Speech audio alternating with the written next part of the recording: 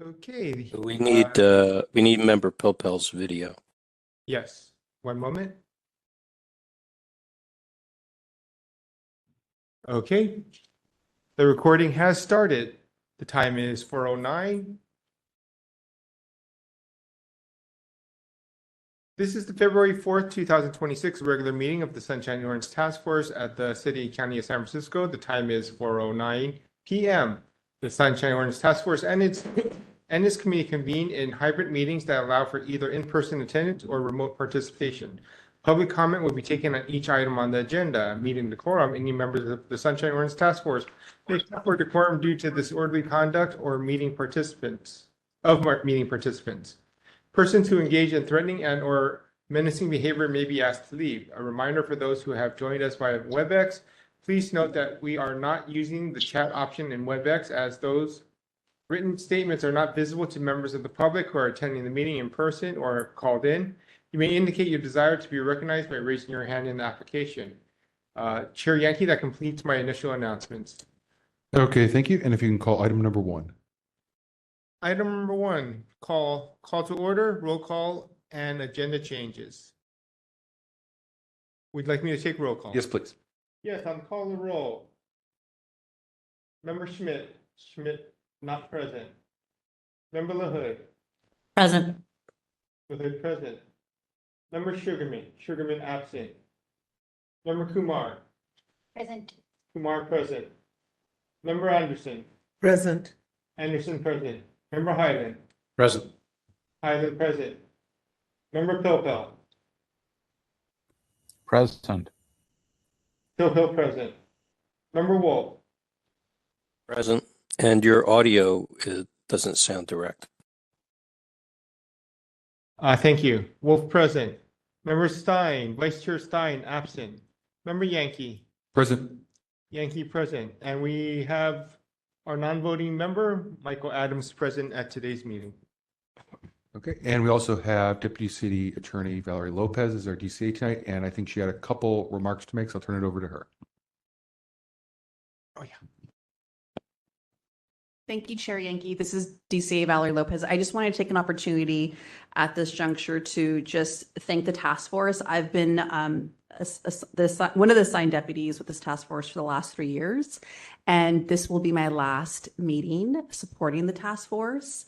And so I will be rolling off the assignment, but in my absence, my colleague sitting next to me, Dean Nguyen, will be new on board to the group. And as you know, there's several of us in the office who provide support to the task force. So I just wanted to thank you all, and it's been a pleasure working with you all. To the extent that I have any outstanding assignments and things I'm currently working on, I will make sure those are wrapped up.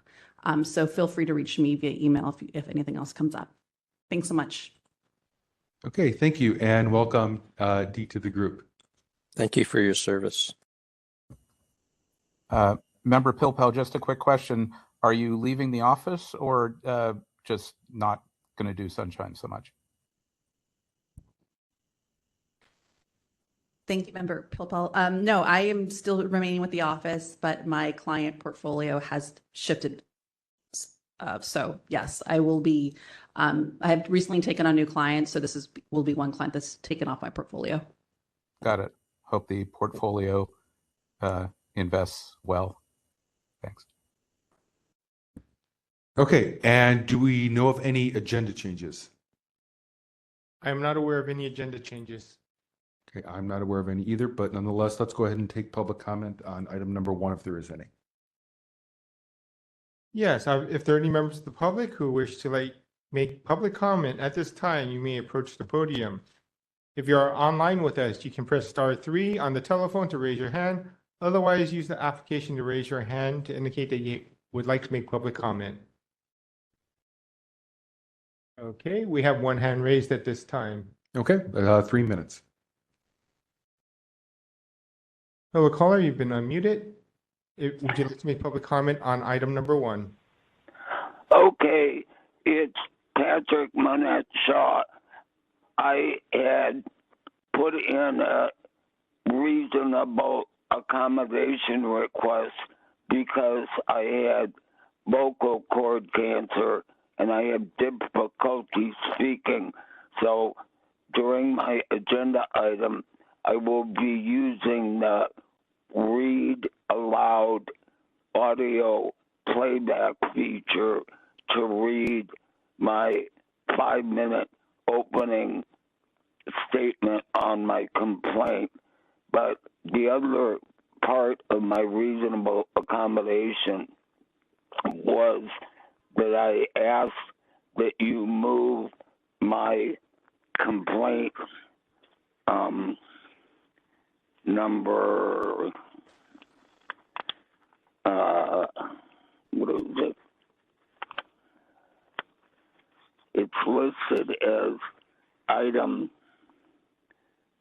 number 10 in the complaint hearing agenda section to the first complaint to be heard. If you could do that accommodation for me, I would appreciate it. Thank you. Thank you. Mr. Monette Shaw, yours is the first full complaint that will be heard tonight. That would be starting at 5 o'clock. The items number 8 and 9 are simply consent agenda items and are not full hearings. So you are, per your request, the first full complaint hearing. All right. Thank you so much, Mr. Young. Thank you. That was Chair Yankee speaking. Oh, I'm sorry. No problem. It's no big deal. Thank you. I'd just All like right. to note that Member Schmidt has arrived into the meeting room at this time. Yep, that's 4:15 for Member Schmidt. Mr. Chair? Yes, Member Wolf. Yes, I just wanted to comment on the update of the description for the consent agenda. We very much appreciate our administrator for including the additional narrative. Thank you. Yep, I think that's actually the work of the complaint committee members themselves who have worked to put that in as part of their actual motion. So Very good. Thank you. thanks goes to them. Okay, seeing no further public commenters, public comment is closed on item number 1, and we can move to item number 2. Item number 2. Approval of the January 7th, 2026 Sunshine Ordinance Task Force regular meeting minutes. Okay, I think the most recent iteration of the meeting minutes has been uploaded, which includes Member Pilpel's edits. So if there are any further edits, members, let's discuss. If not, is there a motion to approve these meeting minutes? So moved. Member Wolf. Okay, moved by Member Wolf to approve. Is there a second? Seconded by Member Highland. Seconded by Member Highland. Let's go ahead and move to public comment on that.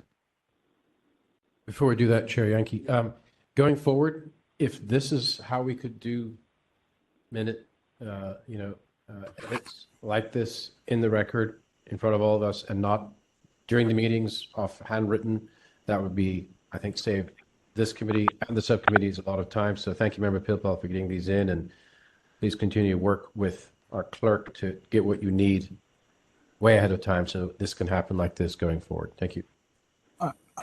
To Member Pilpel, to Member Highland, I turned it around over the weekend.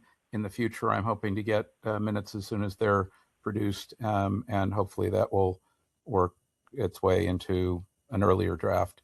But thank you for accommodating the edits. I have not seen the updated version, but I assume that incorporated the edits that I suggested.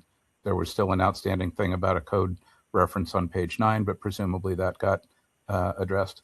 So sight unseen, I'm happy to support the edited version. And thank you to Member Highland for continuing to push me on this.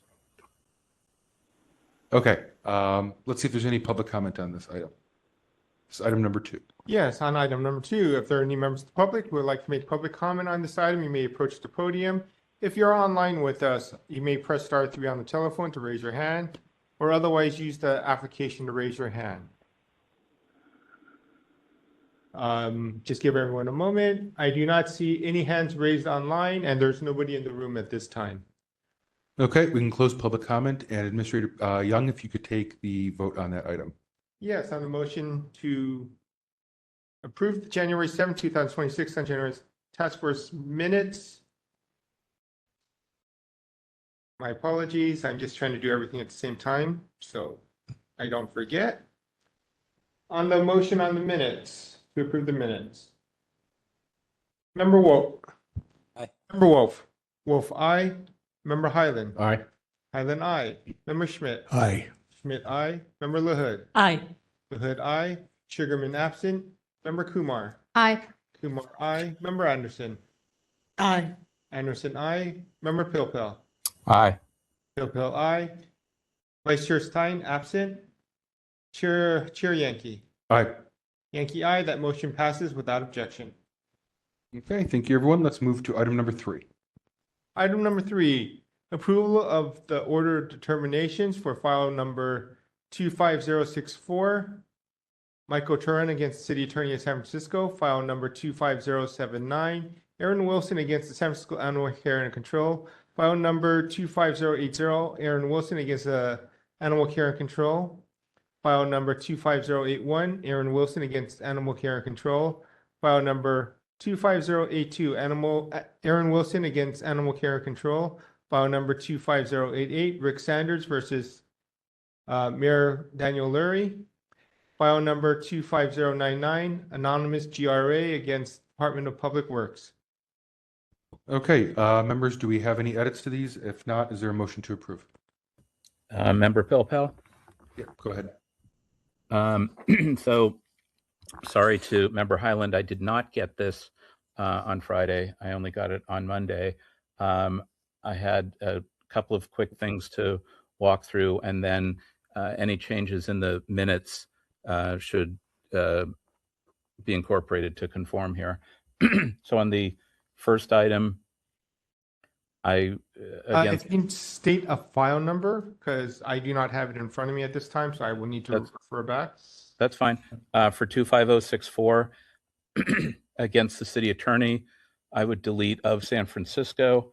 I'm assuming that the action in the action block from the full task force, I can't remember now, when we said to approve the complaint committee's findings and suggestions for file 25064, if that's how we've previously worded it, where there was a recommendation out of committee. I guess where we had a recommendation and we did not change it, then it's to, then that text is fine. And it's only when we do change a recommendation out of committee that we do it differently. That's fine.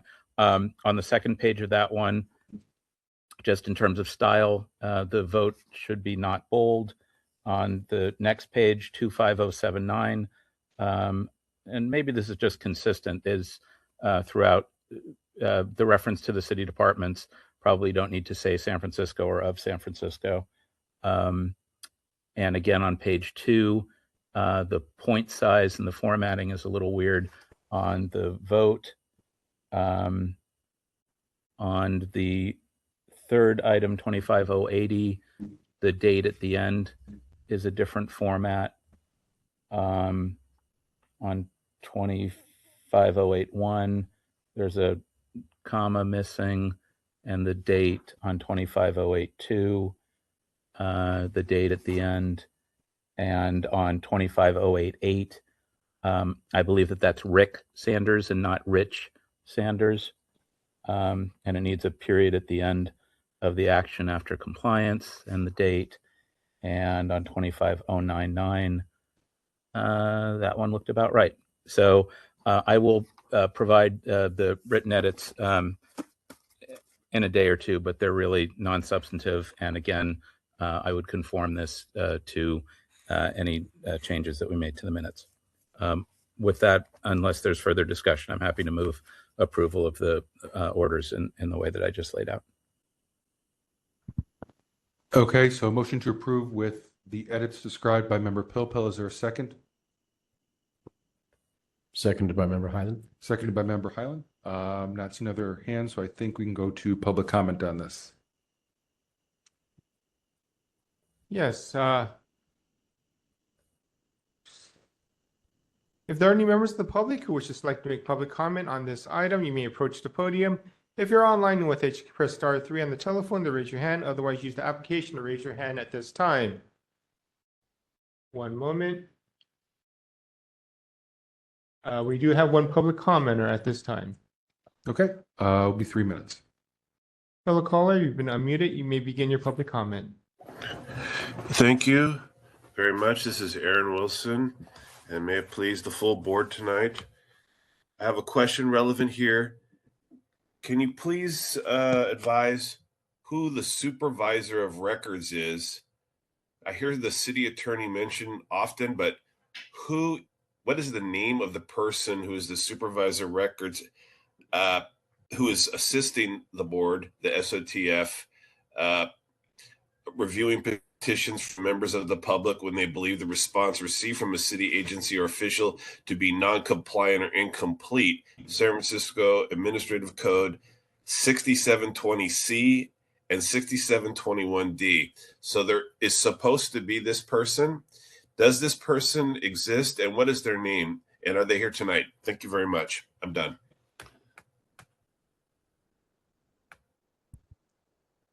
Are there any other further public comments before I address the question asked by Mr. Wilson?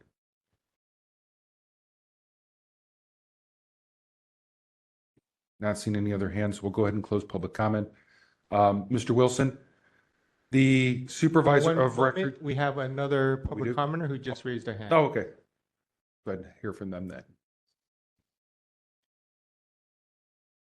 Fellow caller, we've just unmuted you. You have 3 minutes. You may begin.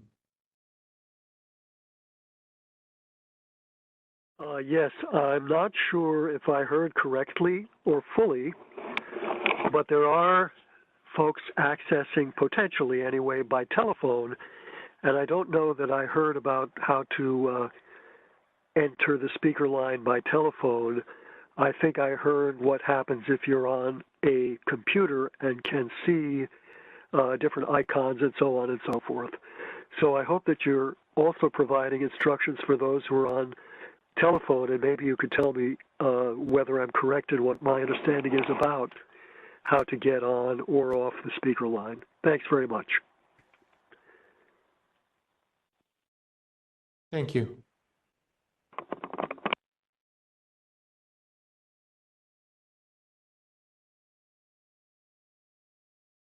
I have no other hands raised at this time. Okay, we'll go ahead and close public comment. To the last caller, as indicated on page 1 of the agenda, it says press *3 to enter the speaker line. So *3 will toggle you in or out of the speaker line.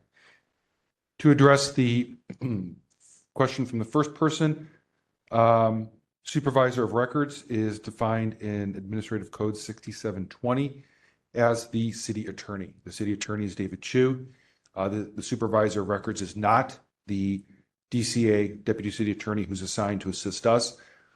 I do not know who in particular David Chu has allocated responsibilities to for the supervisor of records functions. That's something you'd need to consult with the city attorney's office directly on. But as far as the law goes, the supervisor of records is the city attorney. Whether that's delegated again is up to the city attorney to decide. Okay. Let's move to a vote on the motion to approve with the edits. Yes, on the motion to approve the order determinations with edits.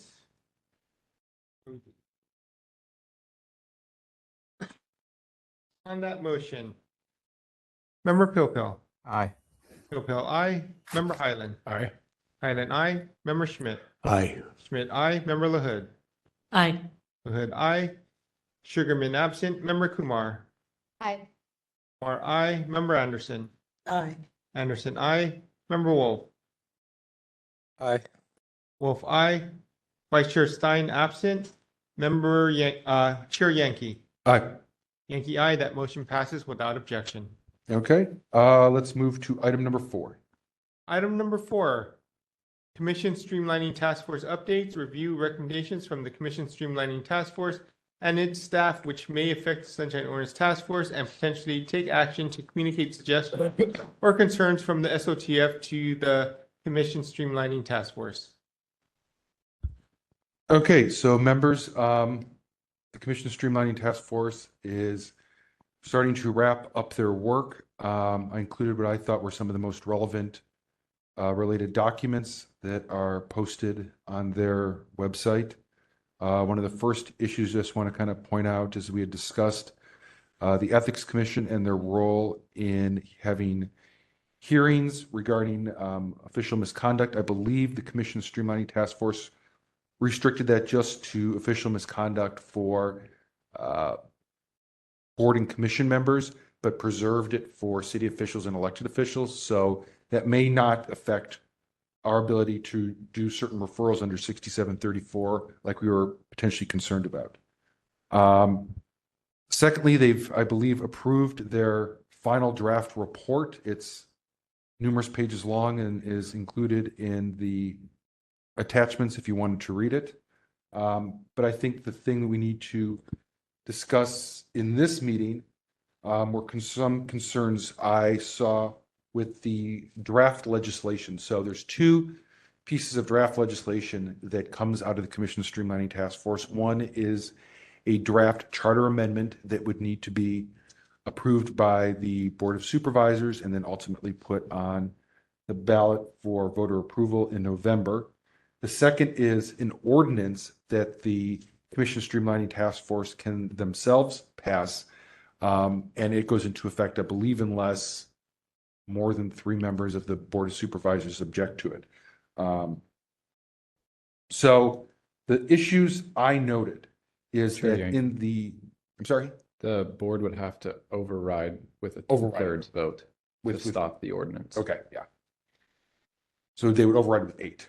So essentially, yes, they could only lose up to 3 votes. Okay. All right. So the issues I noted is that number one, the ordinance, not the charter amendment, seems to mention the Sunshine Ordinance Task Force and specifically lists us as an advisory body.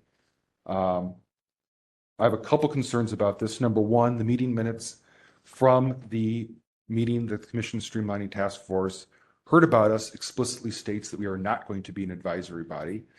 In all the other supplemental documents, they discuss us as being a decision-making body. If we are listed as an advisory body, the definition of advisory body states that we cannot make binding decisions. And so that would obviously conflict with our ability to issue orders. And so I've already spoken to our DCA and asked her to look into that. So that's one red flag I noticed. Second kind of sub concern I had is that I'm not sure that that belongs in the ordinance coming out of the Commission Streamlining Task Force anyways, since we are a voter approved initiative body, not a board approved initiative body. And the Commission Streamlining Task Force cannot make changes to us through their ordinance. It would need to go back to the voters. So that's one major area of concern I noted. The second area of concern I noted is that the charter amendment does talk about the changes that the Commission Streamlining Task Force is suggesting that they make regarding our qualifications and nominating outside nominating organizations. So as it stands now, I believe seats 1, 2, 4, and 5 are nominated by either Society of Professional Journalists or League of Women Voters. They removed that, and I don't think they've revisited that. So I think that's still stands, and that's what's written into the charter amendment, as well as our seat-specific requirements were just made broader and more general across the board. So those are all in the charter amendment. I believe what it does is that should the charter amendment pass, it authorizes the board to pass an ordinance specifically making those changes. However, the Commission Streamlining Task Force also is putting forth term limits. Boards that they are calling commissions end up with 4-year terms that exist for, and they can have up to 3 terms before they hit their term limit. So essentially 12 years total in 4-year blocks. If it's an advisory body, it's 3-year terms up to 4 appointments to hit 12. The Sunshine Ordinance gives us 2-year terms. And what the Commission Streamlining Task Force suggested is that we get 6 terms to hit our 12 years. However, the charter amendment failed to include any notes about term limits on us, preserving our 6 years, moving to 3 or anything else. And so it looks like we somehow got dropped out of that when that was drafted. So that is what I noted, and I don't know if anyone else read them, has any other concerns, or wants to discuss the topics I brought up. Chair Yankee, maybe I see this coming different parts, but I'm looking at page 50, where Vice Chair Bruss moved to keep the SATF, remove external nominations, apply qualifications at the body level, set a 6-term limit, and not add a sunset date.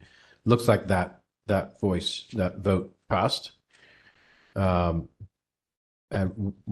I guess what are the mechanics of that vote passing, and how could that come into law?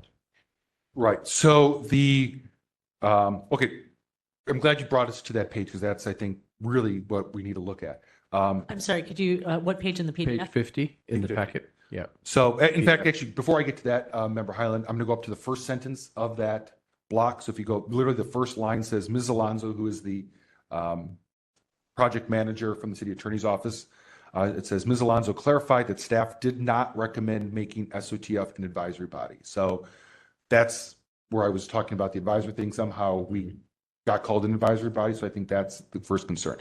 But to that motion, that is in the charter amendment, and the charter amendment authorizes the board to pass an ordinance outside of the initiative process, because the charter amendment would go to the voters.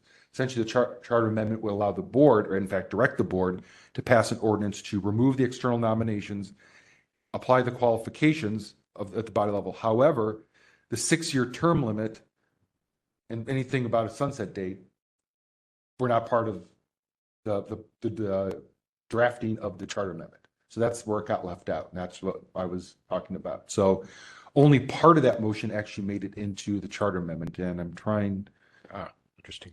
Let's see here if I can find what page it is on in here, because let's see. It's going to be way down. I don't know where in this PDF the charter amendment begins. My people are very slow to load, but in any event, It's around page 195 or so. about 195. Okay. Yeah, 97. But the first mention of sunshine ordinance is page 305.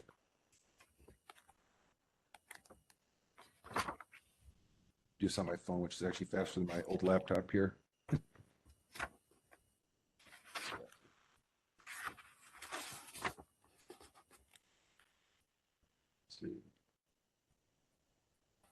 Yes, page 305. That's correct.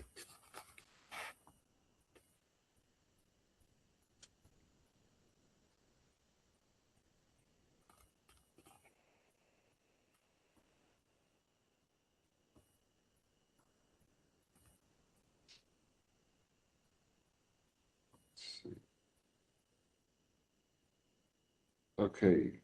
Yes, 305 is page 305 is the portion of the charter amendment that I was referring to. So that's what the board would be authorized to do should the charter amendment pass. So that talks about the removal of the nominating organizations. And this is subsection, it's the last paragraph on page 305, subsection 2. But this does not talk about the term limits that was part of that motion that Member Hutton was referring to. Yes. Okay. Yeah, Member Wolf? Yeah, with regards to this being in the charter amendment, I mean, can the charter, a charter amendment, make directive to make changes to a code? I'll let our DCA It speak to seems, that. it just seems very disparate.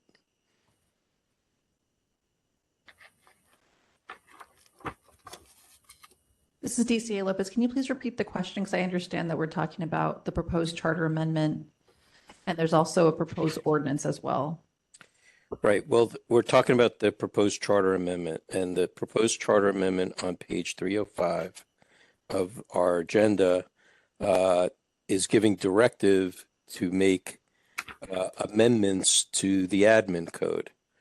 And that seems a little out of place. How the charter amendments are meant for the charter. This is a directive. It's not a, I mean, it's part of 14.101, but it seems inappropriate for the charter to do that. This is DCA Lopez. Just so you know, as we have background, I've consulted with Chair Yankee on a few of these issues, and I'm currently consulting internally with my office with the deputies who've worked on this. So once I know more, I'll circle back with this group. Okay. But yeah, Member Wolf, it does seem awkward because it seems what they're doing is instead of placing separate ordinance on the ballot to address voter initiative bodies like ours, they seem to instead be putting something in the charter that would allow the board essentially to override the requirement that the ordinance go to the voters in this specific instance for that particular 6730 change they want to make. Yeah, and if they're looking to like consolidate and to reduce the verbiage, if not the number of pages of the charter, then it seems unnecessary to be in the charter. Just follow the regular rules. Put the admin code section up before the voters. Okay, and then if everyone wants to go to page 371, this is the ordinance, not going to the voters. This is just the ordinance coming out of commission streamlining that, as Member Adams said, it goes into effect unless 8 of the board members reject it. This is where they now list us as an advisory body. At the bottom of page 371, it's part of section 5.1-9. So like I said, my concerns are twofold. Number one, that everything coming out of the Commission Streamline Task Force is specifically indicated that we are not an advisory body. And part two, I don't believe that the Commission Streamlining Task Force ordinance could make that determination anyways, since that would theoretically be stripping decision-making authority from the task force. Chair Yankee. Yes. Yeah, I'm glad you brought this up because this is very curious to me, and I also didn't understand this. My only thought on this could be that this assumes that perhaps the charter amendment passes beforehand, so that they via the board have the power to do this. Like if you make any of these originally voter mandated groups modifiable by a legislative body, then maybe they would have the ability to do this, but I don't understand how they could change anything about the Sunshine Ordinance Task Force without the voters first.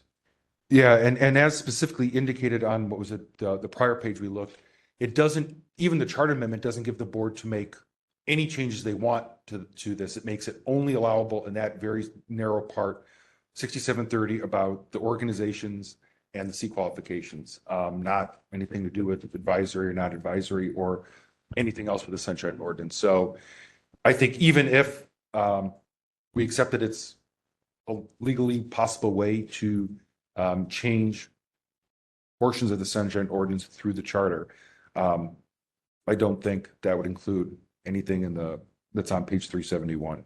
Yeah, I'm just curious. And I think the ordinance is actually going before the charter amendment anyways. The charter amendment will go until November. And then there's somewhere in the charter amendment that talks about the definition of advisory body. I don't know if anyone wants to review that. We can. That would be interesting to see what they said. Yeah, let me. It's next page on 372. Mr. Chair. Member Wolf and then Member Kumar. Go ahead. Yeah, just one. I attended part of the Streamlining Task Force their last meeting, and one thing I did ask them was to, just in public comment, was that if they were going to have a plan on renaming the task force to a council, that they have no definition of what a council is, and there's no template for it. So it made it impossible to understand what action they're exactly trying to take. That's a good point, Member Wolf. There's also action they took to rename us as a council, and that's another thing that got totally left out. I couldn't find anything about renaming us anywhere in here and how they plan to do that. Since I think that would also involve changing 6730 well, actually admin code 67 or chapter 67 in a variety of ways that goes well beyond the very narrow portion authorized by that charter amendment paragraph. But just to follow up, I think what we need is an opinion from the city attorney as to what supersedes what, and what comes first and what comes second. I think that needs to be clear because, at least some of our experiences here in this government is things can get very loosey-goosey very quickly. And then once it's done, there's no turning back. Yes, and that was one of the concerns I had when they were talking about renaming us as a council, because that was kind of part of the advisory template that they had wanted to apply to us along the way. And that's why I wanted, when we met with them, the Commission Streamline Task Force, I know Member Hood and Vice Chair Stein and I all attended that and gave comments, that even if they were using that template and calling us a council and giving us different things, they were still not actually turning us into an advisory body. And so I agree with you, Member Wolf, that giving us a name that implies an advisory body but still says we're not an advisory body leads to confusion, and that in fact may have led to the confusion I'm talking about now with the drafting of this.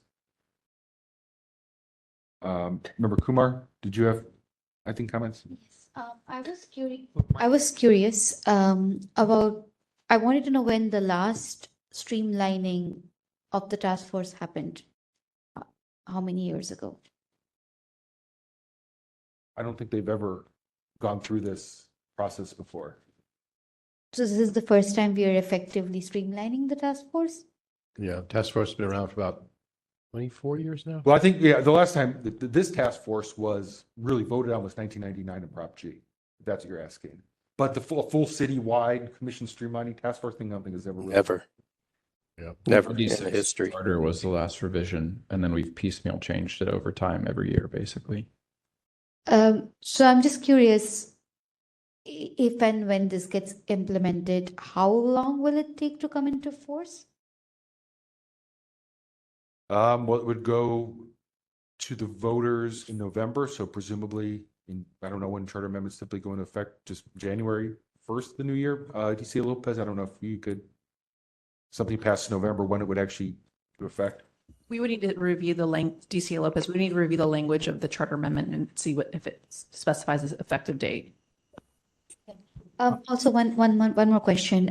Will this get affected by, since the voting is in November, around the time of the elections, would that affect voting in any way? What do you mean? I'm not sure the question. Is this going for a vote to the Board of Supervisors, or is it going to? Well, this is going, the charter amendment will be forwarded to the Board of okay, let's back up. The Commission Streamlining Task Force by the end of February has to forward a charter amendment and an ordinance to the Board of Supervisors. The Board of Supervisors then, I think by, Member Adams, you might know, by April 1st needs to hold a hearing on and vote on what to do with what gets forwarded to them. And so the board gets to tinker with this if they want to. And then anything that would come out of the board would go on the November ballot. Okay, thank you. For the full electorate to vote on. Okay, thank you. It's just that nobody explained this process to me when we went into it, so I was just a little confused. Thank you for the clarification. Sure. Member Pilpel, when you get a moment. Yep, I've Member Schmidt first, then you. I think that it would not change anything for this task force until charter happens.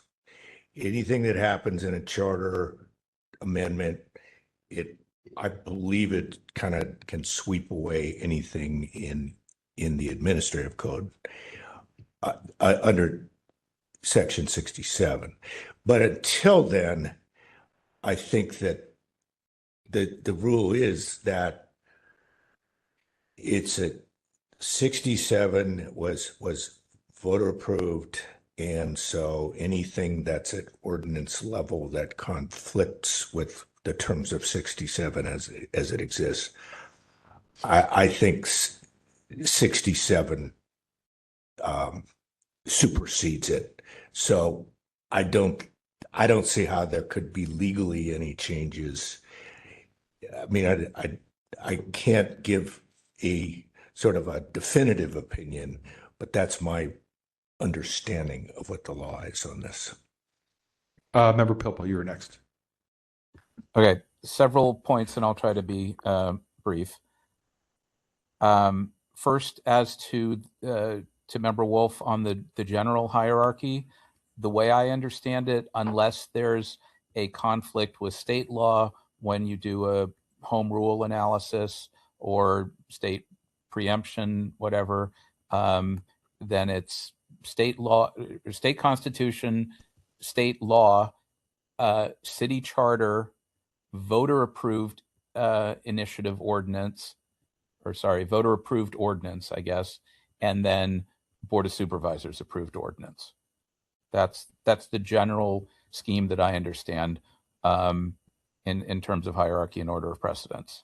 There may be some contrary examples, but I think that's the general scheme.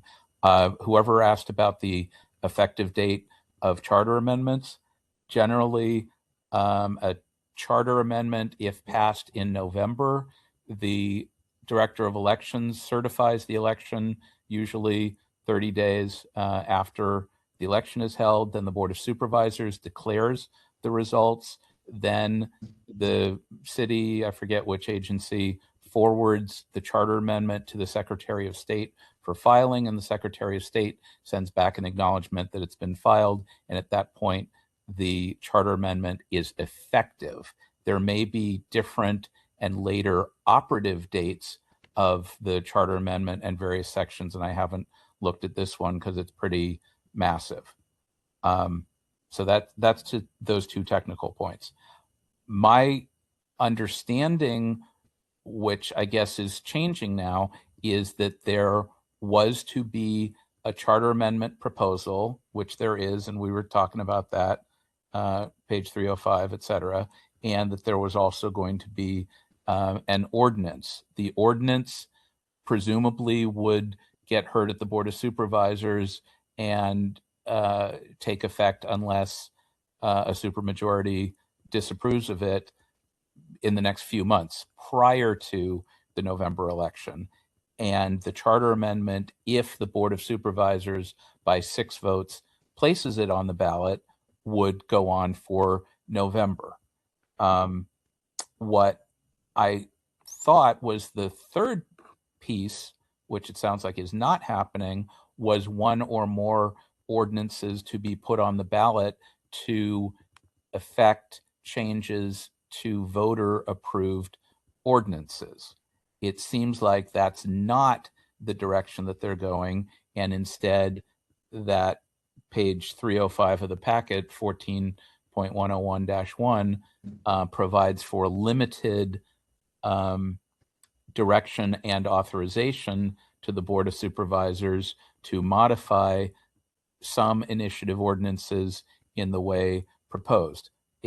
The way I'm reading it now, if enacted, that would only allow the board to make those specific changes to Chapter 67, not open it up to anything else that they wanted to amend.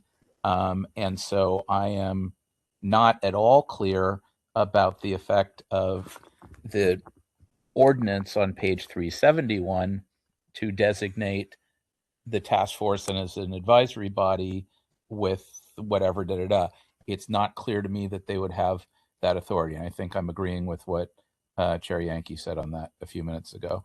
Among other things, without getting into so much more of what streamlining has or hasn't done, I am actually interested if Victor has any thoughts on process for the next few months, and this is going to go to rules. And I see Mr. Monette Shaw's hand up, and I'm very interested in his comments on the process and product out of streamlining at this point. I'll leave it at that for now. Thanks. Thank you, Member Pelpel. And this real fast, I was able to find it's page 1, I believe 199 is the definition of advisory body and commission. This is in the charter amendment.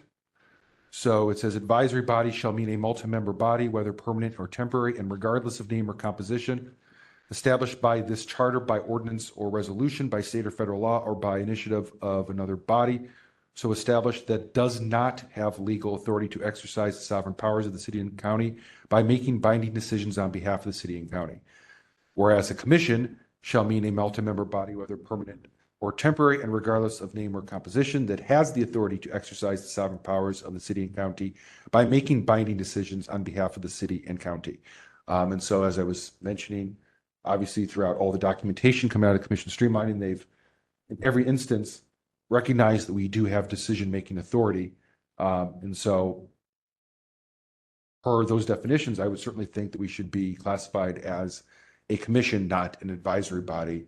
And to Member Pilpel's point, which is reiterating the initial statements I made, how the ordinance, my two concerns with the ordinance are, number one, I don't think they can do it because it's just an ordinance, not part of the charter amendment. Number two, it conflicts with all the information coming out of Commission Streamlining anyways. So like I said, I've already spoken with DC Lopez.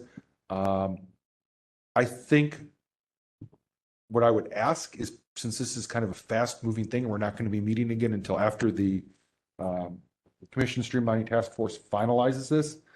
I think it might be helpful to have a motion from the task force to authorize me to continue working with DC Lopez to communicate our concerns over the drafting of both the charter amendment and the ordinance and how they conflict with decisions that have come out of the Commission Streamlining Task Force.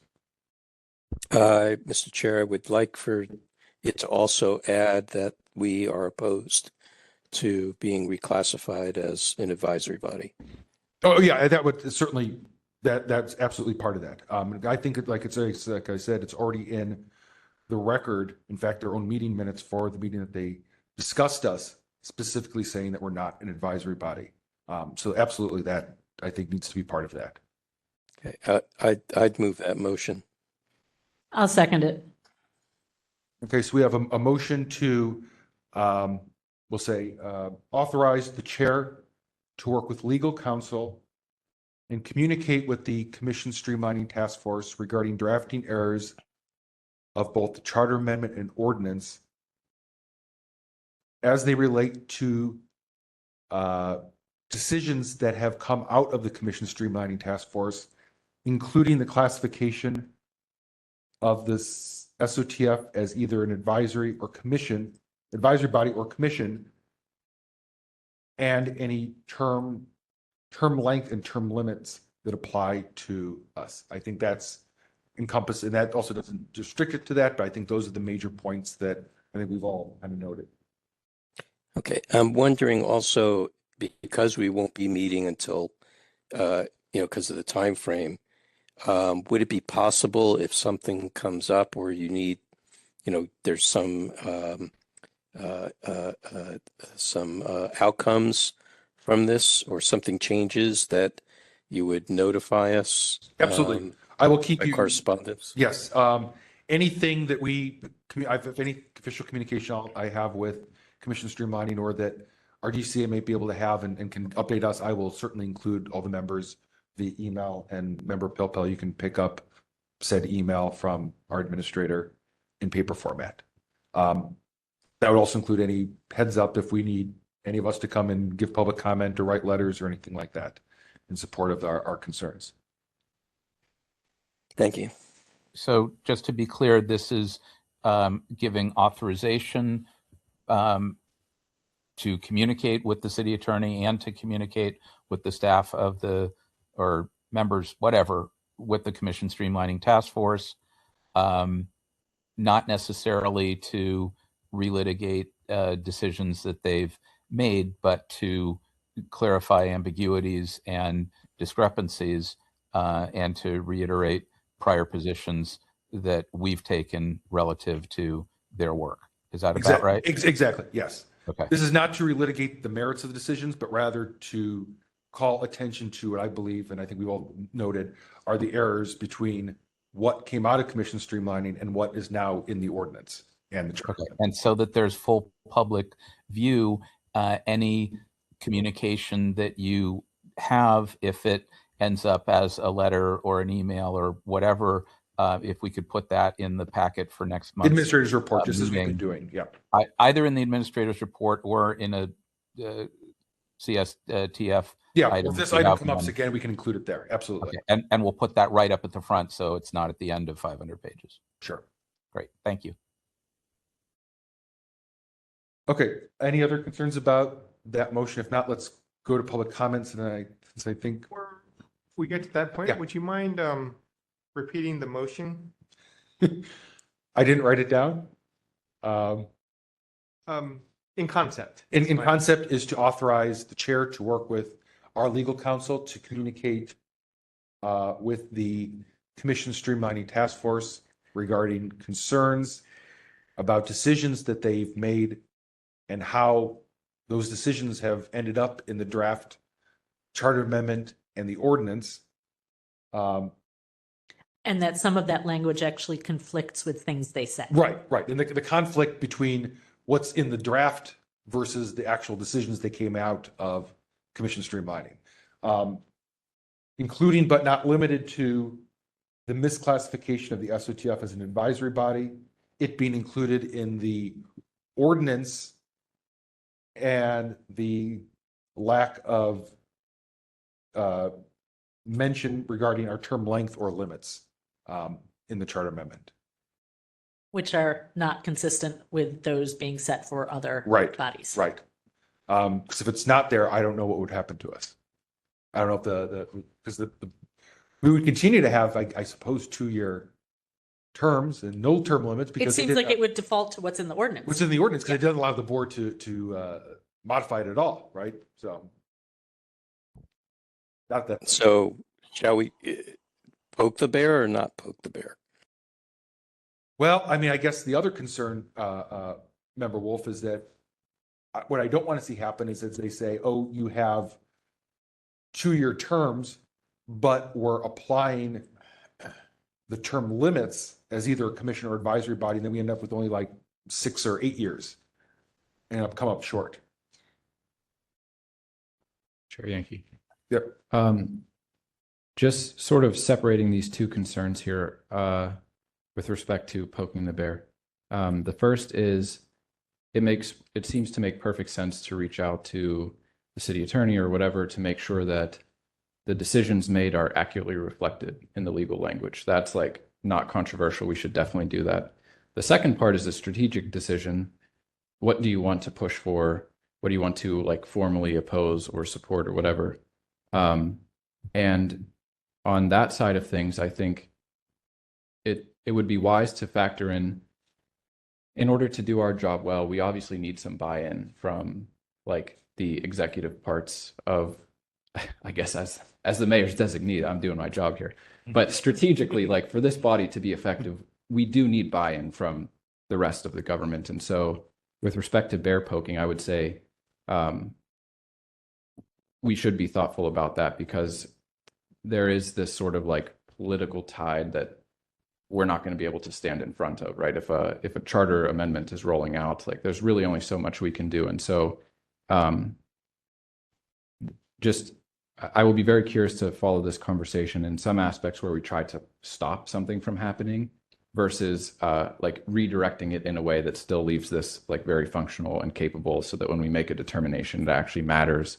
And, you know, whoever it is that we're in communication with will like take our decisions seriously. Member Hood. Perhaps building a little bit on what Member Adams said, when Member Wolf said, are we talking about poking the bear? The other option would be not to poke the bear if we think that what they're doing is not legally enforceable, and then it defaults back to the ordinance, but maybe that is not acting in, good faith, and perhaps notifying them of these conflicts that might actually cause their actions to not be enforceable. Yeah, I tend to, we're all about transparency. Yeah. And so I think we need to be transparent. We should flag the mistakes. We should flag the mistakes, Yeah. right? I think we're all following it. We may not all like where it ended up. I think it could have been a lot worse than where it ended up. And if they don't listen to you, they might come up with something that's not legally enforceable. Yeah. So, Or if they miss it in the first go round, someone could come up with something even worse on round 2. And so those are my concerns. Member Pilpel? Yeah, I'm just thinking about level of poke. I guess I prefer poke as relates to sushi. I guess as part of this, it's not just whatever communication you have with their task force staff, but I guess I'm also looking for next month's meeting to have some summary from our DCA team about what the proposed changes are and where they would be enacted, which things are through the charter amendment, which things are through the ordinance, where we would end up by name and function and term limits and nominations and all that. I mean, I don't even remember right now where the health benefits and other things landed. So if we get some brief summary, and I think it need only be a couple of pages about what proposed changes they have for us, or maybe even just another sentence on the Ethics Commission as relates to our referrals to them. So things that affect our powers and duties is what I'm looking for. And then at some point, I think we need to reconsider next month, based on your recommendation, Chair Yankee, what and how to communicate with the Board of Supervisors, because this whole 500-page thing is going to get dumped into their lap shortly, with probably several long hearings with Victor and the Rules Committee as to what to do about all this. So I'm assuming that this is neither going to be entirely embraced nor entirely rejected at the Board of Supervisors, and I think we will have an opportunity to raise whatever concerns we want there. And I think Member Adams is absolutely right about thinking strategically for how to deal with that next phase here. Thanks. Okay, and Member Pilpel, if you look at the first few pages of the attachments, I realize it's not specifically for us, but it certainly includes us, has a list of all the decisions that have come out of commission streamlining and the various ways they affect various commissions. And we are listed so you can see specifically what affects us and what affects more broadly based on those tables that were included.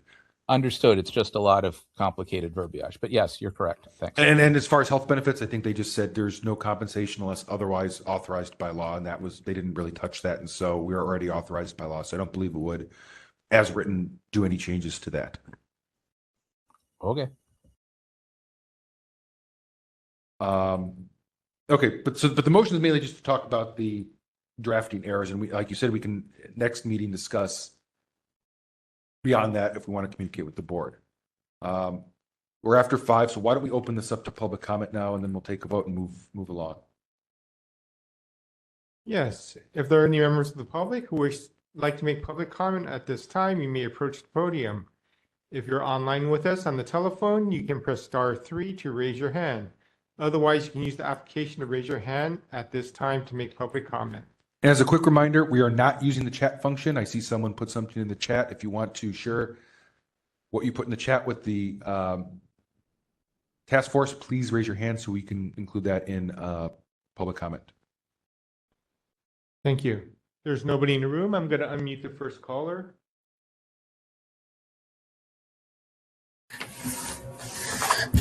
Wilson, you may begin your public comment. Okay, thank you. I would just say to this, poke the bear, but recognize that this mayor, in my opinion, is a vindictive creep. And like I said, I've had some experience with him from the Bayview VTC whole debacle. And it was such a failure. Instead of doing it right, they just have no RV parks when other cities can get it done, and they have multiple parks. Even Oakland has several parks, but we can't seem to get it done in San Francisco. And instead of addressing that, he just cut it off. So if you poke the bear, he's a vindictive creep. He's probably in the Epstein files somewhere, and he's usurping the voter. This is a voter-passed ordinance. You're in there. He's trying to take the will of the voter away by cutting this down, streamlining it, whatever kind of progressive way of putting this. You are holding him to task, this board, and we're going to find out what happens later on, I guess, this evening. But he's a tyrant, and we're going to see that, and you're standing in his way, and he's going to totally destroy you. He's going to effectively neuter you in the animal control care, context. And so it's a horrible thing. I would say fight for yourselves and for what you are in the city, which is this transparency in government. Without it, we're going to go into a dark age here in San Francisco. And I know these agencies, having dealt with them here for a little bit, they don't want to comply with the ordinance. They find every possible way around compliance. Everyone I've dealt with, and they play a lot of games and everything. So the people want it, but the bureaucracy doesn't, and now the mayor doesn't. So that's where you're up. And what's going to happen tonight is not going to make it any better for you, probably. But do it anyways. Thank you. Through the chair. Mr. Wilson, I warned you about this at the subcommittee meeting last week. If you continue to disparage serving officials or government workers, we will cut off your speech. So please, again, this is the last warning. Please be respectful of people you're talking about. Thank you. Okay, next caller.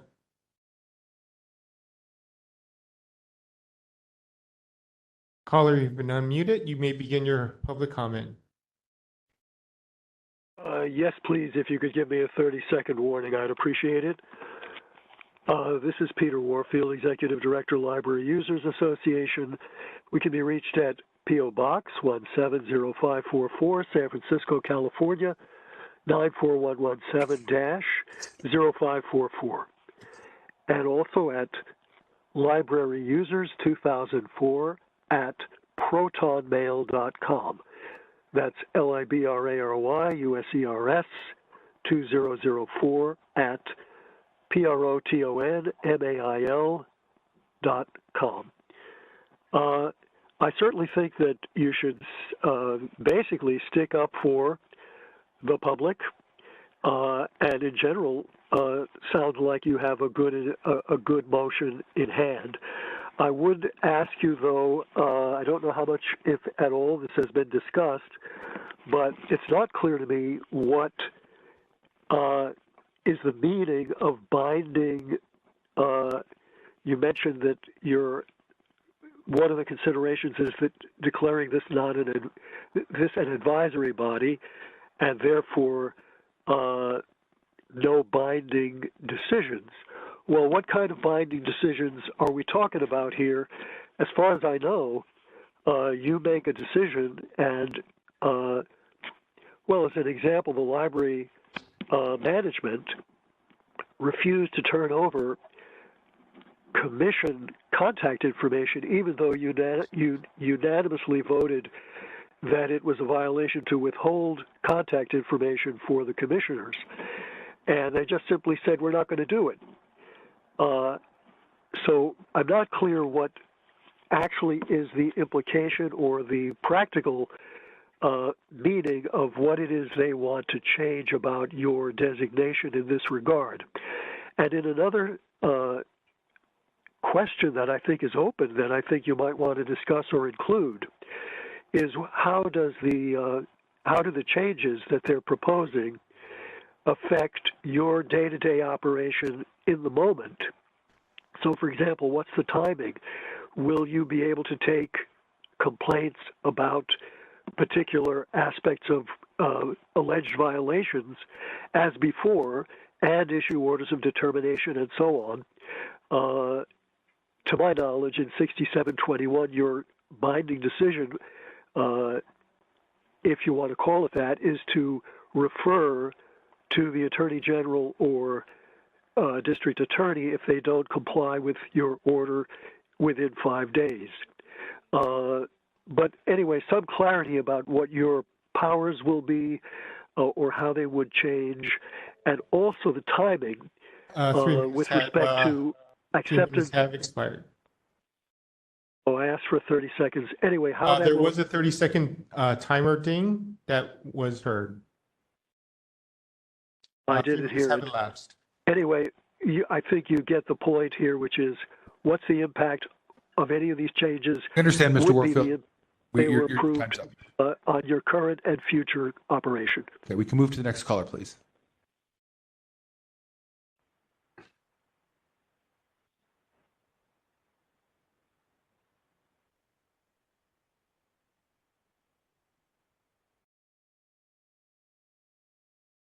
Hello, caller.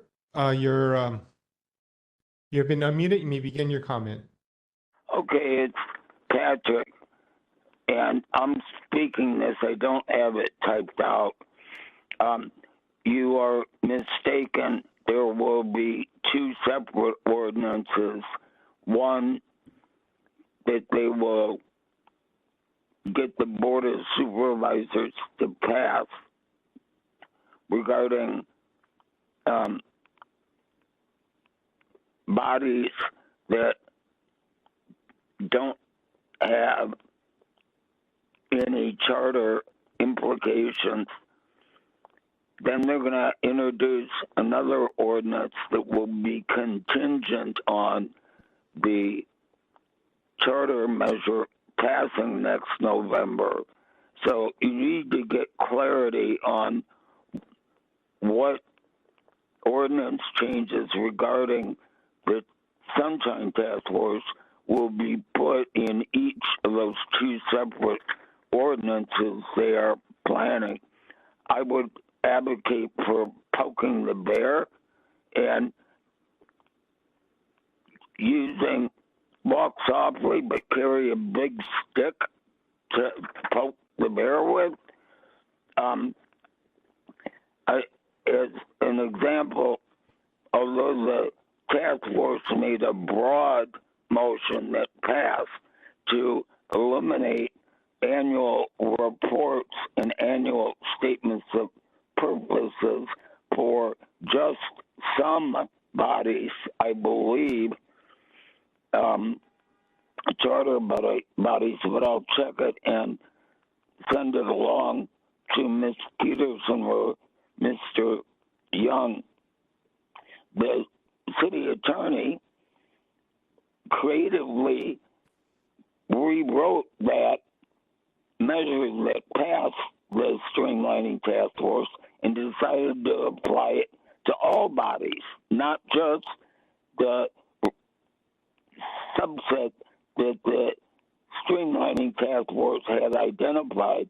The city attorney's office is taking creative license to decisions the task force actually made and just changing them however Spur and the mayor wants to hand the mayor more power.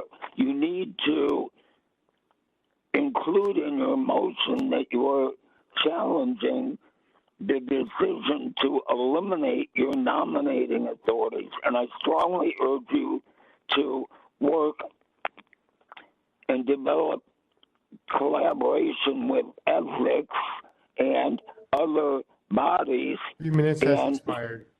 And find yourself some support among the Board of Supervisors. Thank you, Mr. Monette Shaw. Your time has expired. All right. Are there any other public commenters? Just double checking.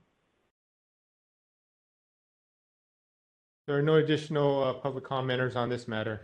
Okay, we're going to go ahead and close public comment. Member Pilpel, did you have something? Yeah, just two quick things.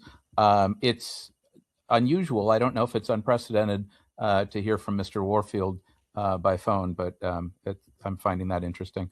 I also note that Ms. Alonso appears to be online, probably for a later complaint item. I don't know if she has anything to add or discuss in connection with commission streamlining, but I just noted her presence. If not, then I think we could proceed to the vote. Thanks. I did not see Ms. Alonso raise her hand as part of the public commenter. I don't know if she was here for the discussion or if she wants to weigh in on that. Ms. Alonso, did you want to? We'll have our administrator unmute you just very briefly, since I know you are the project administrator for this. If you wanted to speak on this, you certainly don't have to by any means. This wasn't something we noticed you for, but I'll give you that opportunity. Hello, can you hear me? You're kind of coming in scratchy. We can sort of hear you. Is this better? Much better. Okay. Hi, my name is Rachel Alonso. I am here for a later item on the agenda. And I think you're on the right path to have your deputy city attorney talk to the commission streamlining task force's city attorney for any clarifications. Okay, thank you. You are welcome. Okay, let's go ahead and move to a vote on the motion before us. Yes, on that motion. Member Wolf. Aye. Wolf, aye. Member LaHood. Aye. LaHood, aye. Member Schmidt. Aye. Schmidt, aye. Member Sugarman absent. Member Kumar. Aye. Kumar, aye. Member Anderson. Aye. Anderson, aye. Member Highland. Aye. Highland, aye. Member Pilpil. Aye. Pilpil, aye. Stein absent. Chair Yankee. Aye. Yankee, aye. That motion passes without objection. Okay, seeing that it is now past 5 o'clock, we will move to our special orders. So we will come back to items 5 and 6 after we're done hearing all of our complaints. But for now, we'll move to item number 7. Yes, item number 7, public comment. Members of the public may address the Sunshine Ordinance Task Force on matters that are within the task force jurisdiction but not on today's agenda. If there are any members of the public who would like to make the general public comment, you may approach the podium at this time. If you're in line with us on the telephone, you can press *3 to raise your hand. Otherwise, you can use the application to raise your hand. There's nobody in the room at this time. At this time, we have approximately 4 members of the public for public comment. Mr. Wilson, you may begin your public comment. Okay, just a quick one.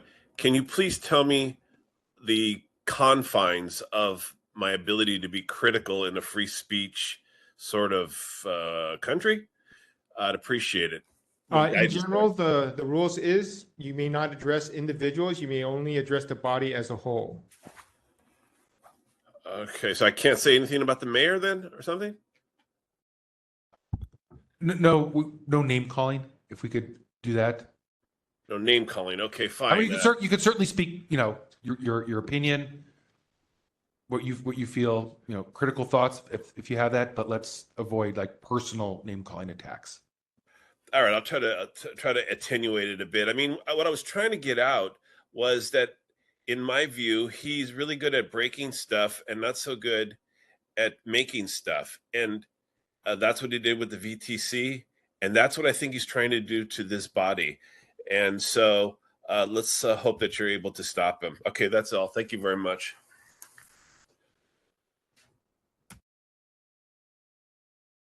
Member Schmidt, Jason. Yeah, I do think we do need to be careful about specifically First and 14th Amendment, First Amendment rights here. I don't know exactly where the line is, but the speaker did correctly request to have his First Amendment rights and preserved. Let's always keep that in mind. I'm not saying that I disagree with any of the prior speakers here, but that is something that directly applies here. Yeah, and we've discussed that before, and it's part of our meeting decorum that was voted on years ago when we had these discussions about how to preserve people's rights to be critical with being disorderly and that type of thing. If the decorum language was voted upon, then we can go to that decorum language. And any member can call for that if need be, and then we could vote or decide how we want to proceed if we feel someone's out of line based on that language. But anyway, let's go to the next caller. Hello, caller. You've been unmuted. You may make your public comment. I have unmuted Kathy Agos Aklan. Yes, that's me. I would like to make public comment. Can you hear me? Yes, you can. Okay, great. I would like to clarify a misunderstanding regarding complaint file number 25128. At the complaint committee meeting on January 20, 2026, there were references to... Well, let me stop you. 25128 is on our consent agenda. This item is item number 7. This is for matters not on the agenda. We will have a separate public comment period when we get to the consent agenda, but this is only for items not on today's agenda. Okay. Thank you. Okay. Next caller. Hello, caller. You've been unmuted. You may begin your public comment. All right, it's Patrick. I came downstairs real quick to have a cigarette. And so I'm going to have to get back up so I can play my computer for my actual complaint. But I couldn't finish my comment from before, and that was I encourage the Sunshine Task Force to work collaboratively with as many other boards and commissions as you can to identify supervisors on the board of supervisors who you can rally towards ensuring that they reject the streamlining task force's recommendation to eliminate your nominating authorities and your other powers. You need to build as much community support and support on the board of supervisors and as you can, because the city attorney's office and Mr. John Gibner, who's the number 2 person in the city attorney's office, is creatively stretching the bounds of decisions that the streamlining task force has made, and you are going to be steamrolled right over unless you poke the bear. Thank you.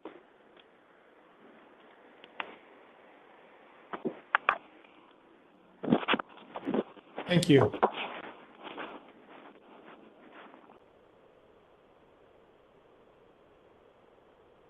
Caller, you've been unmuted. You may begin your public comment.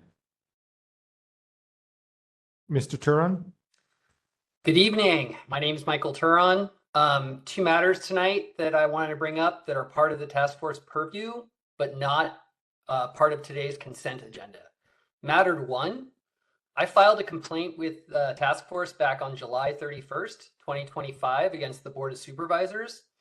It was about records they failed to provide with an immediate disclosure request. UPS tracking number showed that your office had signed for that back on August 1st. That was 6 months ago. I've sent 3 emails asking for a file number, no response. On December 10th, my lawyer, Sam Ray, sent a formal letter to the secretary of the task force. The USPS shows that it was served and signed for on December 12th. Still no response. I want to fix this here, not in court, but but let the record show that I'm not going to give up my rights to file a writ if this delay continues. So please check your files, assign a case number within the next week, or send me a letter saying that you're rejecting my complaint. Matter 2, in past file numbers that have been before the task force, various city staff has told the task force that I've been in breach of a settlement agreement with the city, Ordinance 29124. These past statements were not supported by the record. Actually, today in federal court, Judge Thompson ruled on this breach allegation. It's docket number 145 on the federal court case. The court denied the city's motion that I'm in breach of the settlement agreement, and the court denied the city fees. So the court found that my filing was in line and in deal, and I'm in compliant with this settlement agreement. So I just wanted to let you guys know, in case this various city staff wants to continue to say that I'm in breach of a federal settlement agreement, the court's ruled against that. Thank you very much.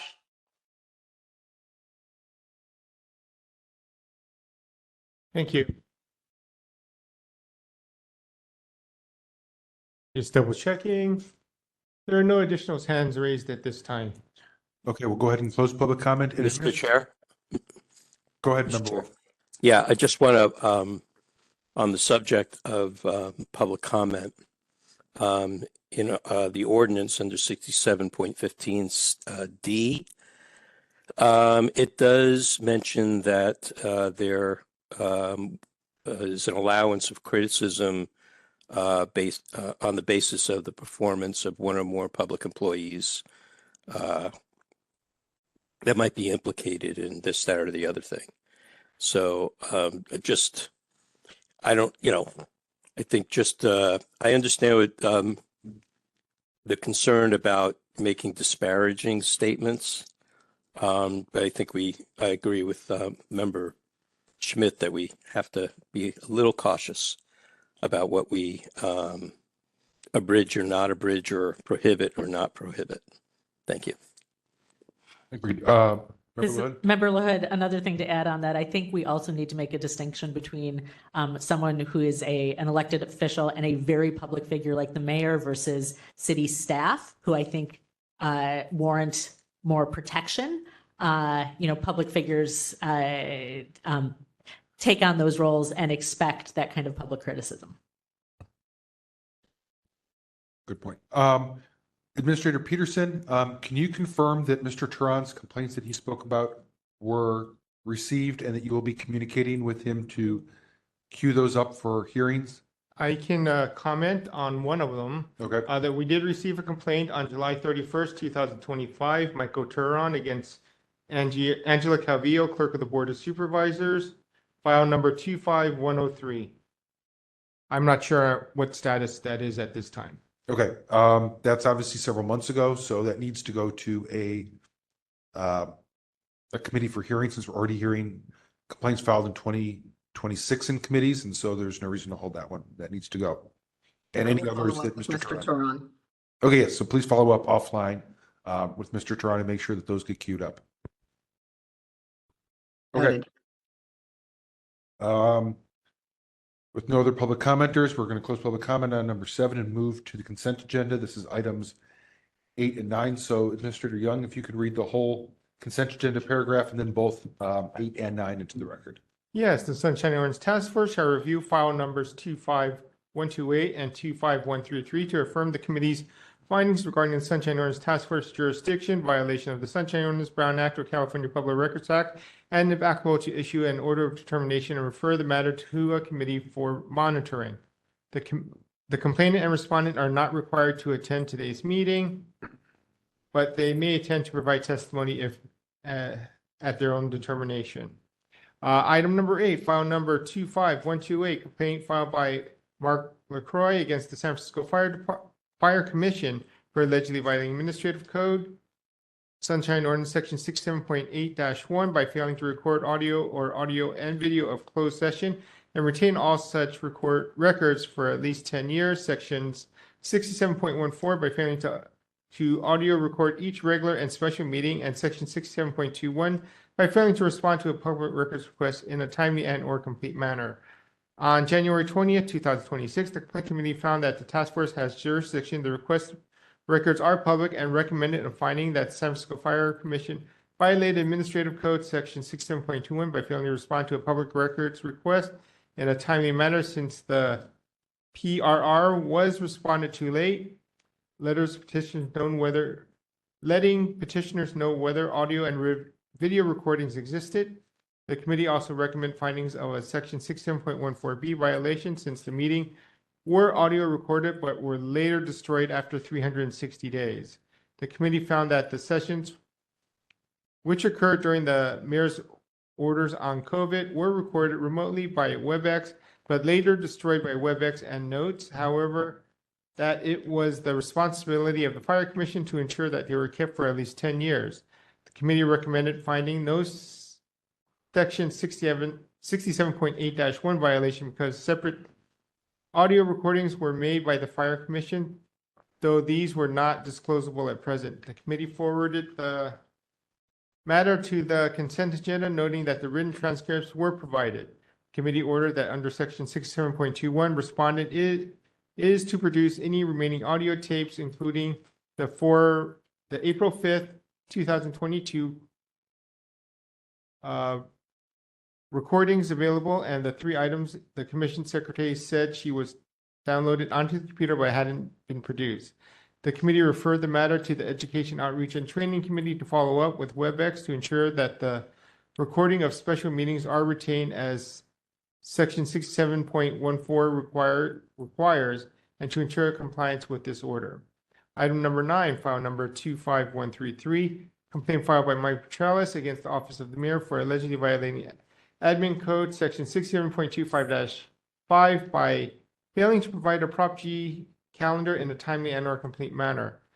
On January 20th, 2026, the Complaint Committee found that the task force has jurisdiction, the requested records are public, and refer the matter to the consent agenda with a finding of no violation of 67.29-5 by the Office of the Mayor because the meeting listed by the lobbyist on the lobbyist report were not with the mayor, but with his staff, and therefore no entry needed to appear on the mayor's Prop G calendar.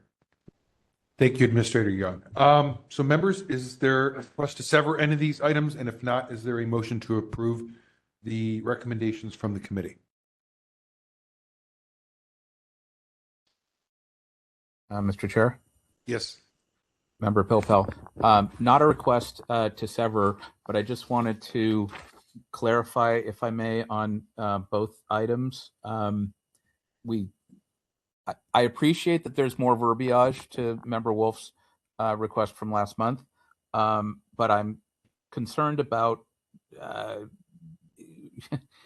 for the fire matter, whether all of that ends up in a motion, or if we truncate some portion of that for the motion and have another portion of that be explanatory.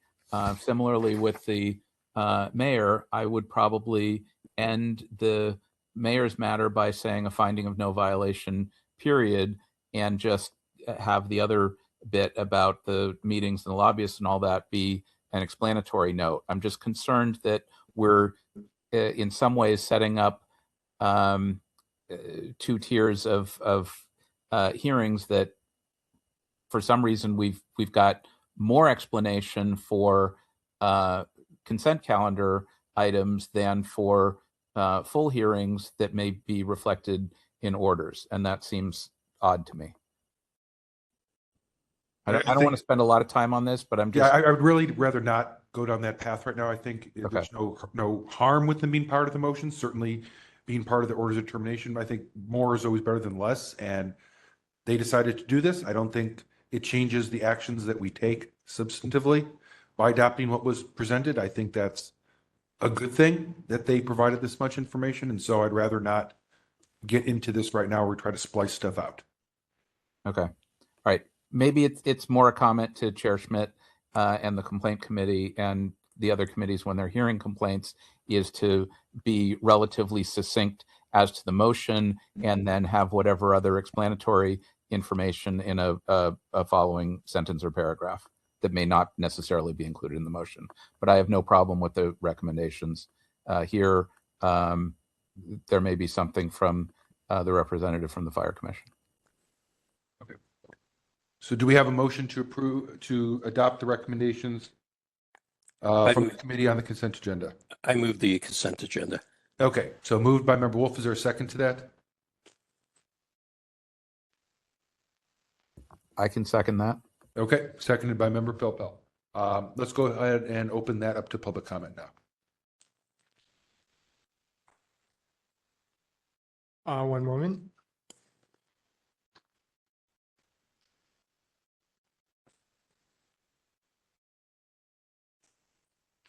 Yes, if there are any members of the public who would like to make public comment on the consent items, you may approach the podium. If you're online with us, you can press *3 on the telephone to raise your hand. Otherwise, you can use the application to raise your hand.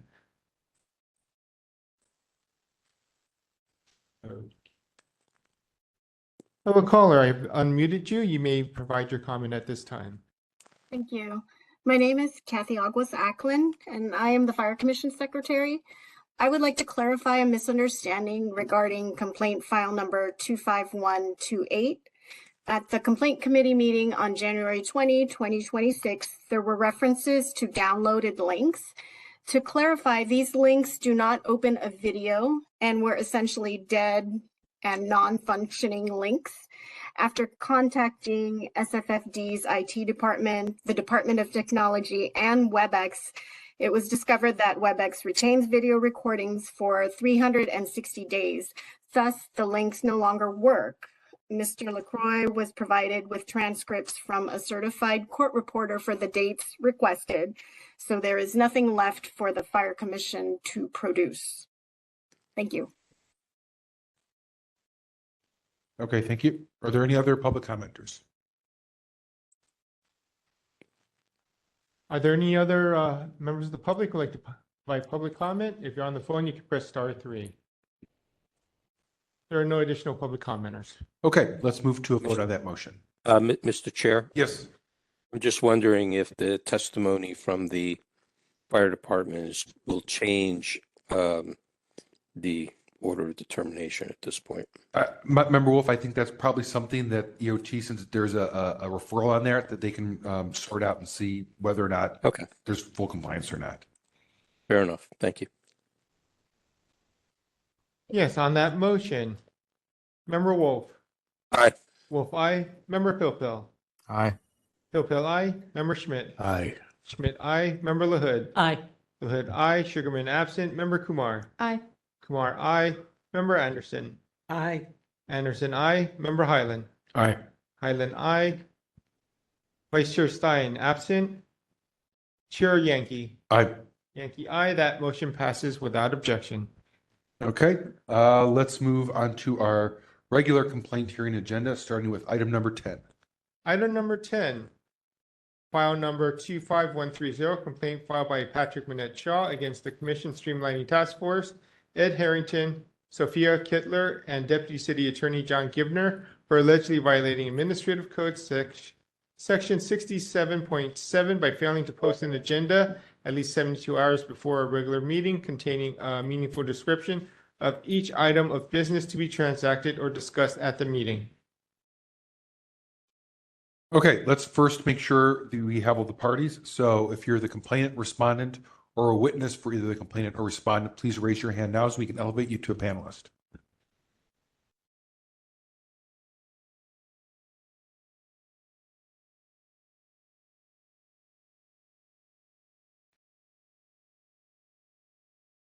I have promoted the two parties to panelists. They should have control over their own microphones at this time. Excellent. Okay. And as the meeting procedures go, each side will have 5 minutes to present. We'll start with the petitioner, followed by the respondent. After that occurs, we may have questions. If we do have questions, please make sure that your responses directly relate to the question being asked. It's not an opportunity for further outside comments. We will then provide a rebuttal period, starting with the respondent, followed by the petitioner. That would be for 3 minutes. The matter will then be with the task force to deliberate and decide how we want to formulate our motion. We will propose a motion, take public comment on that, and then have a vote. That's how it will work for all of the regular complaint hearing agenda items. With that said, since this went to the complaint committee, I will turn it over to complaint committee chair Schmidt to give us a quick summary of what they found in that meeting. All right. So the issue is the agenda in question before the commission streamlining task force. The agenda basically stated that there would be an item where there would be potentially reconsideration of prior decisions by that task force. The question is, could they then go forward with that description? Was that a proper item? One thing we found in our hearing was that could apply to hundreds and hundreds of different tentative decisions that had been made. So creating an agenda item like this, it's sort of a judgment call for us. Is that okay? I mean, it did state exactly what it was going to be, is that we might, reconsider just about anything. So it wasn't misstated, but it basically was saying we could change our mind here on this item for anything that's happened before. So that's what we're looking at here. The one small item I want to mention is this is another case where a named party is the city attorney, Mr. Givner, and I don't think we necessarily considered any action separately on Mr. Givner, but it might be appropriate for us to take note that this is not a situation where the decisions vis-a-vis how the agenda is stated, how the hearing is run, what decisions were made at the hearing, those are not decisions that are made by a city attorney. So I don't know if that's a proper party to this. That's all I've got to say. Thank you, Member Schmidt. I think that's a good point. When we come to the process of formulating a motion, I think we need to be very explicit about who we're finding a violation against or not finding a violation against, since it's pretty broad here.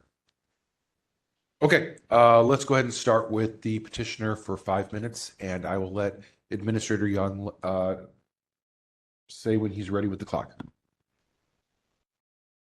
Mr. Manetshaw, you can begin your comment at your convenience.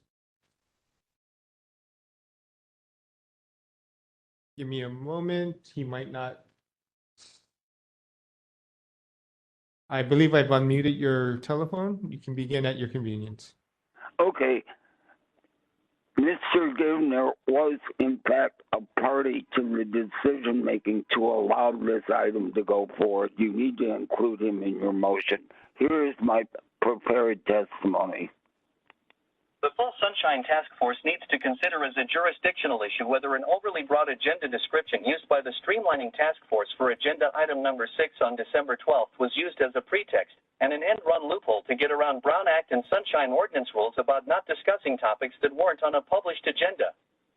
I submitted a correction to my initial Sunshine complaint. It begins on page 25 in the PDF file in your agenda packets. Please refer to that version.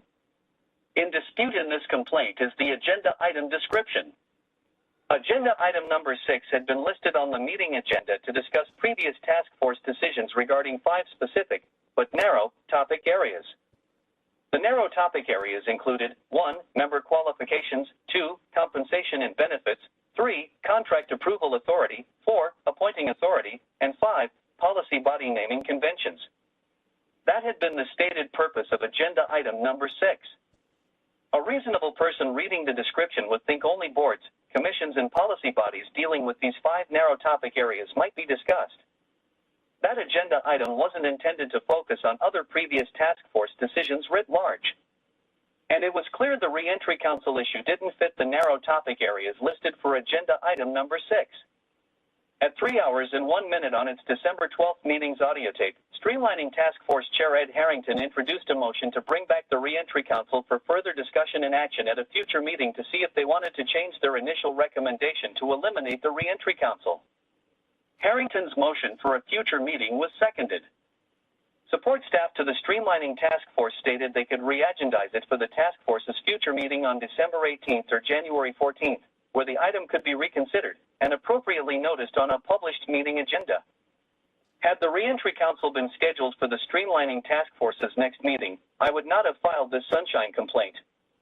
At 3 hours, 5 minutes, and 10 seconds on the December 12th meeting audio tape, Streamlining Task Force member Sophia Kittler brazenly asked, quote, separating best practices versus Brown Act rules, would it be inappropriate for us to discuss this today? End quote. Given Kittler's mention of the Brown Act, she appears to have had foreknowledge the Streamlining Task Force was prohibited from taking action on an item not on the published meeting agenda. Then, at 3 hours, 5 minutes, and 30 seconds on audio tape, Deputy City Attorney John Gibner surprisingly stated, you could go back to agenda item 7 and discuss. Gibner misspoke. He meant back to item number 6. Gibner simply made up a fake rule on the spot, a fake rule not permitted by the Brown Act. At 3 hours, 6 minutes, and 54 seconds on audio tape, Task Force Chair Harrington said, so let's reopen item 6. I would typically not want to have discussion and decisions about things that were not on the posted agenda, but I think this is not controversial. There is no Brown Act exception permitting discussion of anything, whether or not it is controversial. Vice Chair Bruss introduced a competing motion to reverse the task force's prior September 3rd decision and restore the Reentry Council to its current form, but keep the Council's planned 2029 sunset date, which motion was seconded by member Kittler. The task force just blithely passed Bruss' alternative motion unanimously to restore the Reentry Council on the spot, without withdrawing closing Harrington's initial motion to schedule it for a future meeting. The city attorney's undated response to my sunshine complaint asserted that because agenda item number 6 had stated on the agenda, quote, topics to be considered include but may not be limited to the following. Any of the city's public meeting bodies may be discussed at this time, end quote. That's a novel interpretation of the Brown Act, and among jurisdictional issues the full Sunshine Task Force must consider at this full SOTF hearing. The CAO also baldly asserted, quote, it was unnecessary to list out every commission the CSTF had acted upon and that might be discussed under item 6. Members of the public interested in the CSTF's earlier decisions would know based on the description of item 6 that they needed to attend the December 12th special meeting to participate in the discussion regarding those decisions, including the decision concerning the Reentry Council, end quote. Hogwash. As my overhead slide displayed during the SOTF's Complaint Committee hearing on January 20th showed, of the 114 initial bodies it evaluated in detail since August, they made 682 separate decisions about various boards, commissions, and advisory bodies. Members of the public could not have anticipated agenda item 6 might discuss the previous 682 separate decisions made. I have more prepared remarks for a rebuttal period that are important for you to hear. Okay, thank you. Your time has expired. Okay, we'll have 5 minutes now for the respondent. Please wait for our administrator to let you know when you can begin. Ms. Alonso, you can begin at your discretion. You're still muted at this time. Great. Can you hear me now? Yes, we can. All right. I will begin now. Good evening, Sunshine Ordinance Task Force members. Thank you for your time and especially for allowing me to participate virtually. As you heard before, my name is Rachel Alonso, and I'm here representing the 3 individuals named in this complaint. I'm a project manager in the City Administrator's Office, responsible for overseeing the Commission Streamlining Task Force, which you just discussed during your agenda item 4. Anyway, My task force was charged with reviewing the city's 152 public bodies and making recommendations by February 1st, 2026 to the mayor and board of supervisors about which bodies to keep, modify, or eliminate. Given the magnitude and complexity of the work being carried out through public meetings, my staff and I have worked hard to ensure maximum public participation. In the detailed response we submitted, you'll see that our task force has been meeting regularly since last January. Hundreds of public commenters followed our meetings, and we reviewed over 1,200 instances of oral and written public comment. The process has been iterative. Last spring and summer, our meetings covered very big The streamlining task force is meeting Well, agenda state for Wait. Moment, I will No, no, Mr. Bonetshaw, you cannot interrupt. Thank you. I hope I can go like 10 seconds, 5 Yes. seconds over 3 Yes. minutes. Thank you. Yes, absolutely. So as I was saying, our process has been iterative. Last spring and summer, our meetings covered very big concepts. And this fall, we started talking about more specific recommendations. And whenever we expected that the task force was going to spend time discussing a particular body, we called that out on the agenda. We posted the assigned meeting dates for each body months in advance and published recommendations online 1.5 weeks in advance, which reflects how seriously we took public engagement and the need for advance notice. We have also made it clear in every meeting that all decisions made along the way are preliminary or tentative, which is a key distinction between our task force and other public bodies. The task force's decisions were not final until it adopted its final report. The vote-taking process that we were using was just a facilitation tool. As we got closer to the statutory February 1st deadline, we had to return to talking about things more comprehensively. The task force's work culminated in a comprehensive report and, as you know now, 500 pages of legislation. To achieve this, we started revisiting decisions and including an item on the agenda that the task force could revisit any of the 800 plus tentative decisions made to date. We have a list online of these decisions, which we updated after every meeting. Anyone following the task force's work can look at that decision log to see an itemized breakdown of what will go into the final report and is eligible to be discussed. Throughout our year-long process, we regularly heard from members of the public about bodies not specifically named on an agenda, which shows people understood our unique process. Towards the end of the December 12th meeting, 17 formerly incarcerated individuals asked the task force to reverse the decision made about the Reentry Council on September 3rd. Rather than making people come back to City Hall another time, we sought the city attorney's advice about reopening agenda item 6, which was an action item titled Reviewing and Revising Preliminary Decisions that explicitly stated that topics to be considered include but may not be limited to the 5 specific plan topics mentioned earlier in Mr. Monetshaw's comment. The agenda also said that any of the city's public meeting bodies may be discussed at this time. Chief Assistant City Attorney John Givner said the Reentry Council was in scope of the agenda notice, and so the task force voted to keep the Reentry Council. In last month's complaint committee meeting, I was asked if I knew of other public meeting bodies that handled agenda items in a similar way. I couldn't think of one at the time, but there is a prominent example, the Board of Supervisors agenda items for the annual budget and annual salary ordinance. The city's $16 billion budget includes a ton of line item details, including positions, contracts, equipment. We could never list all of those components on a meeting agenda, so instead, the agenda remains high level. The board provides plenty of public notice, has several hearings that specify particular departments or funds, but in final hearings, it's just public comment on those 2 sweeping items that cover all departments and every employee. Participants know that anything within the budget can be discussed or acted upon. And while that budget approval process is a larger scope than our task force, the comparison is apt. As reflected in our official response, our intent throughout has been to maximize transparency and public participation while meeting a voter-mandated deadline and managing a complex, iterative process. It was challenging to develop a process that met these competing goals, but we do believe the December 12th action complied with the Sunshine Ordinance. Thank you for your time and consideration. I'm happy to answer any questions. Thank you, Ms. Alonso. Okay, members, do we have any questions for either party?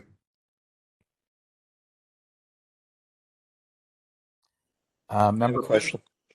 Member LaHood first, and then we'll go to Member Wolf and then Member Pilpel. Thank you. I have a question for Mr. Manette Shaw.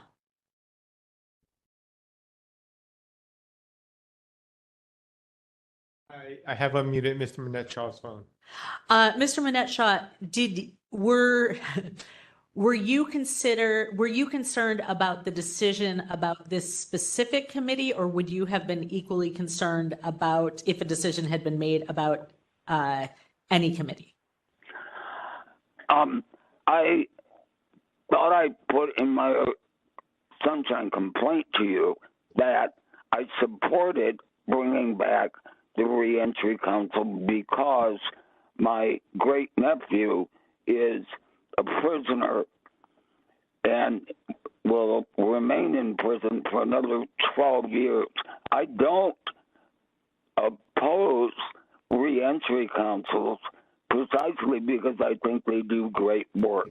It's not the body, the specific advisory body that bothered me. It was the process issue and the fact that they had a motion on the floor to bring it back at a future meeting, which would have happened the very next week, and that would have kept them within their deadlines and timeline to finish developing their report. It had nothing to do with being about a specific body. It had everything to do with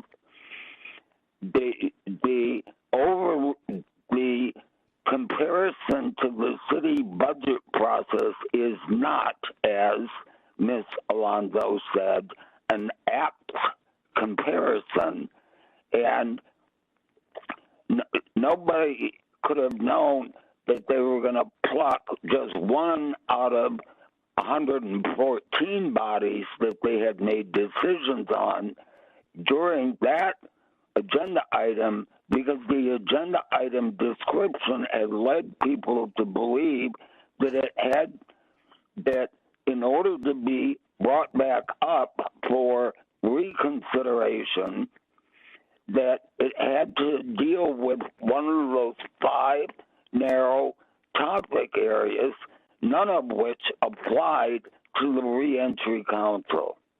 Mr. Manette Shaw, thank you. And I know sometimes we ask questions about things that have already been entered, but it's very helpful to have it on the audio record. So thank you for answering my question.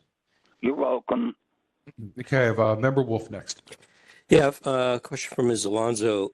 You had said something to the effect that considering all the meetings and all the information that has already transpired by the task force, that a general member of the public, it should be reasonable for it be implied that they would know that about one or another entity being discussed. Did I mishear that?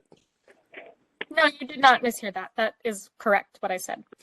Okay, so do you believe that an agenda is not required to be descriptive on the business of what it is about to do?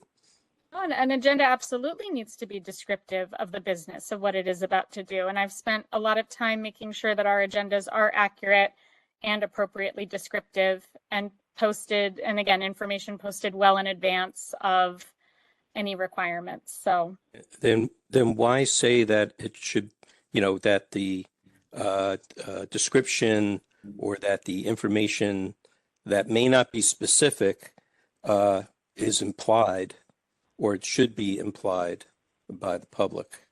Yeah, at that point. Just given where we were in our process, right? As I mentioned at the beginning, we started very broad, very high level, and then we went very granular and talked about very specific bodies, and the agendas became much more granular. But then as we got to the end of our process, we had to go back and talk about things more comprehensively again. And so the agenda item that is under discussion reflects where we were in our process. But doesn't that assume that the public is following every single meeting? What if somebody just all of a sudden finds out about about this, and I mean, there's almost 1 million people that live here. You know, for somebody. There are many people who live here, and many of them participated in our process. We have a lot of information available on our website explaining what our process is, explaining what all of these details are. So I think if someone found out later in our process, they could go and familiarize themselves with the information by reviewing what has been posted on our website.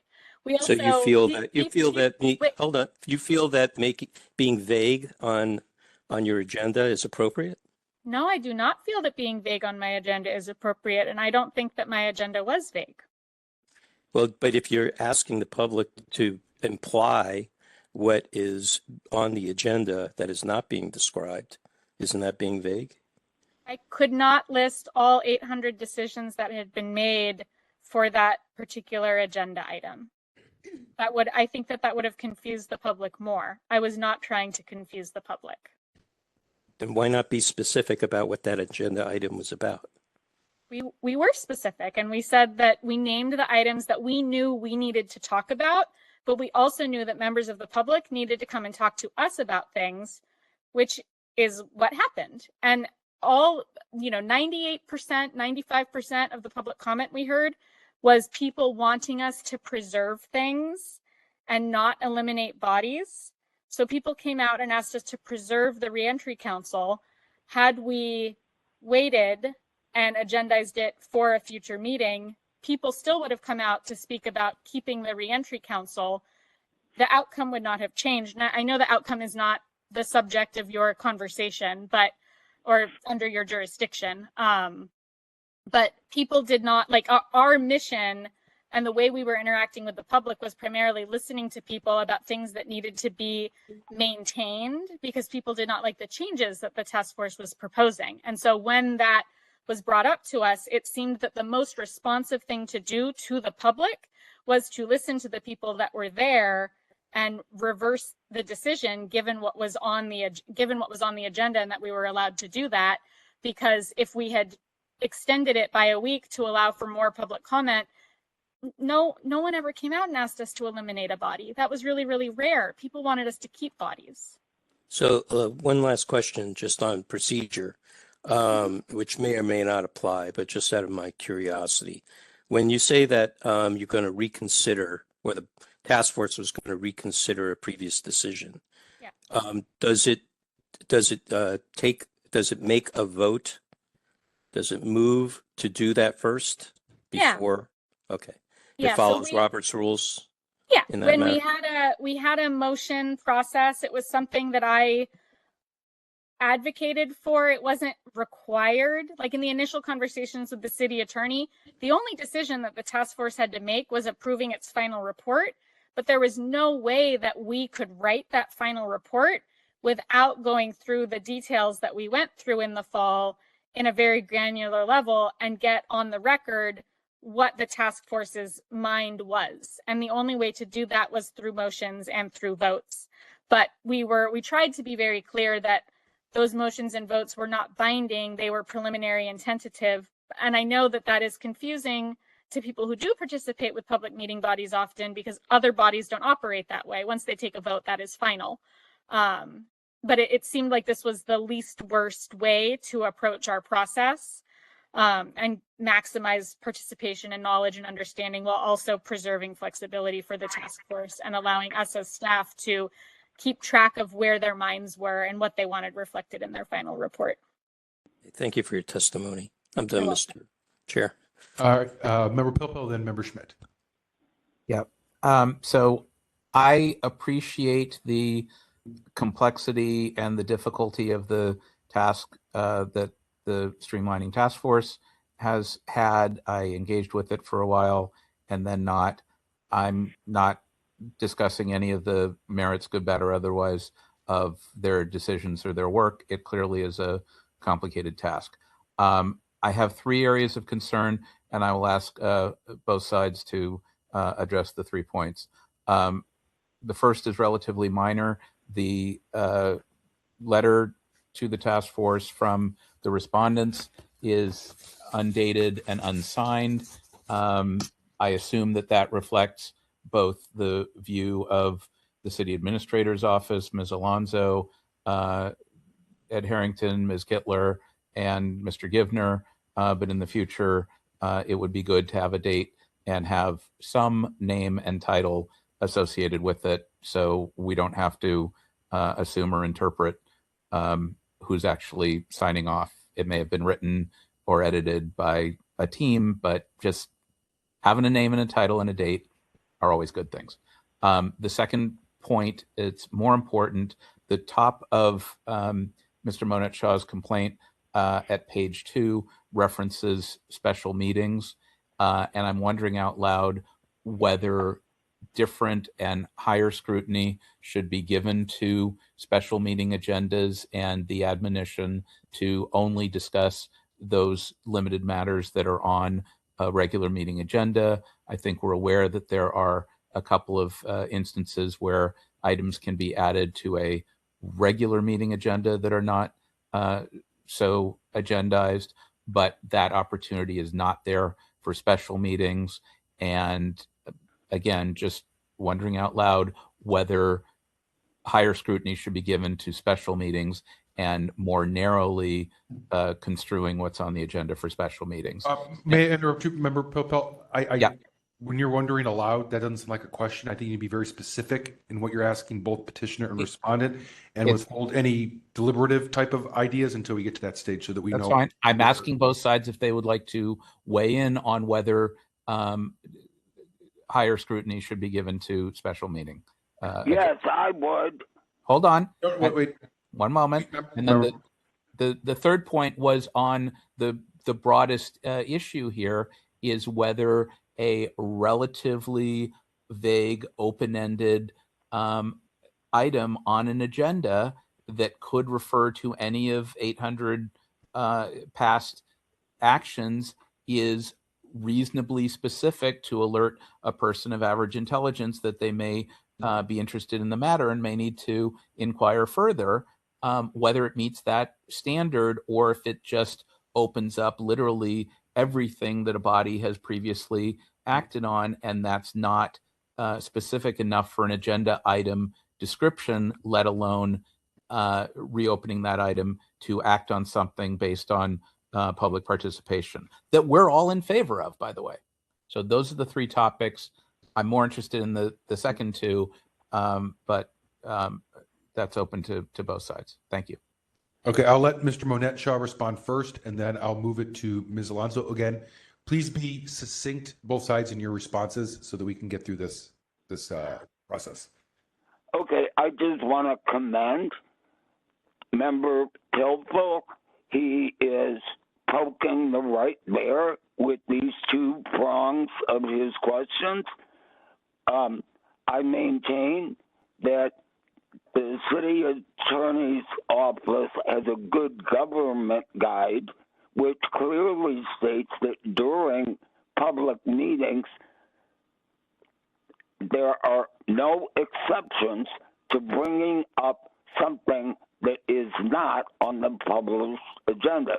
Ergo, that means they can't write a really broad-brushed agenda description to include every decision, every one of the 800 decisions they made over the course of a year. And two, your second question, Mr. Pilpel, is along the same lines that it appears that attempting to write an agenda item description that is so broad as to encompass 800 decisions is an end run around not only the Sunshine Ordinance, but around the Brown Act. This is not adequate notice to the public about what they're doing. And finally, and then I'll shut up, is they could have waited 7 days to their next meeting, as Chair Ed Harrington had proposed, and his motion was seconded, before Member Kittler hijacked the process of Robert's Rules of Order and decided that they needed to make a decision then and there that day, and that they couldn't wait 7 days when they had 14 to 20 days to go before they ran up against the deadline of having to complete their report. They did not need to rush this process and violate both the Sunshine Ordinance and the Brown Act. Thank you. Thank you, Mr. Monette-Shaw. Ms. Alonso, I'll let you respond now. Great, thank you. So I'll try to be brief. For question 1, apologies that the letter was undated and unsigned. It was a collaborative effort. My colleagues submitted it at the Mr. end. Monette-Shaw, hang on one second, Mr. Alonso. Mr. Monette-Shaw, this is the second time I'm reminding you not to interrupt the other person. Everyone's been very good about not interrupting you. We accommodated your request, and I'm going to ask that you follow our procedures now. If you do it again, I'm not going to allow additional comments from you. Okay? Understood? Yes. Okay, thank you. All right, Ms. Alonso, go ahead. Thank you, I appreciate that. So yes, apologies that it is undated and unsigned. We submitted it on Friday, January 9th in the afternoon. And if this happens again, I will make sure that the response is signed and dated. For question 2 about whether special meetings should have a different or higher level of scrutiny for their agendas. I'm not personally familiar with the different rules between regular meetings and special meetings. We scheduled an additional meeting. That's why it was a special meeting, because we wanted to make sure that we had the time to get through everything that we needed to get through, because we were not able to do it with the number of meetings that we had in December. So unfortunately, I don't feel like I'm very well equipped to answer that question.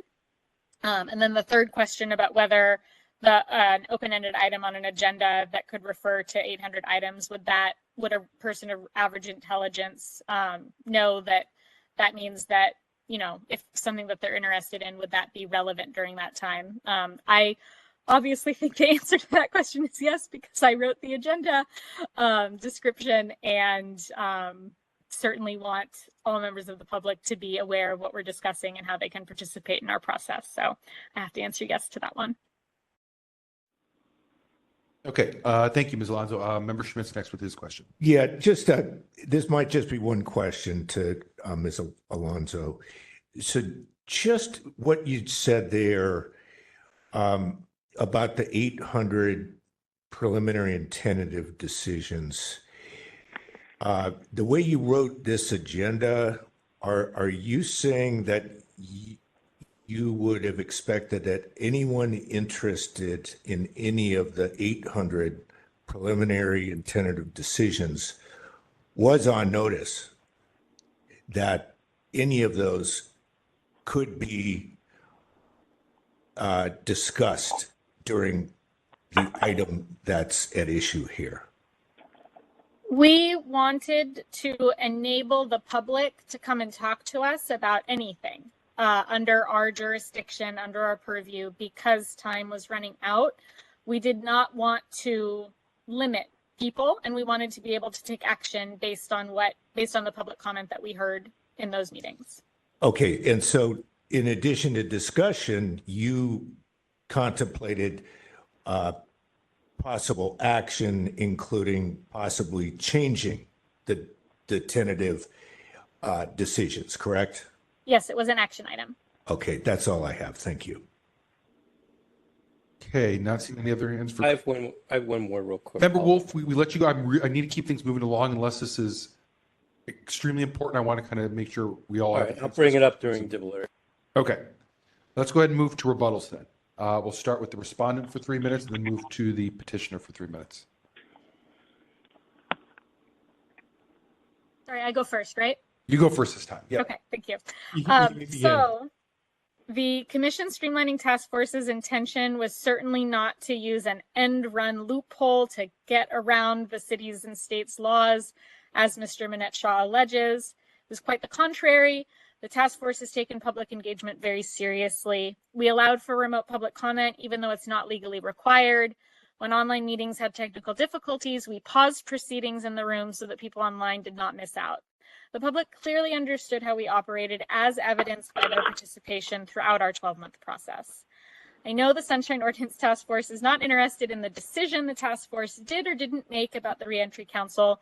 You're focused on whether we were allowed to make the decision at all. But those two things are very closely intertwined. The 17 formerly incarcerated people who came to City Hall on December 12th did so to implore the task force to reverse its previous decision and keep the Reentry Council instead of recommending it be eliminated. We wanted to be prepared for something like this to happen, and that's why we included the language in our agenda that any of the city's 152 public meeting bodies could be discussed at the time. The alternative was to list on the agenda the hundreds of decisions made across that universe of bodies, which would arguably be more confusing to the public. And again, this mirrors the Board of Supervisors' current practice for its annual budget and salary ordinance, an agenda item that is similarly broad and citywide in scope. The complaint characterizes the task force's actions and the city attorney's advice using strong language. I want to be clear that the task force approached this question carefully, paused to ask whether the agenda permitted discussion, and relied on legal advice before taking any action. Ultimately, the question before you today is not whether the task force could have handled the December 12th meeting differently, but whether the public lacked notice or opportunity to engage. In this case, the agenda expressly allowed the task force to revisit prior tentative decisions. The Reentry Council fell squarely within that scope, and the public clearly understood that any of the task force's earlier recommendations could be discussed and acted upon. The decision was made in public, following public comment, based on legal advice, and consistent with our established and transparent process. For those reasons, we respectfully maintain that the December 12th action did comply with the Sunshine Ordinance.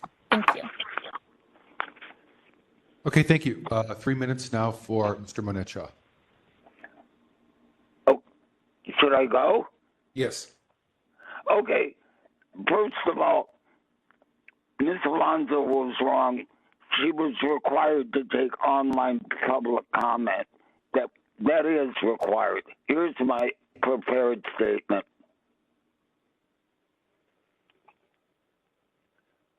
Wait a minute.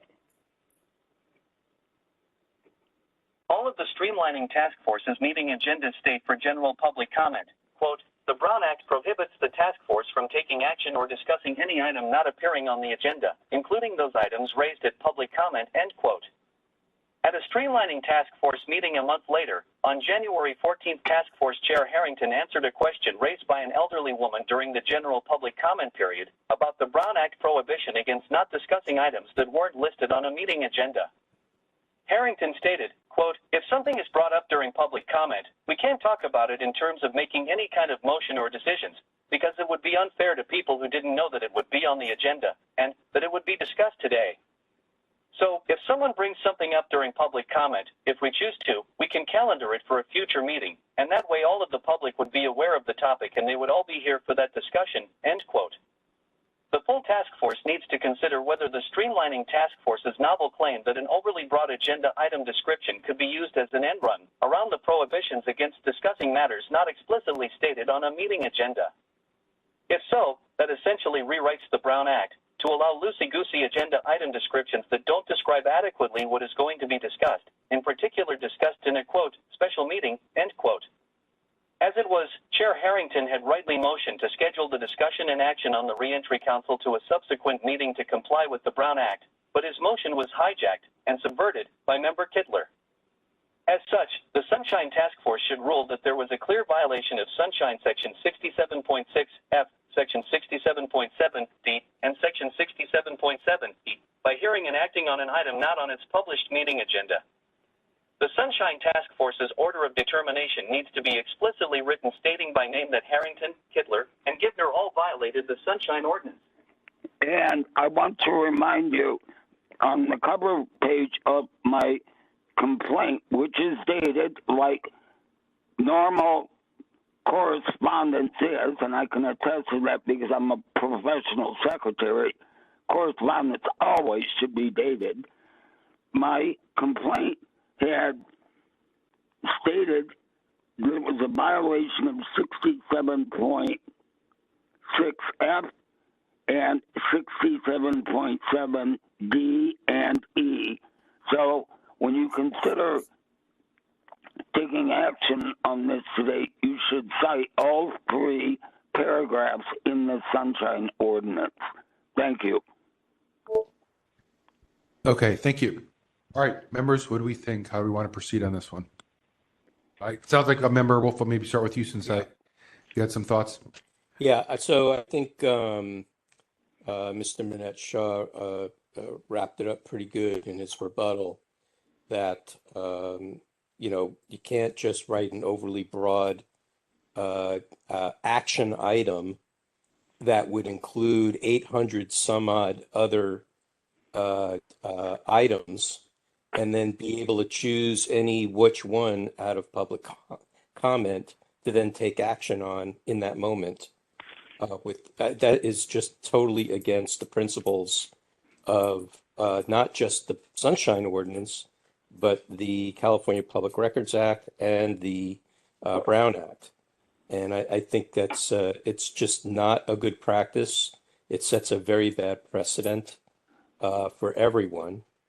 And I think any decisions that were made under that should be brought back to square one and have them run through their process again. I just think it's absolutely inappropriate. The ordinance reads that it must be specific, however brief it should be written. I'll stop there.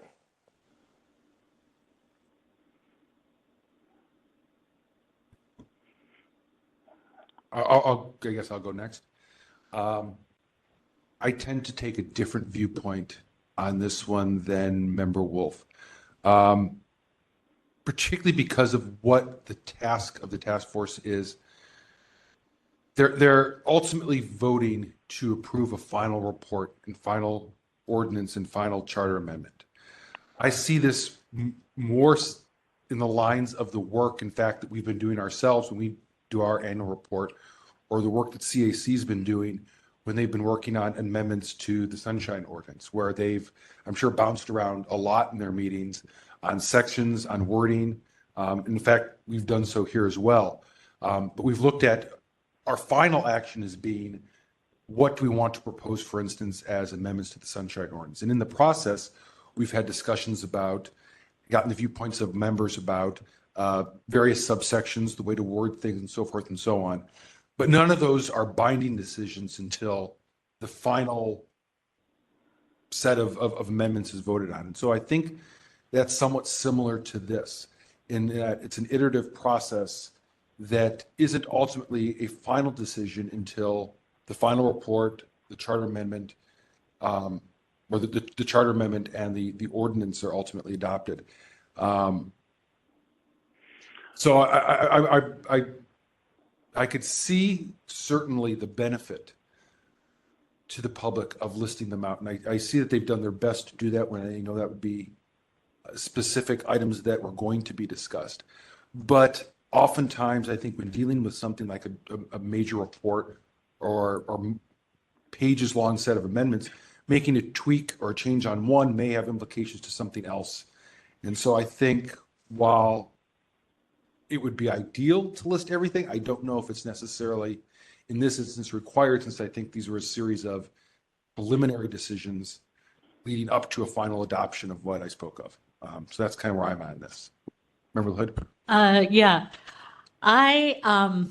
this is an interesting spot to be in. And I'm going to say at this moment, I am leaning a little toward where Chair Yankee is at this point for several reasons. It was not a final decision. Also, it was a restorative decision, not an excision, which I think makes a difference. It's not the same as a decision being made for party A against party B and then reversing that decision.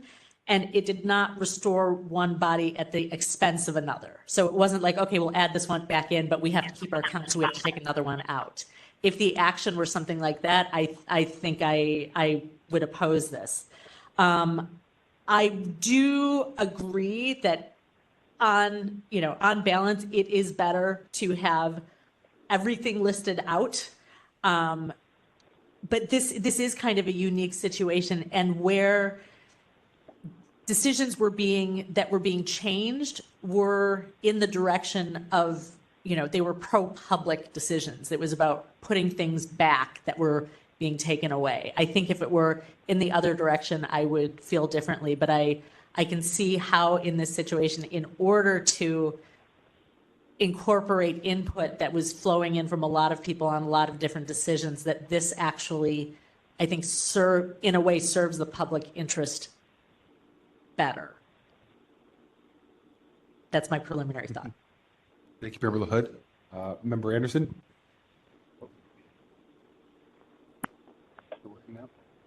Is it working now? There we go. Okay.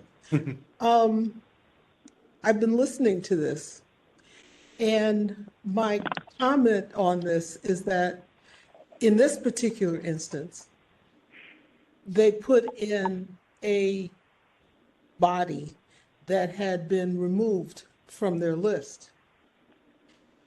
But what if they had taken out a body that had been included on their list? We know what goes on in City Hall and how the system works because we do a lot of work around City Hall, and so we know how the system works.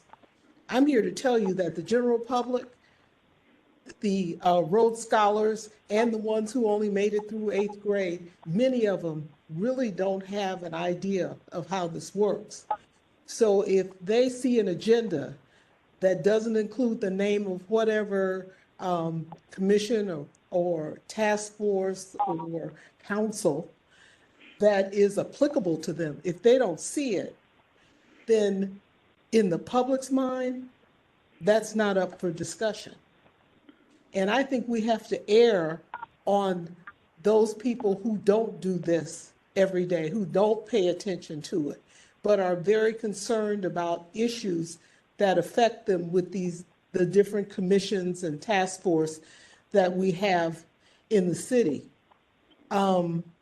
If there was something on the agenda that said your particular issue may be added or your issue may be removed, then maybe people would have a better idea of whether or not to pay attention.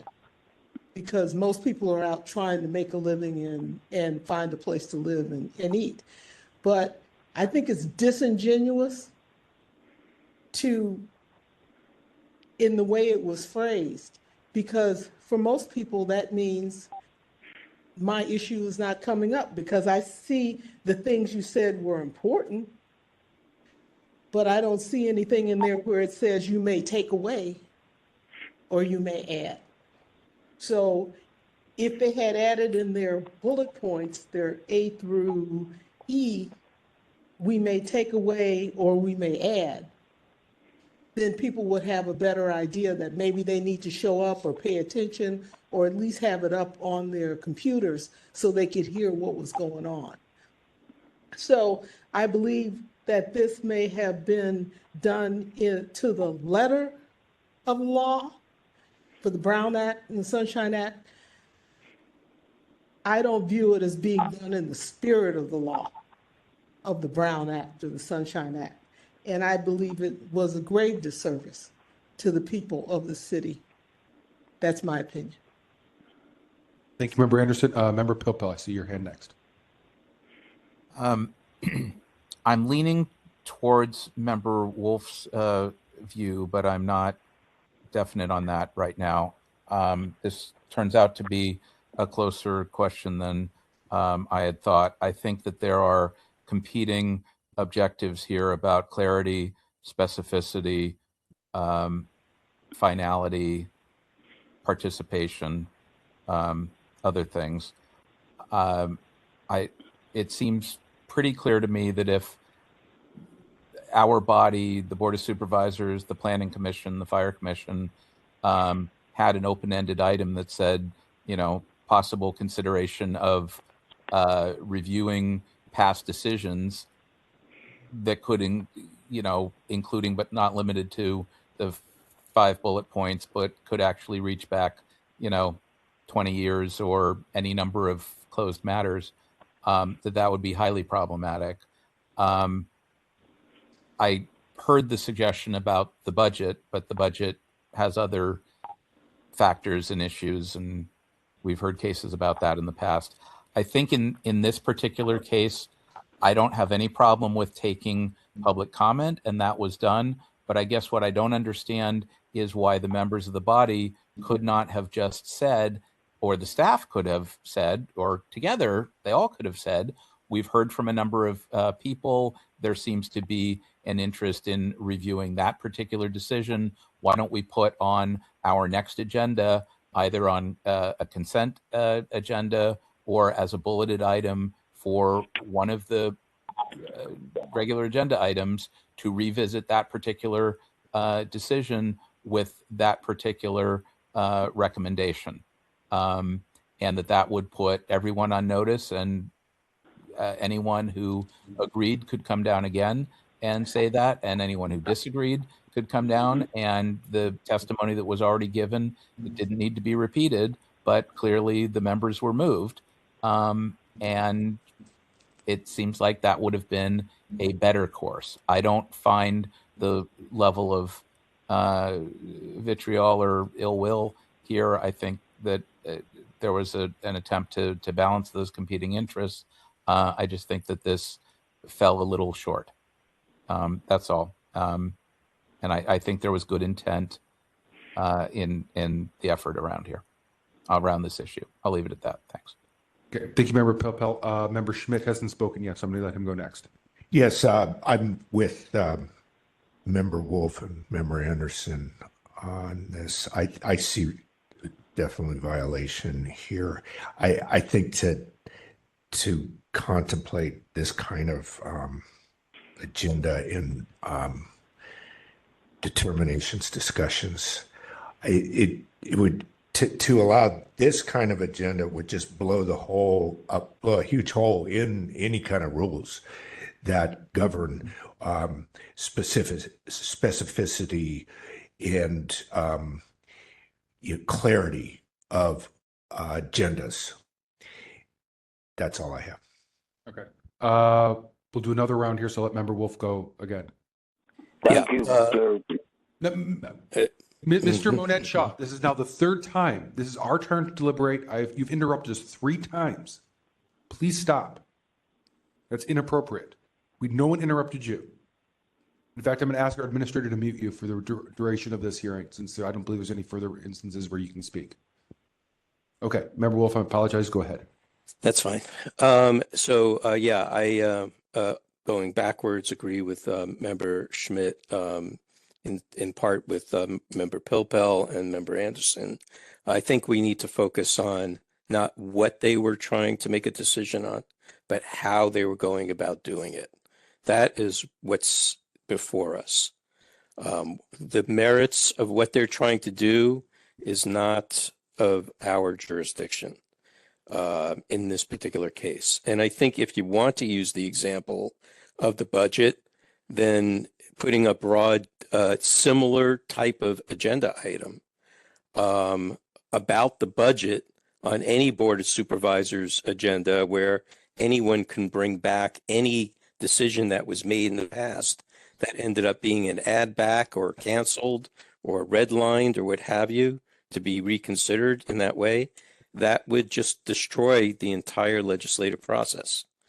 And I just think it's a slippery slope to try and do that, to make a one agenda item to be all inclusive of all decisions that were made previously. I think Chair Harrington was correct in his statement, and he was being very circumspect about what was happening and was trying to make the correction on the fly there, and it didn't seem like it was adhered to.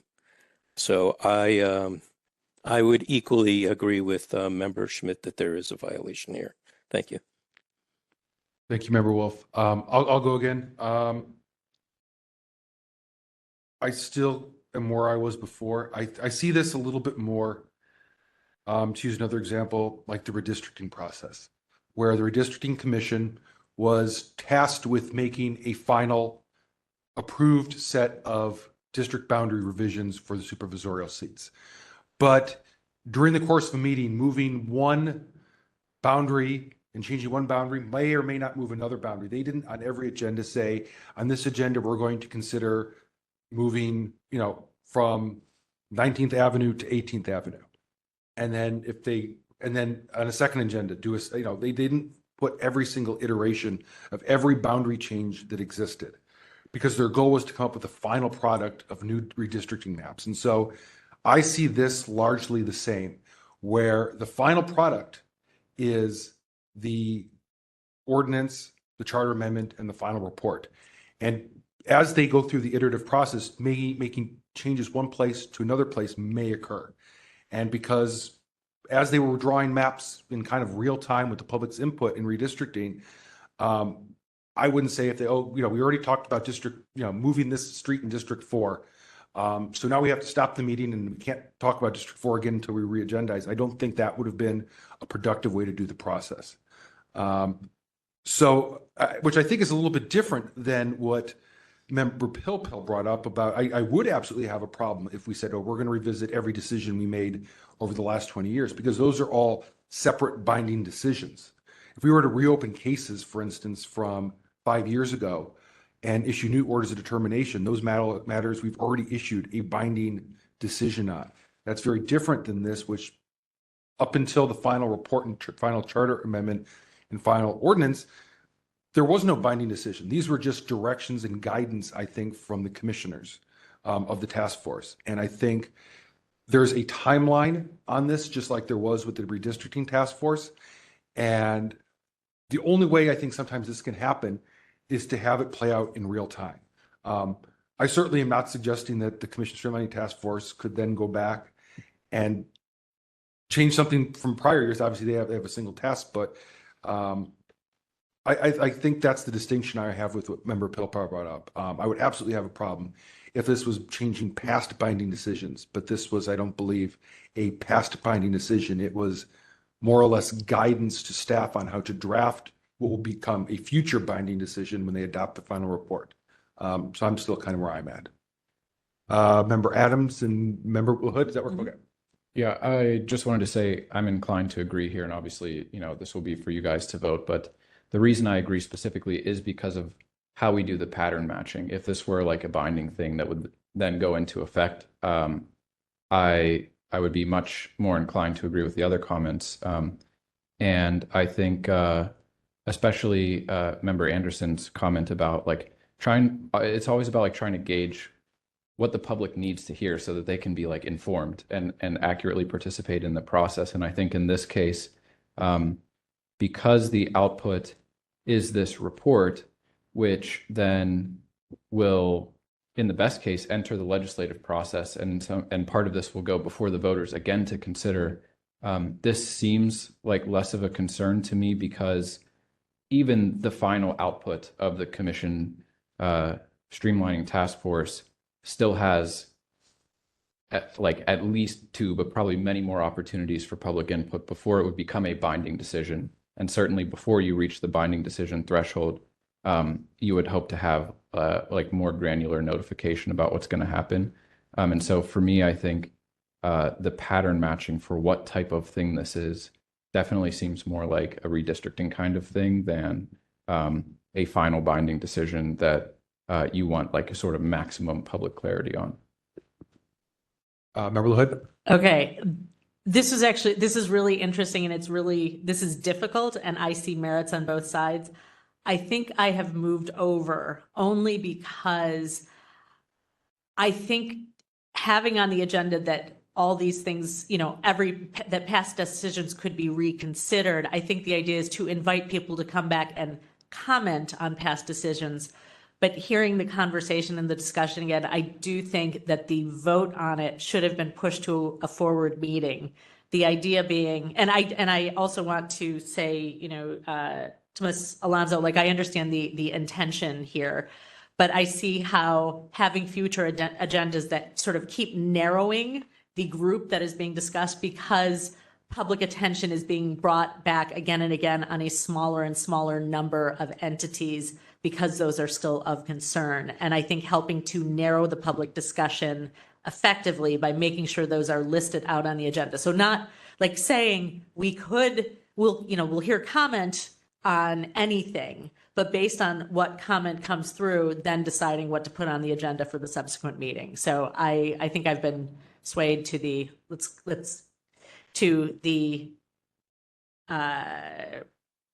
argument proposed by Member Wolf and supported by many other task force members.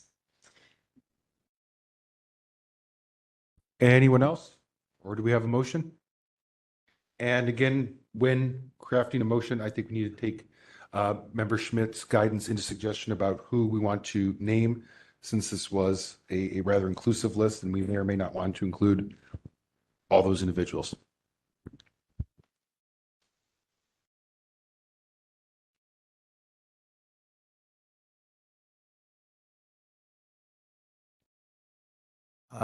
Member Pilpel? Yep, go ahead. I'll skip most of my thoughts about redistricting, having sat on that task force 15 years ago and going through hours and hours of public comment and maps and communities of interest and all of that.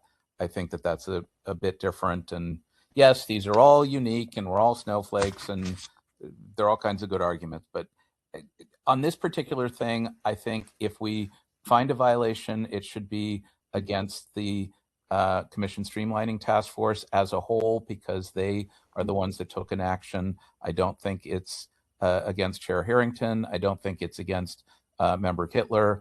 I don't think it's against Ms. Alonso, and I don't think it's against John Givner.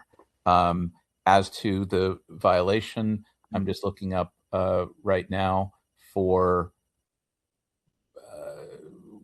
which provision applies to a special meeting for agendas and whether that's in 0.6, 0.7, or 0.8, and whether we need to reference the Brown Act. Again, just to recap, I don't think that this is about taking the public comment. I think it's taking the action at that particular meeting. And I mean, maybe that's where it ends up. It is that it's not really a notice item. It can be interpreted that way, but maybe it's more about taking action on something that wasn't specifically on the agenda, that they could take public comment about it, but taking the action arguably wasn't within the scope and didn't give a reasonable description to the public that action might be taken at that meeting. That's why I'm having trouble forming a motion. Maybe others can help.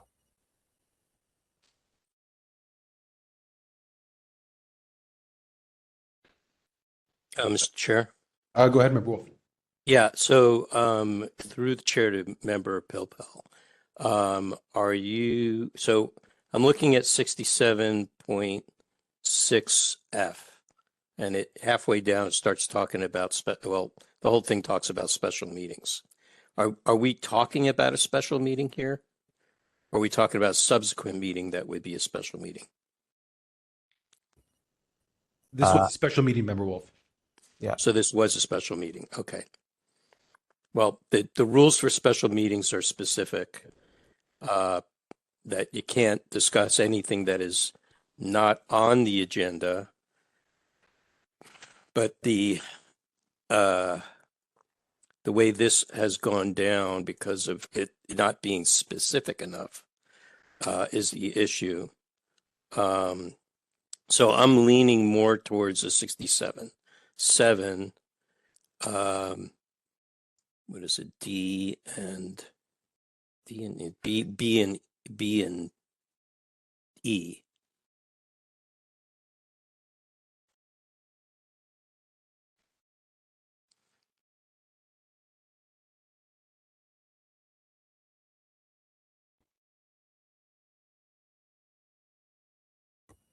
The problem is the caption of 67.7 is agenda requirements for regular meetings. You're right. Right. So really this is a whole drafting problem, but it's probably 0.8 2.6F, Yeah, that's really the thing for a special meeting, and that's why I think we may have to track back to the Brown Act and the provisions there for a special meeting and the definition of action taken.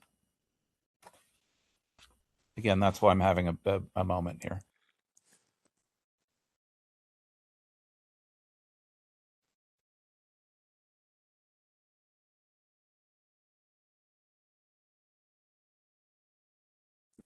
Member Schmidt, go ahead. Yes, I'm pretty much in agreement. I think that it probably needs to be a 67.6F violation. And if there is something in Brown, I don't have Brown in front of me at the moment, but something that this falls within, it may be that we've also got a state law violation. Also, I do agree with Member Pilpel that I would want to have this against the commission, but not against any of the other individuals.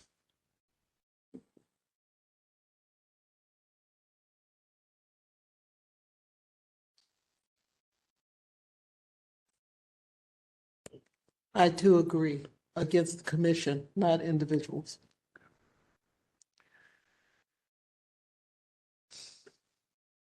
I think it's 54956.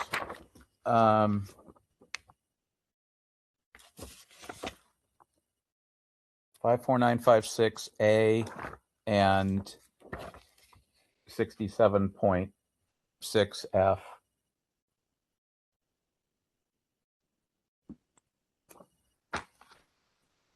That's where I'm headed, is those two sections, the task force itself, that the violation is not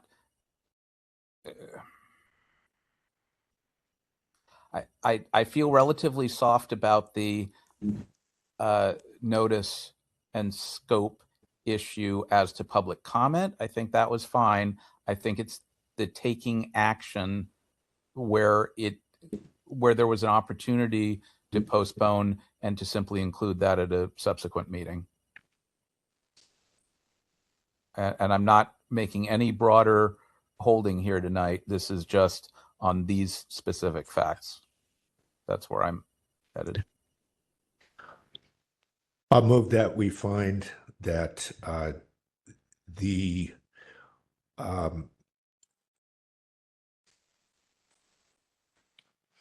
commission violated 67.6F and Brown Act section 54956A when it considered the matter as discussed in the petition. Could you say that number again? Because I think the Brown Act number is not correct. 54956. Okay. 956.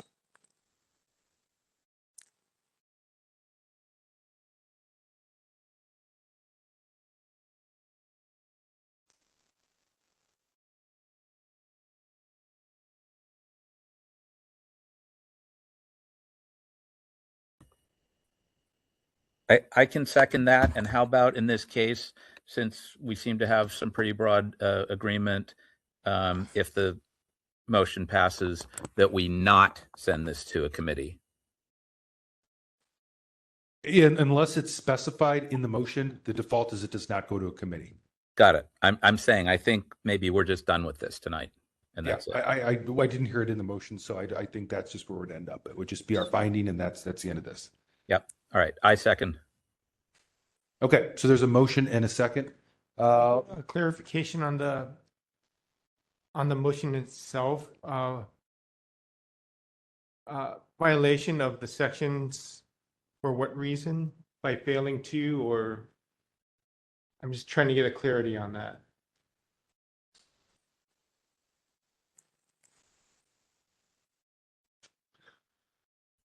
If you just Could you repeat that last part of your motion? I think the way I said I think I said in considering the matters, in proceeding to consider the matters that were described in the petition.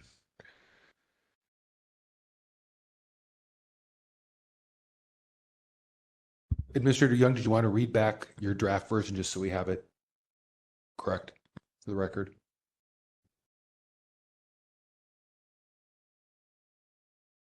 My apologies. I'm still May I make a suggestion? Sure. Could we cite those and say for violations of these two, for failing to adequately describe in the agenda the business to be transacted or discussed? Sure. And I don't know if we want to say in an item, because most of the agenda was fine. It was or if leaving it broad is appropriate. Member Schmidt? That's fine, although I'd like to say, and for considering the re-entry council matter as set forth in the petition. Because they did make a decision. I'm just talking now, but they made a decision, and I think that they then were. You've got an agenda that's written vaguely, which I think is what I was getting at. You're saying, but I think also if they hadn't, gone to they hadn't gone so far as to basically. Take the position that, oh, well, we can consider anything, 800 different things. I think that in itself is problematic because it's a way that they're reading their agenda item in an extremely broad way. Yeah, for me, again, it's the taking action on the reentry council matter. It's not the taking public comment. It's to some extent the agenda item description, but it's really the taking action that's bugging me. I'd like to suggest that we don't specify the specific entity because it could be perceived that we are passing judgment on what was the substance when actually we're saying it was the taking of a vote on something that was not on the agenda rather than taking issue with what the particular vote was about. It was just the taking of a vote was problematic. Procedural. Yeah, it was procedural. Agreed. Yeah, That's exactly. As Member Anderson said. That's fine. Yes, I agreed.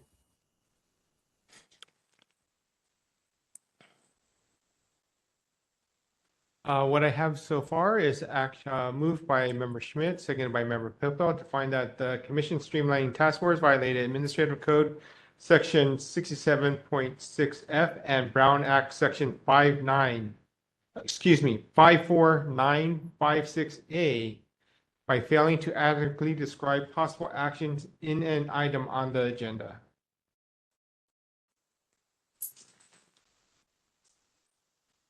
And by and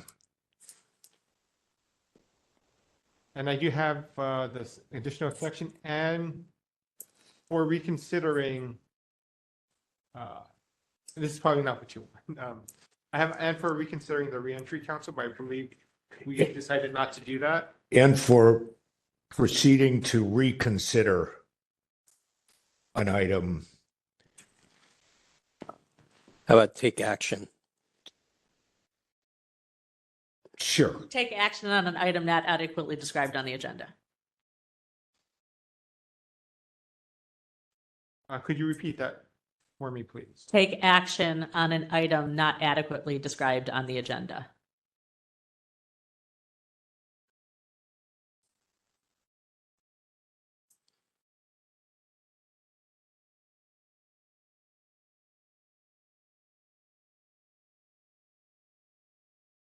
Just reading the last part. By failing to adequately describe possible actions in an item on the agenda and for taking actions not adequately described on the agenda. Is it the accuracy or specificity that's at issue here? Specificity. Yeah.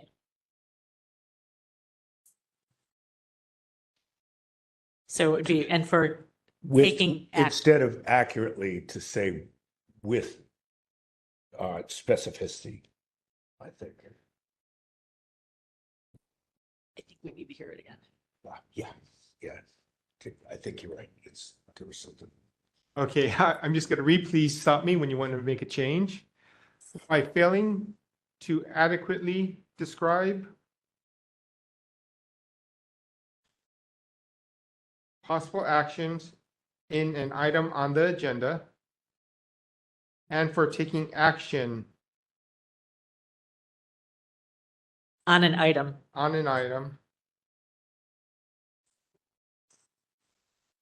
an item on the agenda and for taking actions not adequately described on the agenda. I believe you had a problem with that last part, or? We need to cut out the middle bit. By failing to adequately describe possible actions on an agenda and an item.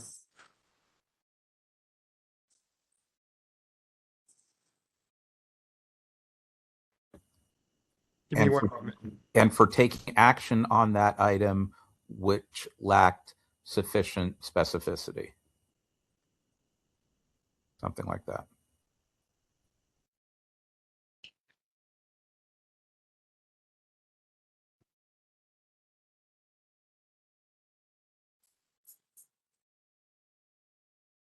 Just to cut it short, by failing to adequately describe possible actions on an agenda, on an item, and for taking actions on that item.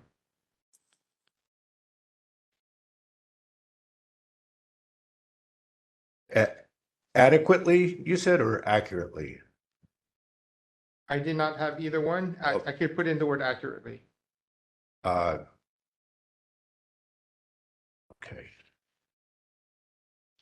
That actually sounded okay to me.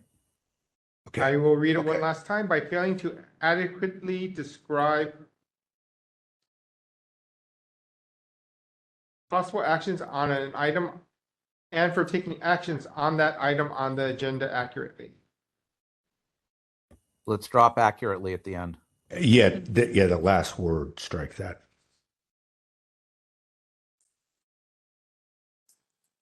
Okay, can we move to public comment? I think you have what you need. Can I just add one, just clarifying? I think what we're trying to say, and this is for Victor, and just to make sure I've got this in my head. In taking action, the action could be in our next meeting, we will take an action on this motion to re-up this particular commission. So that is fine. And then that would have given people public notice that at our next meeting, we're going to talk about this. So if you want to come, then you go ahead and come. That is an action item by passing a motion to say, let's reconsider this and put it up. But they did that first. And then several items later, they said, well, we'll just go ahead and vote on it now. And that's where we got the problem. You could have said, our action is that we will reconsider this at our next meeting. And that's the action. And we will notice this on our next agenda. But not say, we're going to notice it and then we're going to go ahead and vote on it now. May I make one tiny modification based on what? Yeah, I just want to remind everyone that it's coming up on 7:05 and we have 5 more complaints. Okay, I think this just clarifies it. Failing to adequately describe possible actions for an item on the agenda and for taking action on that item at the same meeting.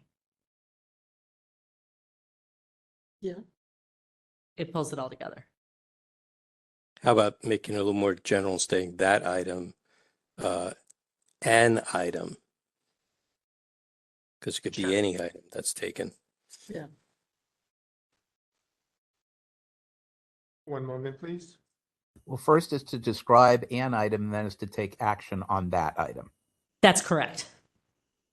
Okay, fair enough. I'm going to need a call for a final set of language here because we're way behind for the evening. We got to get going. This is what I have for now. By failing to adequately describe possible actions for an item on the agenda and for taking action on that item at the same meeting. Okay, let's open up for public comment. Somebody coming. Yes, if you're a member, if there are any members of the public who would like to make public comment at this time, you may approach the podium. If you're online with us, you can press *3 if you're on the telephone to raise your hand. Otherwise, you can use the application to raise your hand. We have a person at the podium. You may begin at your discretion. Hi. I have no connection to this case. I'm here for a different case, but this is the first time I've ever felt compelled to come up here because I feel frustrated listening. I guess my feedback is both for the task force here and the task force that streamlined. To me, this feels frustrating and pretty simple, and we are going on 2 hours on this agenda item alone. What stuck out to me was Chair Ed Harrington admitted, I would typically not want to have discussion about things that were not on the posted agenda. That's not allowed. You're not typically not allowed to do that. You're never allowed to do that. And so I do not know the petitioner. That is very much an admission of guilt. And I think, there's things beyond that, but you're not allowed to say that, let alone do it. Okay. And then the second one is the agenda stating any of the city's public meeting bodies may be discussed. Also not allowed. They just, on their own website, they say that they've had 24 meetings over the course of 2025. And if I am a member of the public and I care about one of those bodies, that I need to be at all of the 24 meetings because that could come up. The third, I thought it was interesting that it was pointed out that they were meeting regularly and this could have easily been agendized for 6 days later. And then last, I don't know your name. I'm grateful that you changed your position. Member LaHood, because just sitting out here, I was thinking it is not every member of the public's position that we should keep all of the councils. There are many people in this city that believe that they should be streamlined, and so a reversal is not necessarily in the public's interest. I don't think we're allowed to make that decision for them. So yeah, and then lastly, yeah, they took an action, but I reread the Brown Act and it says that you're not allowed to discuss. Not necessarily only take action. So even what the resolution or the determination that you've drafted, it's not specific to taking actions, it's discussion, and that's to protect people like me in the public. Thank you. There are no additional commenters in the room. There are no hands raised online. Okay, if you could call the vote then on that motion. Yes, on that motion.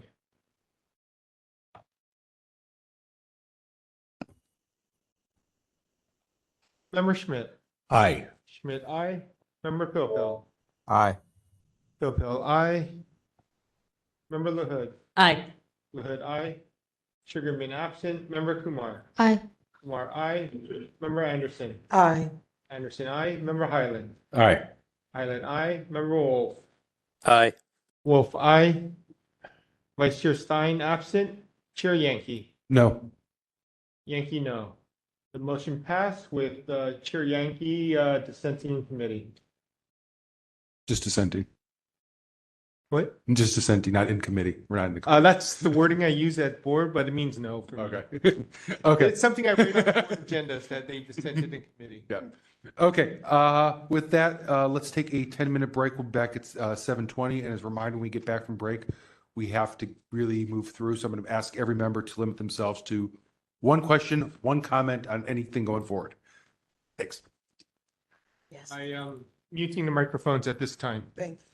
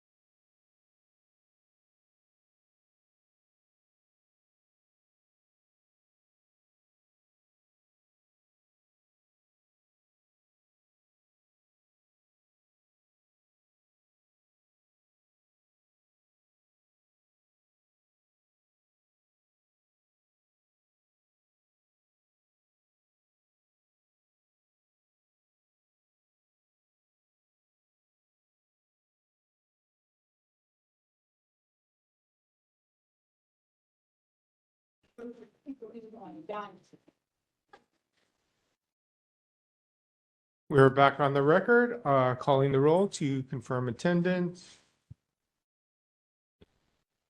Member Schmidt. Present. Schmidt present. Member LaHood. Present. LaHood present. Sugarman absent. Member Kumar. Present. Kumar present. Member Anderson. Present. Anderson present. Member Highland. Present. Highland present. Member Pilpel. Present. Pilpel present. Member Wolf. Present. Wolf present. Vice Chair Stein absent. Chair Yankee. Present. Yankee present. We have a quorum. Okay, let's move on to item number 11. Item 11, file number 25075, complaint filed by Jared Stratton against the San Francisco Police Department for allegedly violating admin code, section 67.21 by failing to respond to a public works request in a timely and or complete manner. On 11/18/25, the complaint committee referred the matter to the full task force with no recommendation.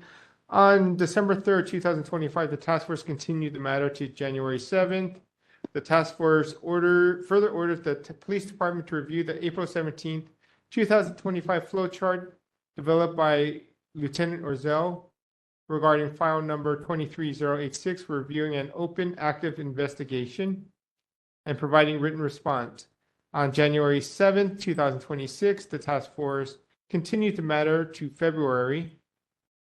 The administrator was directed to provide respondents' response to the task force received 12/18/25 and included in the agenda packet.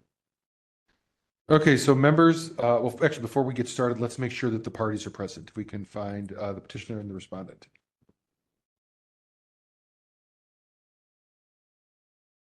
So if you're a party to this, please raise your hand, *3. We have the departmental representative. Okay, and I see Mr. Stratton, even though he's not raising his hand. If we could elevate him. Yes, I will move that one.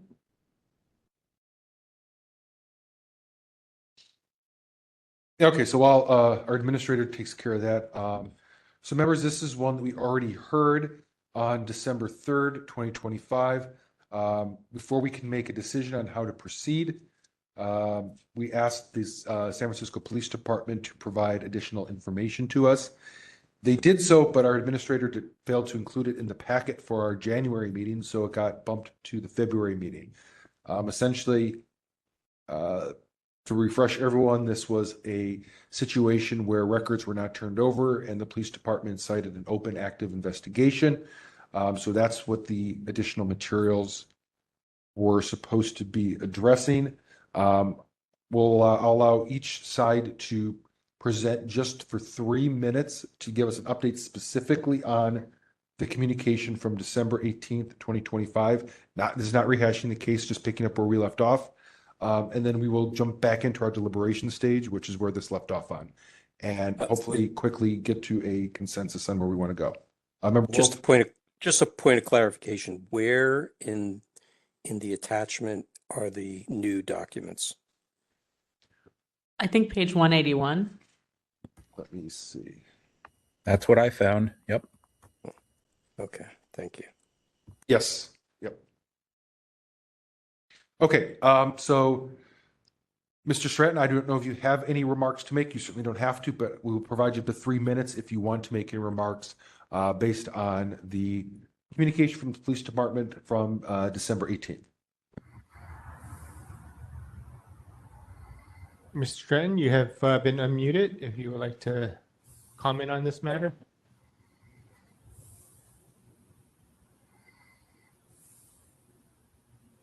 Yeah, he is not responding at this time. Mr. Stratton, it looks like your microphone might be going, but we cannot hear anything from you. Can you type in the chat just if you're having technical issues?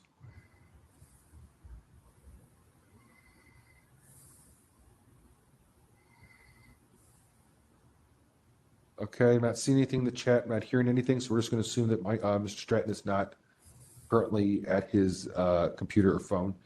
So I'll turn it over to the police department if they want to make any brief remarks up to 3 minutes about their position articulated on December 18th.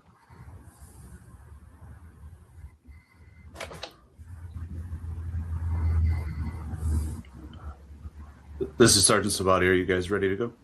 All set. Okay. Thank you for having me this evening. I'm Sergeant Rich Sabati. I work in the SFPD Legal Division. I'm filling in tonight for Lieutenant Hepler, who's unavailable. As seen in our written response, several statements from Lieutenant Ozel's communication require clarification. First, in regards to Lieutenant Ozel's flowchart, it's used to assist and provide internal guidance to members of the legal division who are handling requests, but it's not an official SFPD policy. Generally, SFPD policy is established by the Police Commission. SFPD Legal Division may provide internal guidance to members handling requests, but each public records request will be addressed on a fact-specific, case-by-case basis, and the response is ultimately dependent on the responsive records at issue and applicable legal standards for exemption. The SFPD Legal Division may also rely on the advice of the Deputy City Attorney in responding to PR requests, which advice is privileged and not subject to disclosure. Second, an inactive case is not automatically subject to disclosure. Such a blanket rule is not how SFPD currently handles PRRs, nor will it be relied upon moving forward. Each PRR is evaluated individually, as stated before. In many cases, it may be appropriate and fully supported by law for SFPD to withhold materials under the investigation privilege exemption for a currently inactive investigation. And we cite two examples here. One example is an inactive investigation where an SFPD investigator may temporarily move a case to inactive status while awaiting laboratory results. Once the results are received, the case will then be returned to active status. And then in another example, where a case will be placed inactive due to passage of time. However, the investigation isn't closed, nor the statute of limitations is run, or the district attorney hasn't indicated prosecution will not be sought. Moving forward, if a case is open inactive, or inactive, the SFPD Legal Division member handling the request should consult with the assigned investigator or unit and determine what, if any, information can be released consistent with the investigative privilege exemption. In this case specifically, yes, the Legal Division consulted with the officer in charge of homicide. We asked 3 questions, which were all answered. Question 1, can you please provide the Dudler case, or can you please confirm that the Dudler case is open and active? The answer is yes. The case is active and open case is currently being investigated by an investigator. Question 2, can you confirm the releasing of any case file records could potentially endanger the investigation? Yes, releasing any records with any active criminal case will endanger the investigation. And 3, lastly, is there any portion of information about the Dudler case file that could be released? And the answer was no, no portion can be released. The only information that should be released is the attached reward flyer. Finally, during our December 3rd meeting, the complainant alleged that the SFPD was a biased organization during the 1970s when the initial investigation occurred, and then contended that therefore SB 16 should release the case file. The complainant's attempts to argue SB 16 requires disclosure is not supported by law. And 3 minutes have expired. Okay. Thank you. Okay, members, what do we think about this one? Where do we want to take it? Can we see if the petitioner has arrived? Yep, petitioner, Mr. Stratton, you're still off mute as far as we're concerned, but we cannot hear you. Did you have any comments to make? Or if you're still having technical problems, please put something in the chat. If not, we're assuming that you have nothing to comment on. I'm not seeing anything in the chat. And he is unmuted as far as our system goes. So I think we can just start discussing. If for some reason he can fix or needs to jump in, we'll allow him that opportunity. Member Kumar had raised. Oh, Member Kumar, did you have your hand up? Oh, go ahead. Yeah, if you have a question, go ahead. Hi, this is Member Kumar. My question for you is, you have cited protection of witness safety as one of the issues for not releasing the documents. I wanted to understand, because this is a case from over almost 50 years ago, how long does the SFPD, hold on to documents about witnesses? Because this is not like a recent case. It's because it's a case that's pretty much unresolved. So can you please shed some context and light on how long you actually hold on to these documents in citing witness safety? I believe we're claiming the open active investigation exemption. I don't see where the witness safety is, but typically the case is, well, it can remain open as long as the statute of limitations hasn't expired. So in this case, it's a homicide case. There is no statute. As far as how long each file is maintained, I don't have information on it. Member Adams. I had a Oh, I'm sorry. Yeah, Did you have I have a follow-up. Oh, okay, go ahead. So, the witness safety part is on page 4. And I wanted to also say that you have said that it's been said by the petitioner that, this has been, eroded to the point of non-existence by the passage of 5 decades. So are you saying that this case hasn't closed even after 5 decades? And if it hasn't closed, can you give us some context about why it hasn't been closed? Like what was the particular reason? I can only answer based on what we were provided by the officer in charge of the homicide detail. They believe the case is still active and open, and they say they have an investigator assigned to the case. So I believe that means that they would have some belief they could find a suspect and then bring them to prosecution. So this is just out of curiosity. So if there are these multiple open cases for even say 100 years ago, the SFPD has no policy to release any documentation. Like there should be some timeline after which you can release. I know the Zodiac killer documents were released. The Zodiac killer was never found. I don't know the specifics on how long it would go, and I believe the Zodiac was released. As far as I'm aware, that was released publicly by somebody else, not exactly all through the SFPD. It was like a former employee that got it out into the public domain. My concern here is, as a journalist myself, if the department is holding on to documents from so many years ago, these documents are important for public interest and safety, journalists should be allowed to do their job. And if they're not being given the documents, they're not being allowed to do their job. So that's what my concern is. There should be some way for the journalist to access some form of documentation. It can't be just to understand the active investigator on this case. How long has the investigator changed? Is there a new investigator assigned to the case? I've never worked in the homicide detail, so I don't know how their changeover in cases goes, but due to the length of the case, I would assume that it's been changed over a few times. How does this work? Say I'm a journalist and I want these documents. How many departments does it have to go through for approval? Typically, you would put a public records request through our public records request portal on the website. Once we receive that request, it would be assigned to one of our legal assistants. And then, as stated in our written response, in this case being a homicide, they would reach out to the assigned unit, so the officer in charge of the homicide detail, and then ask for a case status and ask them, since they're the person most knowledgeable, if anything can be released from the file. So basically, it seems like... Member Kumar, not to interrupt, but we already hold a full hearing on this item. This particular discussion that we're supposed to have tonight is specifically focused on the communication from December 18th. We already spent way over an hour on this in a prior meeting. So if you could tailor your questions about the December 18th memorandum, that's really the only thing that was continued to this meeting. Okay. No, I just wanted to understand the process, because it sort of seems like it's going to be very difficult for any journalist to get documents from the homicide department. So anyway, I'm done with my question. Okay, Member Adams? Yeah, quick one. I was curious about Mr. Stratton's argument about state law and discrimination.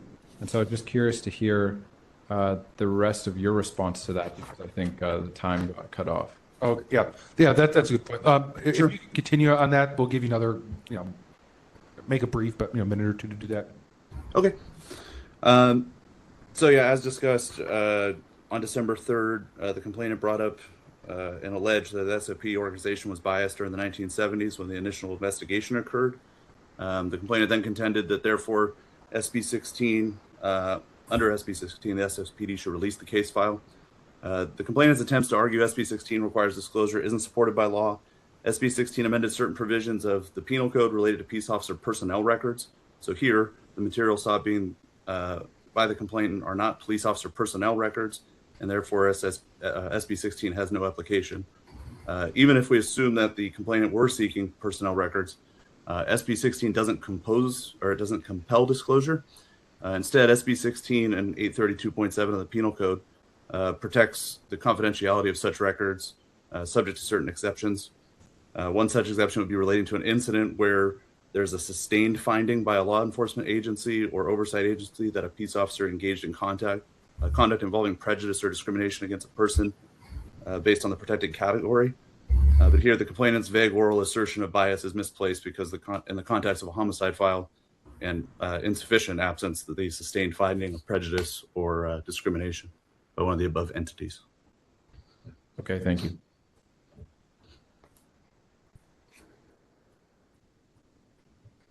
Okay, here my thoughts on this one. Just in my mind, I'm kind of comparing this to what we heard on the it was the zebra murdered one, where we had several, actually a lot of files that apparently ended up being turned over subsequent to an order that we made.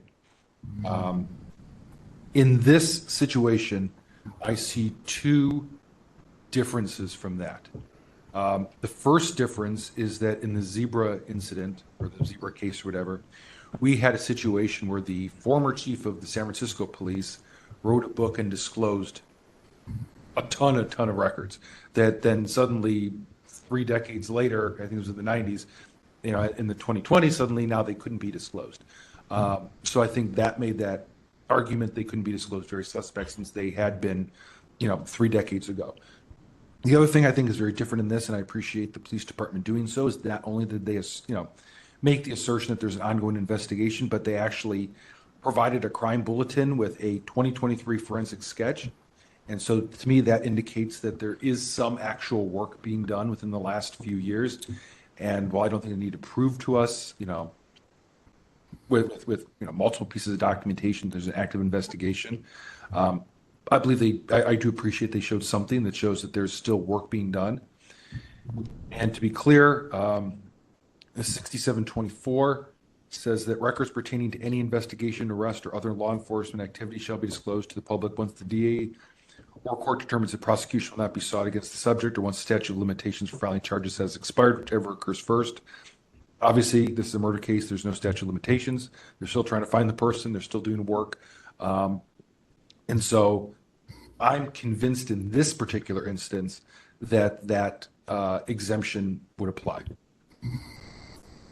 Member Pilpel, I see your hand now. I don't disagree with anything that Chair Yankee said on this matter.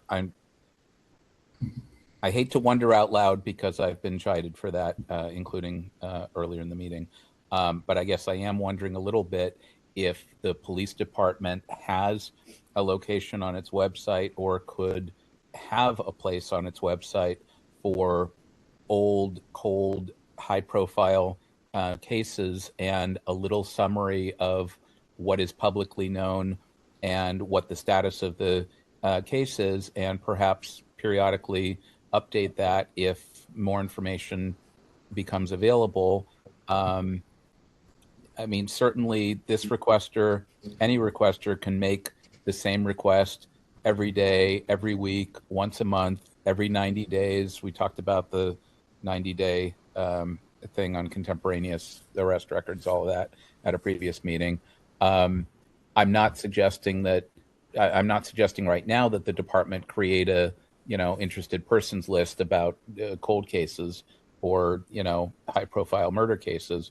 But if there's some way to gauge public interest in those types of things and provide whatever information can be made available. Okay, member Pilpel, again, we're way beyond the limit for this. So if you have specific comments about the memorandum on December 18th and the violation, we have to keep it focused for the rest of this meeting. That's fine. I I'm not sure that there's anything else that we can do on this matter tonight, but I just wanted to encourage the PD to think about those things. Thanks. Point made. Okay. Member Schmidt.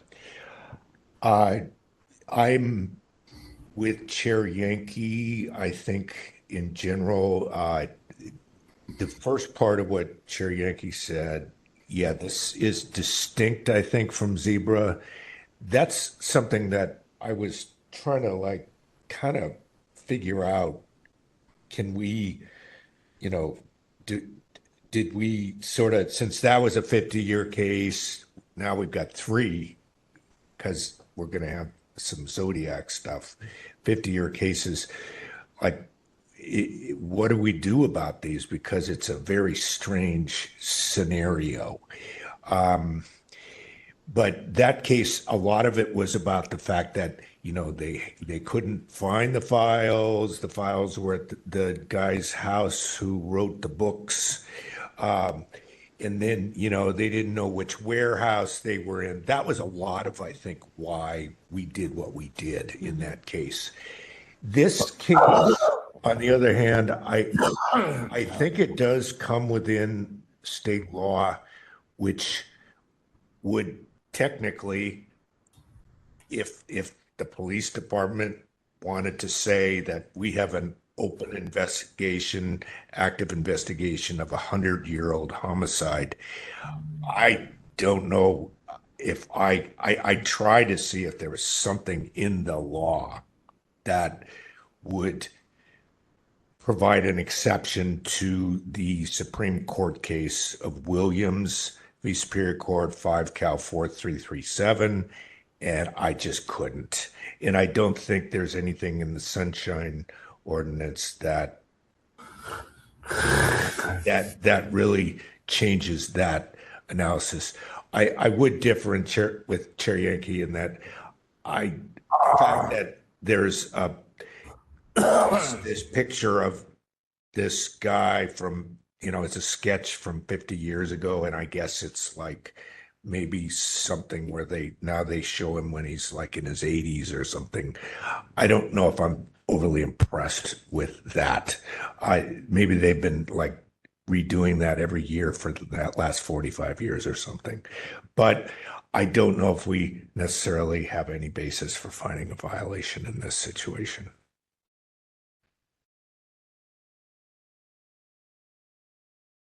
Anyone else? Okay, to keep things moving, I'm going to move to find no violation in this matter.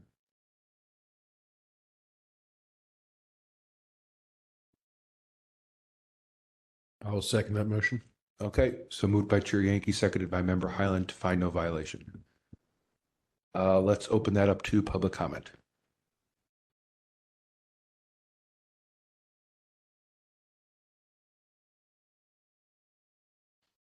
My apologies, I keep losing my page.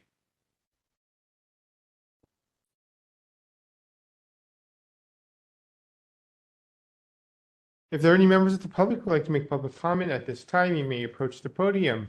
If you're online, you can press *3 if on the telephone to raise your hand.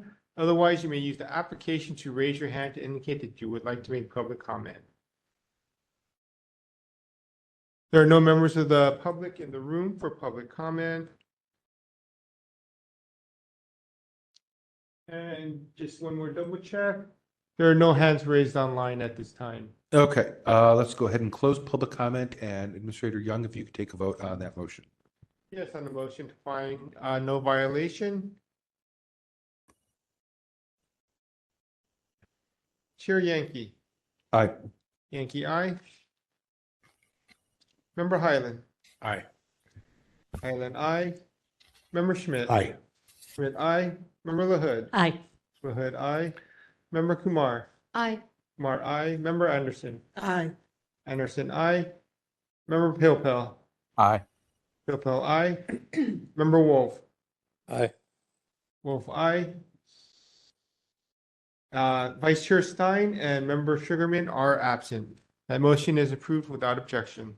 Okay, thank you to the parties who showed up, and we will move on to item number 12. Okay. Thank you for your time. Item number 12 is a complaint filed by Paul Kitna against San Francisco Municipal Transportation Agency for allegedly violating Administrative Code Section 67.21 by failing to respond to a public records request in a timely and/or complete manner. On July 22nd, 25, EOTC found that the task force has jurisdiction and referred the matter to the task force for hearing, and to warn the San Francisco MTA that not sending an authorized representative to a full hearing would be a violation. On August 6, 2025, the task force found the MTA violated Admin Code Section 67.21B.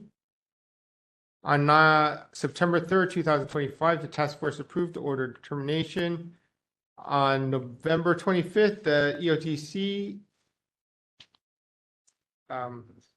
on December 30th, 2025, the Compliance and Amendments Committee referred the matter to Chair Yankee for reassignment at his discretion, noting that the respondent requested a continuance and the petitioner did not agree to the request. Okay, so let's see who is here today for either so is Mr. Kaniha here and someone from SFMTA? If you can raise your hand at this time.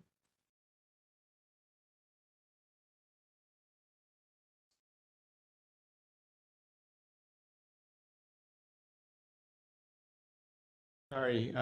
Okay, I see. I saw, oh, there it goes. I see the two hands.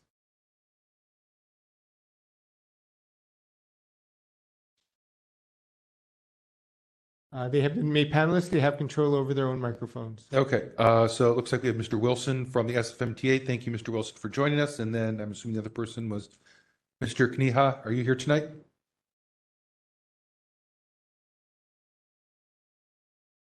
I saw a raised hand with the phone number, and I moved that to the, let me unmute them. Maybe they're having problems unmuting today.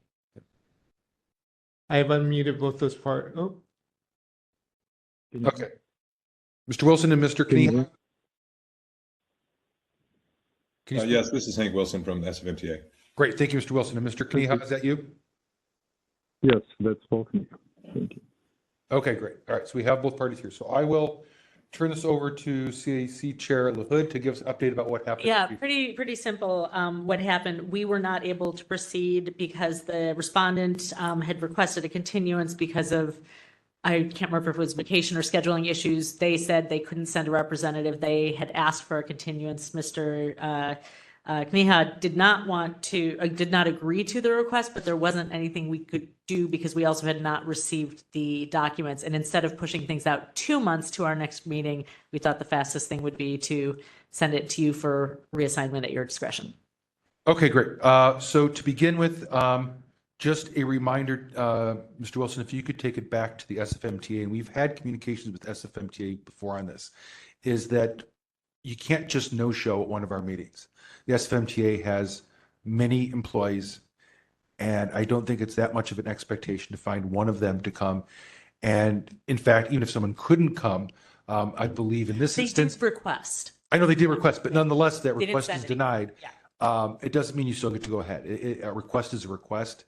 But if the petitioner doesn't agree to said request, then someone still needs to come.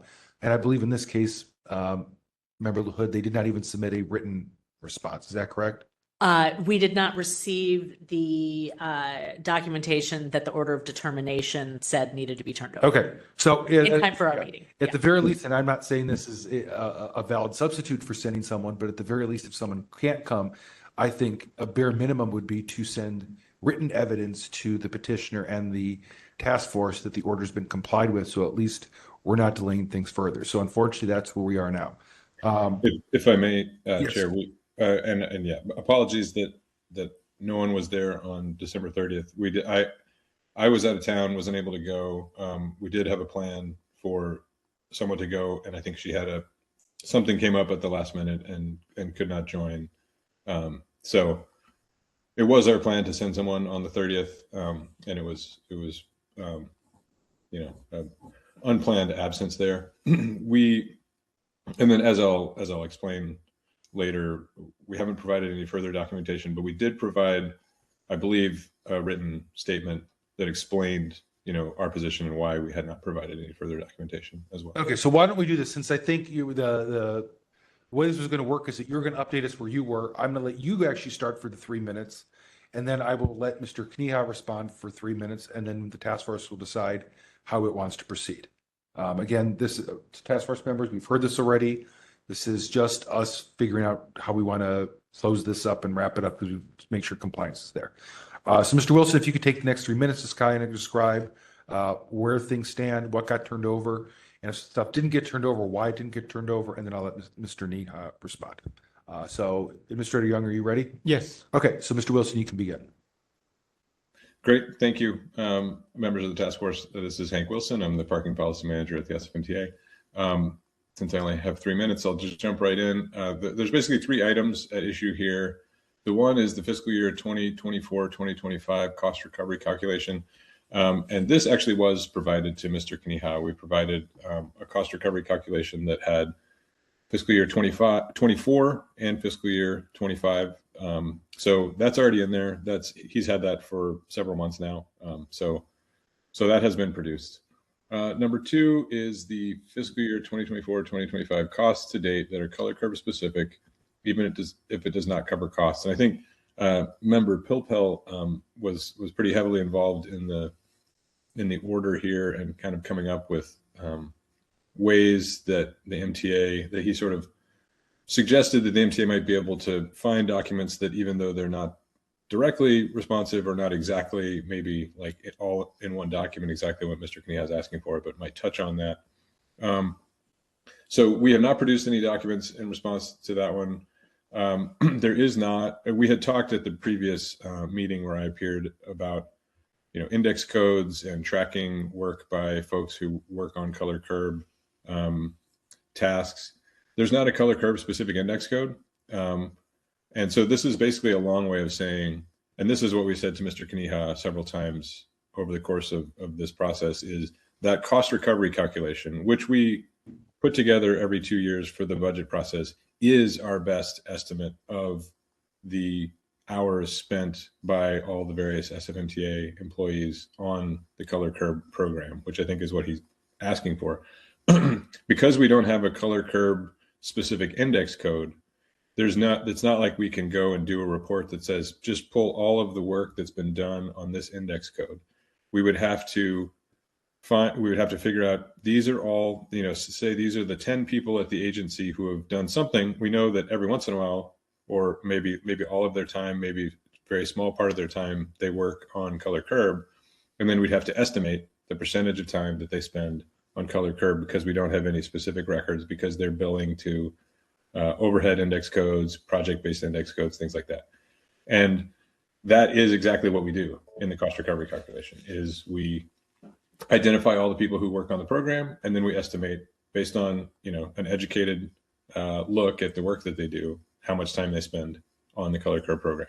So what we have already produced in the form of the cost recovery estimate is the best evidence that we have. And all we would be doing is literally just recreating that because there's not a color curve specific index code. And then finally, Mr. Knieha has been asking about this performance metric about. You can go ahead and continue about the performance metric. Okay, sorry. Yeah, I know I promised I'd be quick. And Mr. Knieha has been asking about a 90% performance metric for something about completion of color curb requests. And as we've said multiple times, that is not a metric that exists. It's not something that we adhere to. It's not something that we measure ourselves against. So we don't have any sort of, we don't have documents that relate to that, because it's not something that we use. I think Member Pilpel suggested pulling records from Salesforce for like every Salesforce case for the color curb. We have not done that because it would involve IT writing a custom report to extract all that data. We'd then have to review all of it and redact all personal information, because there's a lot of personal back and forth with various color curb applicants and anyone else. We think this would take at least 100 hours of staff time and wouldn't actually be responsive to the question, because again, that 90% metric is not something that we use. So that's the explanation for how we've responded to Mr. Kaniha. All right, Thanks. great. Thank you, Mr. Wilson. All right, Mr. Kaniha, you'll have 3 minutes to state where you think things are at. Please let me know when I can start. You can begin. You can begin. Good evening, everyone. Good evening, everyone. Before you start, we're getting you're a little bit muffled. If possible, if you can get closer to your phone or do what you can to get a cleaner transmission, it would be appreciated. Sorry, is this any better? Or is it the same? Slightly. We will do the best we can. All right, go ahead. How about now? Is this better? That's better. Okay, great. All right, so my name is Paul Kaniha, and the request that I submitted was for basic financial information about a very specific program. That program used to exist on a cost recovery basis, meaning that all of the staff that was working in this program time was carefully tracked, and projected estimates were made on the estimated cost of the program based on mostly staff time and other expenses. And at the end of fiscal year, those numbers would be compared, estimates to actual numbers, number of hours spent and expenses, because this information is crucial in order to set the fees for the next fiscal year. And this practice existed ever since SFMTA was created, and it was designed specifically for the purpose of making sure that no public funds are spent on a service that is essentially, if anything, taking away a commodity of parking from general public and giving it for other, usually more private use, which is not illegal, but it's still, the idea was that this activity certainly should not be funded by public funds and by taxpayers. And Colloquy program, SFMTA, has decided to quietly walk away from this program, even though it was working completely fine. And at the end of fiscal year, budgets were compared, and they were pretty on par for the most part. And then they claimed that their expenses went up so much higher that they have to offset those with public funds from general fund to run the program operational. And that's the information they requested. And this is not something new. Mr. Wilson is lying on the record. We can submit a record because all of those records exist right before Mr. Wilson pretty much took over the program. And same thing applies with performance metrics. Every month they were reported together with the other key performance metrics, transit performance, number of signs fixed, number of emergencies responded for down infrastructure. All of that information, performance metrics, number of cases responded within set time limits. And for Colloquy program, ever since the program existed, it was always 30 days. And every month it has been reported. Okay, Mr. Kaniha, if you could wrap it up. Yeah, I'm wrapping it up. So this information always existed, has always been tracked. Mr. Wilson is lying to you by saying that it is somehow now impossible to do.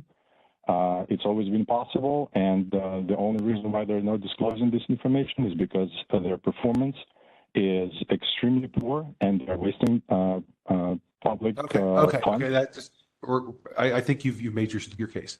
Thank you. Sounds good. Okay, members, what do we want to do with this one? Member Pilpel, I think most of these requests were ones that you had made. So I don't know what your thoughts are on this. Again, trying to be brief. I think it would have been better if MTA had responded to the November email from Administrator Peterson summarizing what had happened to date. Even if someone was unable to attend a meeting, I think responding to an email is helpful. And if that relayed the information that Mr. Wilson provided tonight, we might not be here talking about this tonight. As to the two items that seem to be missing, I'm not sure how much more time I want to invest or that we want to invest in this if MTA is tracking costs or revenues or costs differently than the way they used to because of a new financial system or budget process or whatnot. Then, you know, what exists may exist and what doesn't exist doesn't exist. There's a lot of, if you're going to invest $1 million to try to track down, you know, what's going on with 10,000, that seems kind of silly all the way around. If you're going to spend 10,000 to try to track down where's $1 million, that seems a little better. You know, better yet, if it only takes 5 minutes to, you know, write a query and produce a report, that seems like a good use of time. As to the performance metrics, if the way that they are tracked allows a query to be constructed without revealing each individual case or personally identifiable information, and simply can show for each color curb request what was the elapsed time from the initial request to the closeout, that seems like that would be on point. If that's too hard to do, then it's too hard to do. So those are my thoughts. I'm not sure I want to, again, spend more time individually at a committee or at the full task force on this. Thanks. Thank you, Member Pelpel. As I think Member Anderson often reminds us, we often need to know where our usefulness ends, and not to put words in our mouth in this particular case, but that's kind of where I'm at for this one, along the lines of what you said as well, Member Pelpel. I kind of think that we've done what we could, and I don't see much value in continuing to discuss this matter further. I think what's been turned over is the best we're going to get, and if other stuff isn't available, then I think we have to go under the assumption it's not available. I mean, I think the closest parallel is the cost of doing business calculations under the MCO, or minimum compensation ordinance, and we spent a lot of time with those couple of requesters, and some departments tracked it in a way that was more easily disclosable and others didn't. And at some point we just said, you know, what's available is available and what isn't. Sorry, we might want to do it differently, but that's all that there is. So I'm thinking we should just close this matter. I don't know if anyone disagrees with that. So moved. Okay, so motion by Member Highland to close the file. Do we have a second for that? Second. Seconded by Member Anderson. Okay, let's open that up to public comment. Just clarification on the motion to close the matter. Did you also want to move that they've complied with the order of determination, or? I think we don't need to make that type of finding. I think we're just closing it, and it is what it is. Because we've done what we could. Yeah, I don't think we need to make a finding that it is or isn't. Yeah.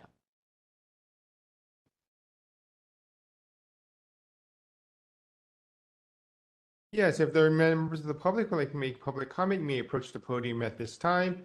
If you're online with us, you may press *3 on the telephone to raise your hand. Otherwise, use the application to raise your hand in case you want to make public comment.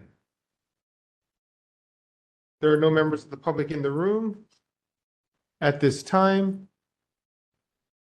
We have one hand raised at this time. Okay, let's go ahead and we'll have 3 minutes for public comment. Caller, you've been unmuted. You may begin. Well, bless my soul. A double L Wilson.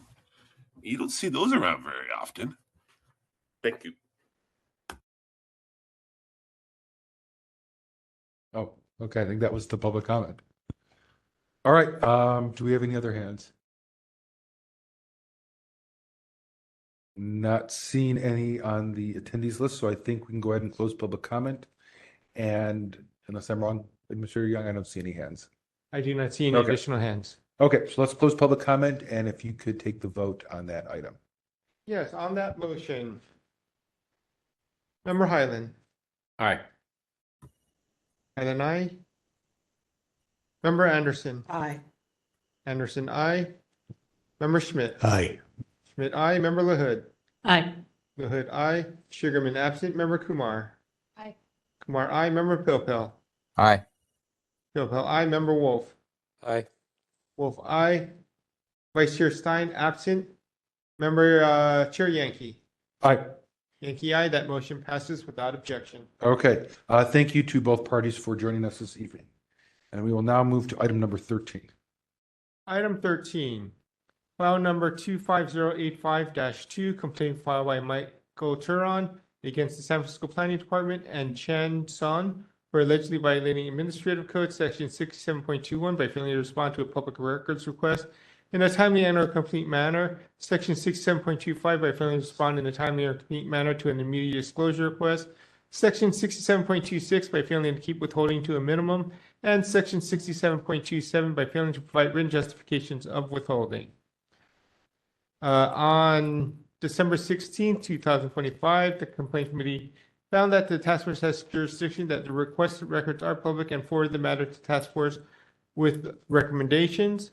On January 7, 2026, under file number 25085-1, the task force accepted the recommendation of the complaint committee to dismiss Hugo Cabrera from this complaint, and for the reason that there are no cognizable claims against him, since only the city attorney is legally the supervisors of records.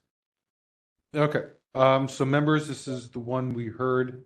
Actually, before I begin, let's make sure that we have the parties here. So if you're a party to this matter, if you could raise your hand.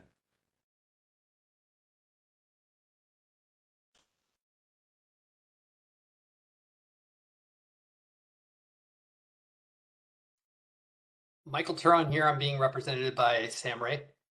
Okay. And Sam Ray is here.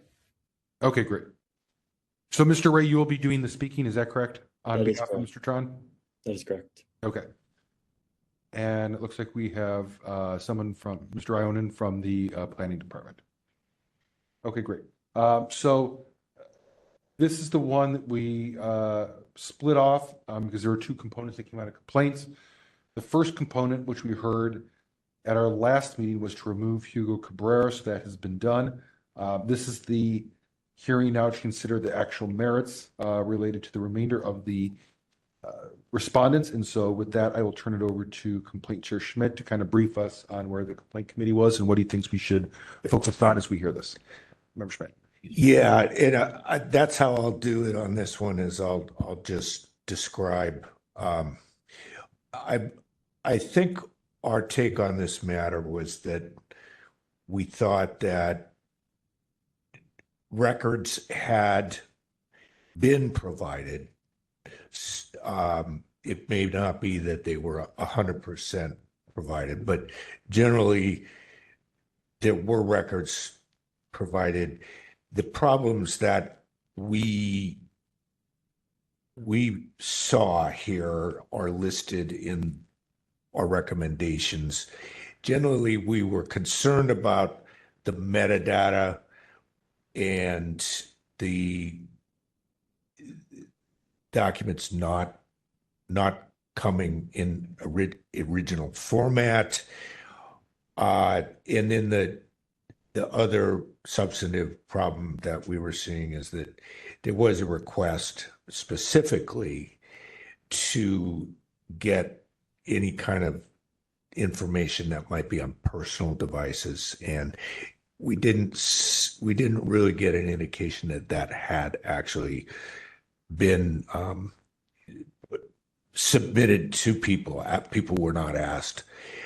So there may be public documents out there.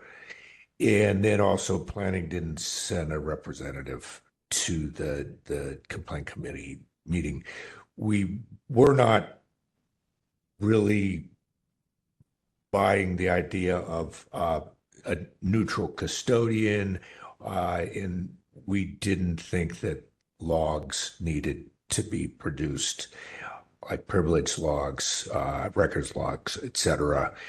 This is not a court case. This is a task force matter. I think that's sort of our take on this. Okay, great. All right, so let's go ahead and begin. We'll start with 5 minutes for, I believe it'll be Mr. Ray on behalf of Mr. Turan. Thank you, and thank you, members of the task force. As you can see from our brief, which is on page 70 to 76 of the packet, there's essentially 6 violations of the Sunshine Ordinance and the CPRA. And I appreciate the briefing before. And it's correct that the first one that we take issue with is the lack of production of documents that would be found on personal devices. That was specifically requested by my client in the initial request. In response, the department stated on August 12th, 2025, we have no records to produce in connection with the text messages. My client was then able to independently obtain a text message thread from July 1st, 2025 between Board of Supervisor member Jackie Fielder and Richard Sucre of the San Francisco Planning Department that would be relevant and responsive to the initial request. And those text messages are on page 112 to 115 of the packet. And our position is that public records don't cease being such when they're sent from a personal device or an account. That's consistent with the law, specifically the City of San Jose versus Superior Court case. And I think it's notable that my client specifically requested in the request that personal devices be searched for relevant records. And likewise, the same thing with the failure to produce the metadata. That's something that my client specifically requested.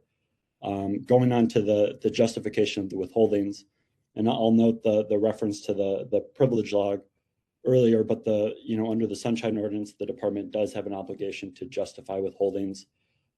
They did justify some withholdings with respect to attorney-client privilege and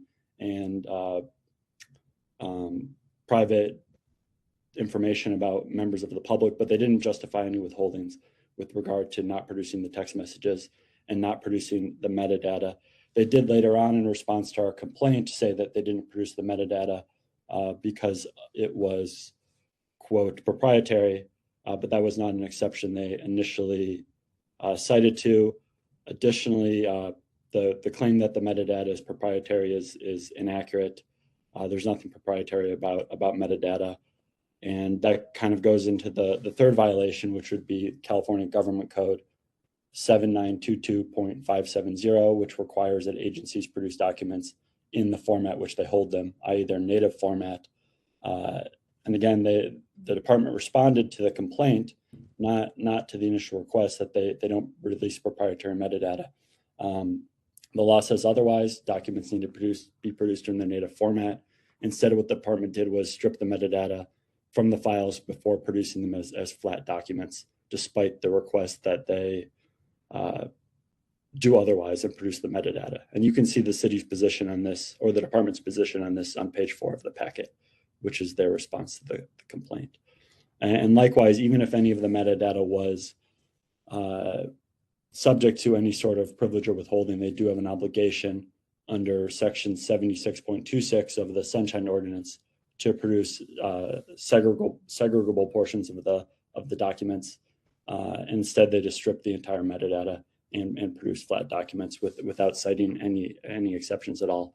So that would be the fourth violation.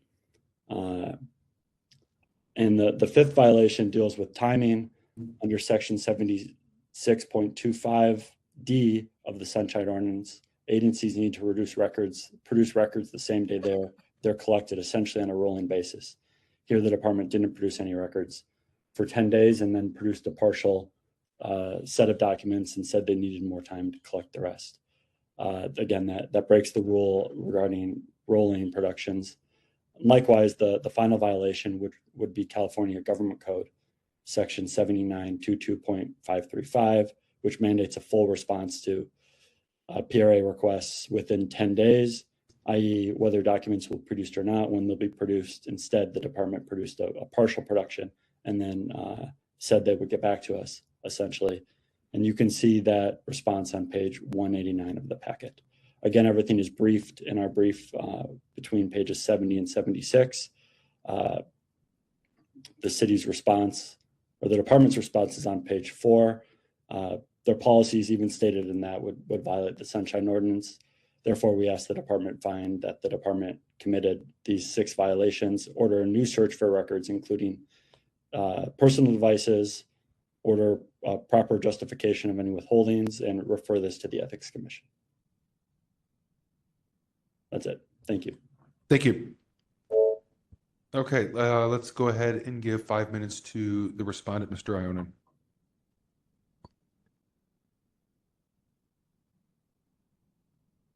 Mr. Ionin, your microphone is still muted.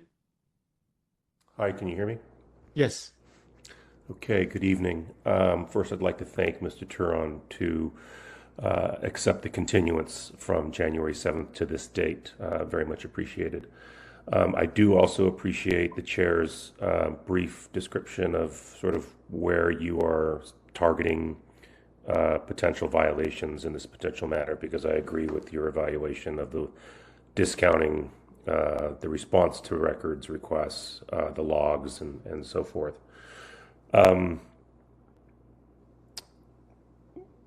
The department has done numerous extensive record searches and has responded to each of these requests from both Mr. Ray and Mr. Turon.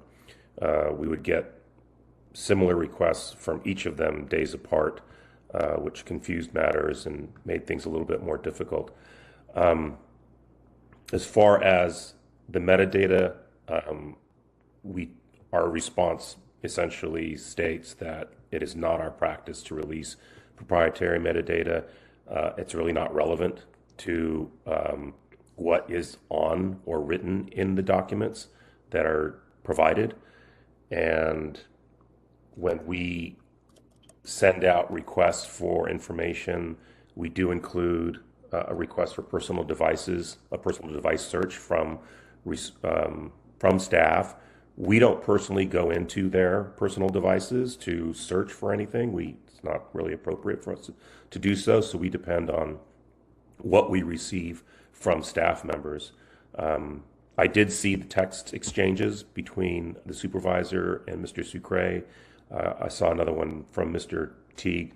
I don't know how those were obtained or from whom, but it sounds like Mr. Turon was able to secure some of them at least. And as far as the rolling records production, given the voluminous nature of the responses required, the number of searches, and the requirement to redact certain information from them, I mean, we collect them and then we have to go through them and scrub them before we release them. We don't just simply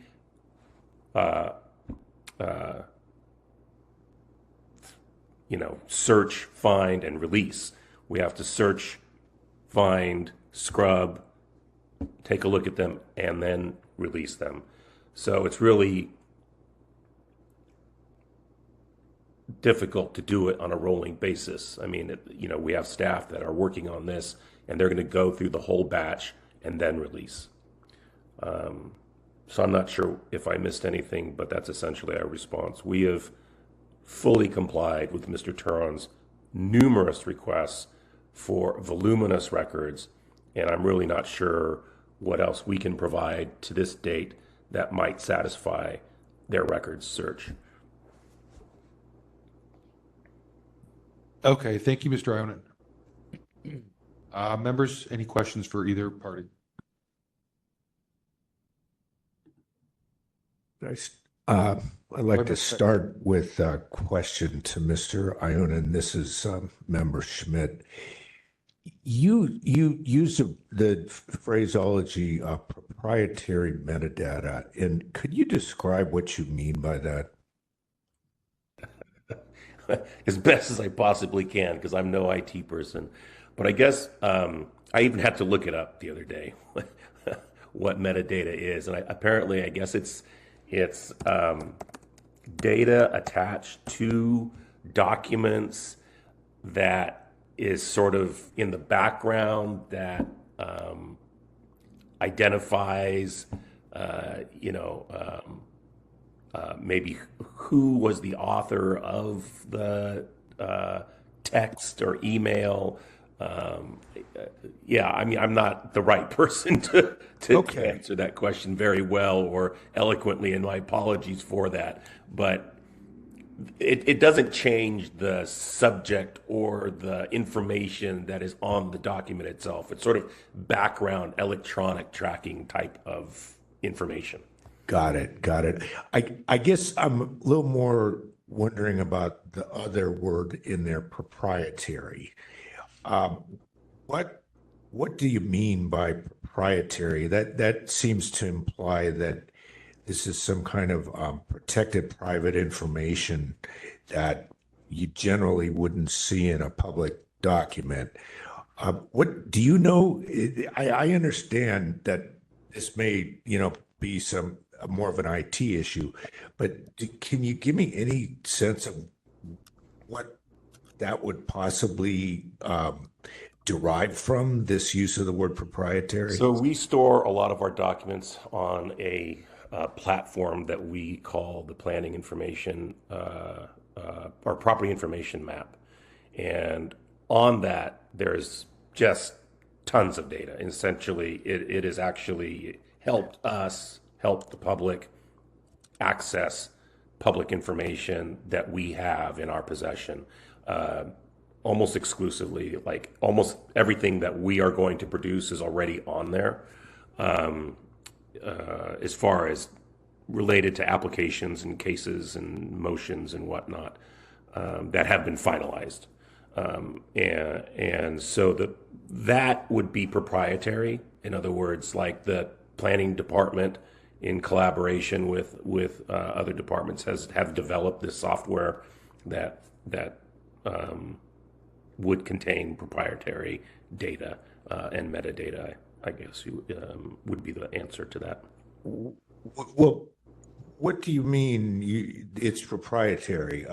You're saying that you're proprietary to me seems to imply that you're in some kind of business where you get to protect your information from even other parts of the city. But I would think that this is all public information, is it not, in this database? It is, but not how it's created, I guess, is where I'm getting at.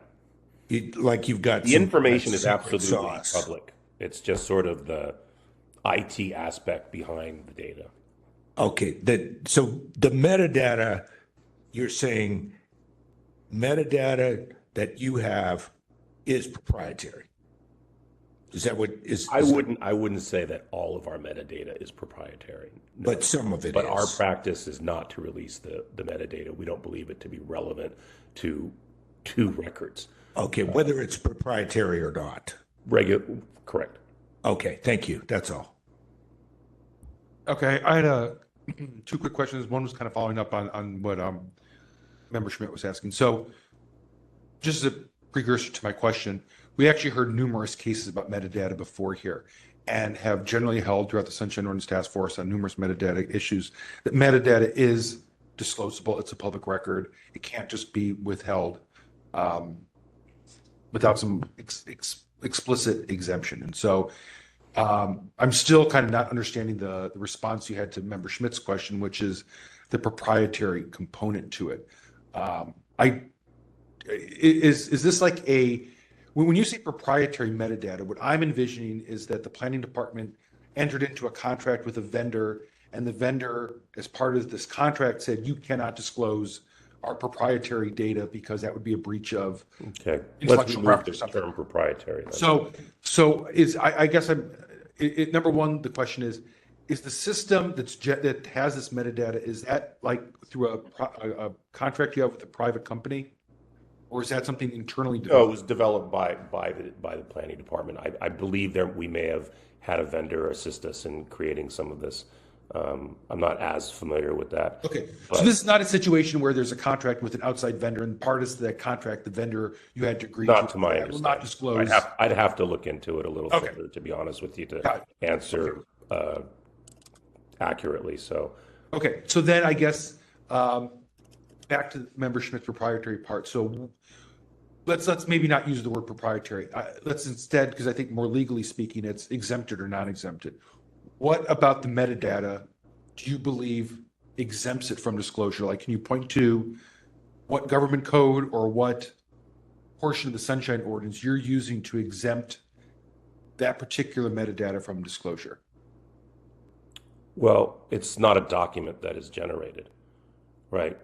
The public records don't have to be, right, but public records can, that's why I prefaced my question with, we've held that metadata is a public record. Public records are not necessarily just documents. It can be data more generally. So is there a specific thing, law you can point to? And maybe not. I'm not trying, this isn't like a gotcha question. I'm just. No, there isn't a specific law that I can point to. Okay, so the department's position is that releasing metadata was on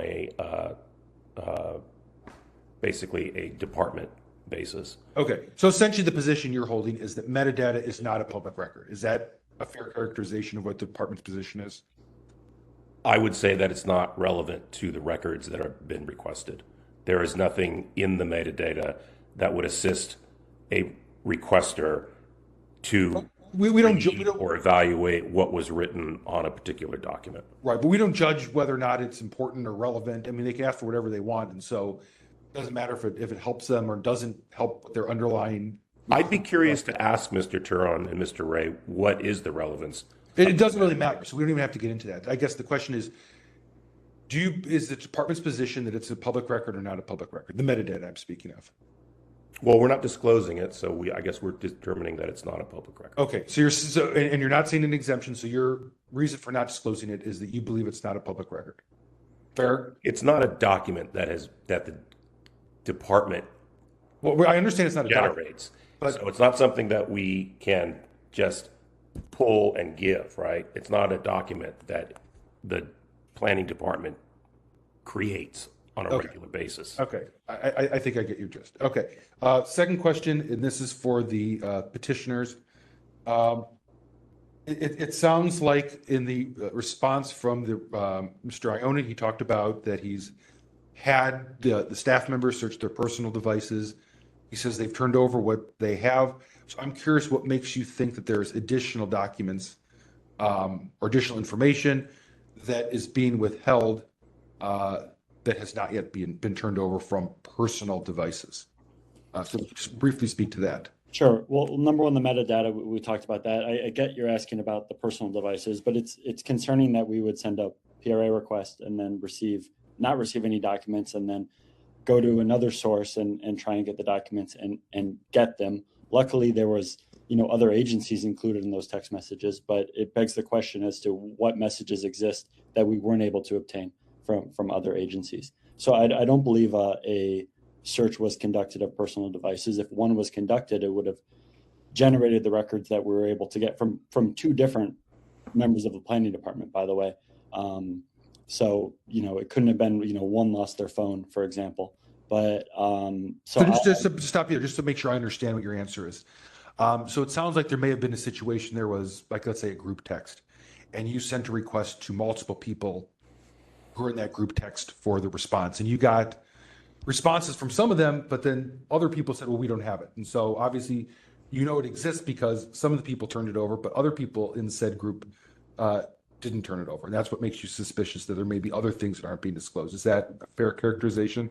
That's correct. And, we don't know what we don't know because we don't believe a search was conducted. But yeah, we obtained records from other city agencies where they did search their personal devices. And so luckily members of both city agencies were on that text message, but I'm presuming that, a search wasn't conducted. Otherwise, perhaps more text messages on personal devices. Because essentially the same document should have been provided by person A and person B because they were both parties to that communication, but you only got it from person B, let's say, and person A somehow didn't have it. That's what you're saying. Correct. And that would be from the Board of Supervisors and the Department of Building Inspection. Okay. I think those are my questions and you've answered them very well. Thank you. Thank you. Member Pilpo. Yes. First to our Deputy City Attorney. It appears to me that Mr. Ray looks like is a law partner of Nick Cola, who was one of your predecessors advising the task force. Does that cause any problems or issues, or no problem, no issue?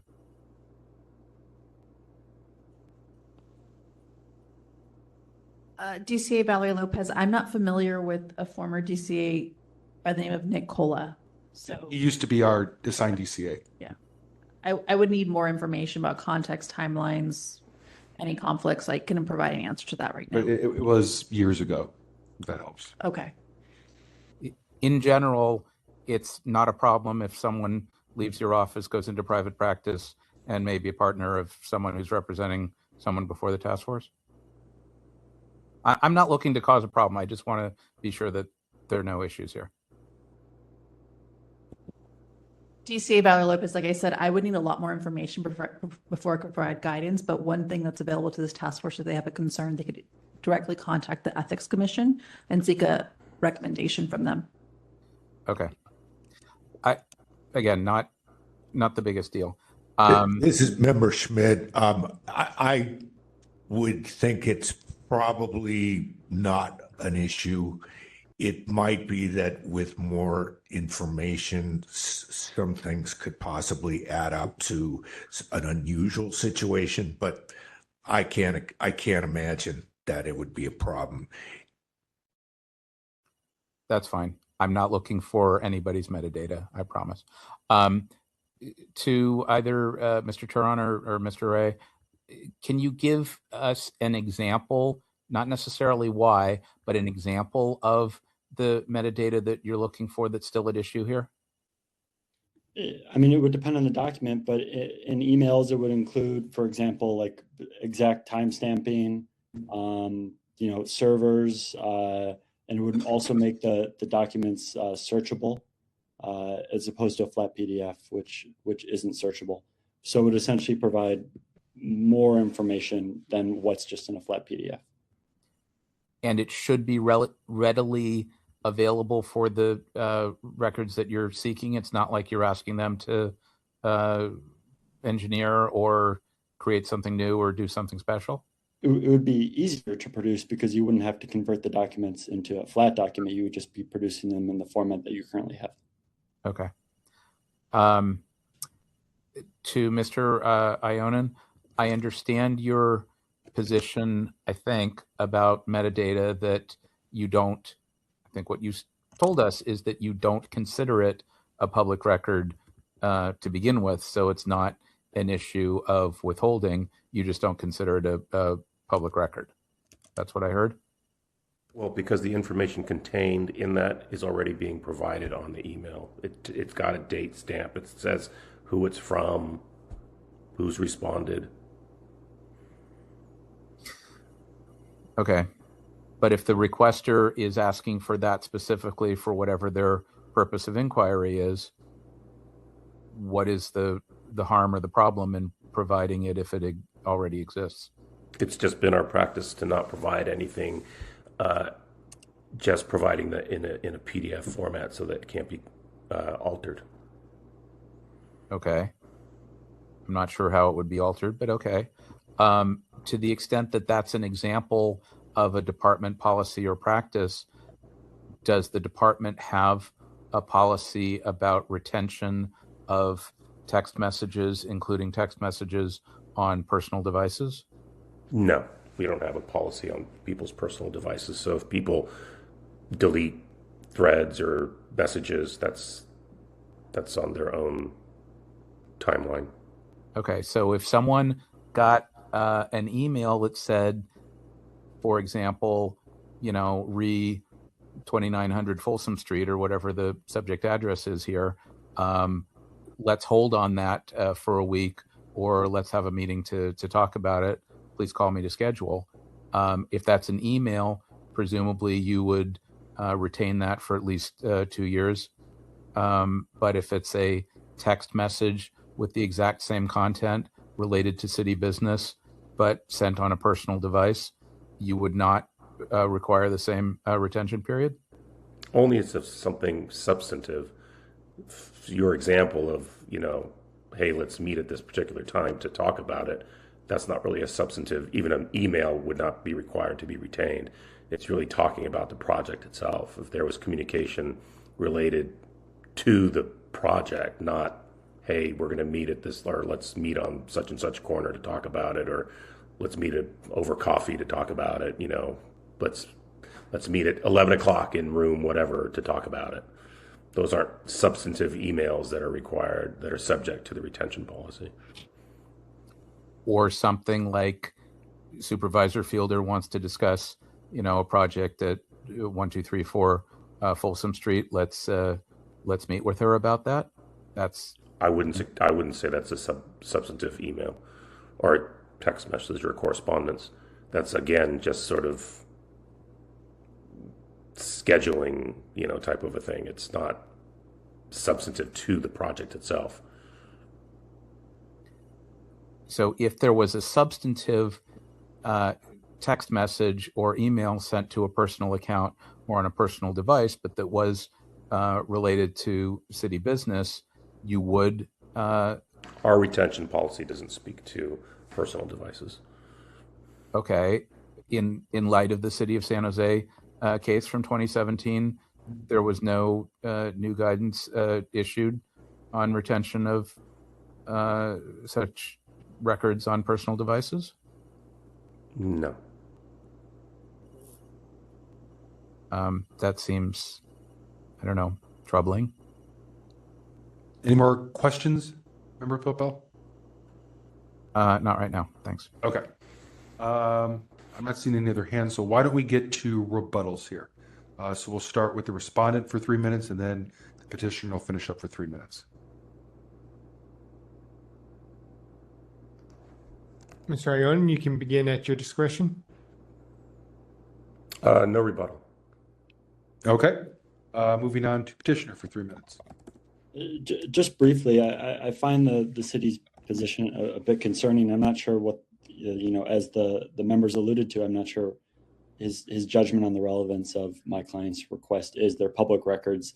I don't think there's one way around, how important the records are in the mind of the department as to whether or not they should be produced. And that would pertain to the text messages and also the emails. It's also concerning about the retention policy as it pertains to personal devices, as the members alluded to in light of the City of San Jose case.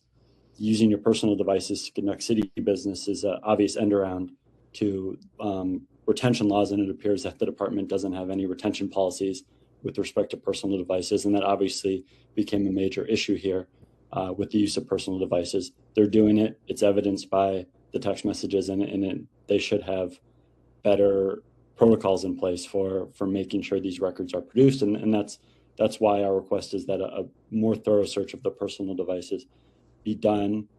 And I would also cite the Good Government Guide, and it provides guidance on the fact that personal devices need to be searched, and also departments need to have retention policies with respect to personal devices. And with that, we thank the task force for their time, and we submit. Thank you. Thank you. Okay. How do you want to proceed on this? To get the discussion going, I'm seeing two major issues on this one. First one is metadata. For those task force members who've been with us for a while, this was an issue we explored, and I think we did it quite extensively in our IT committee, and then we had further discussions at the full task force level. And I think we came to the decision at the time. Again, it's not necessarily binding on us today, but we certainly did at the time.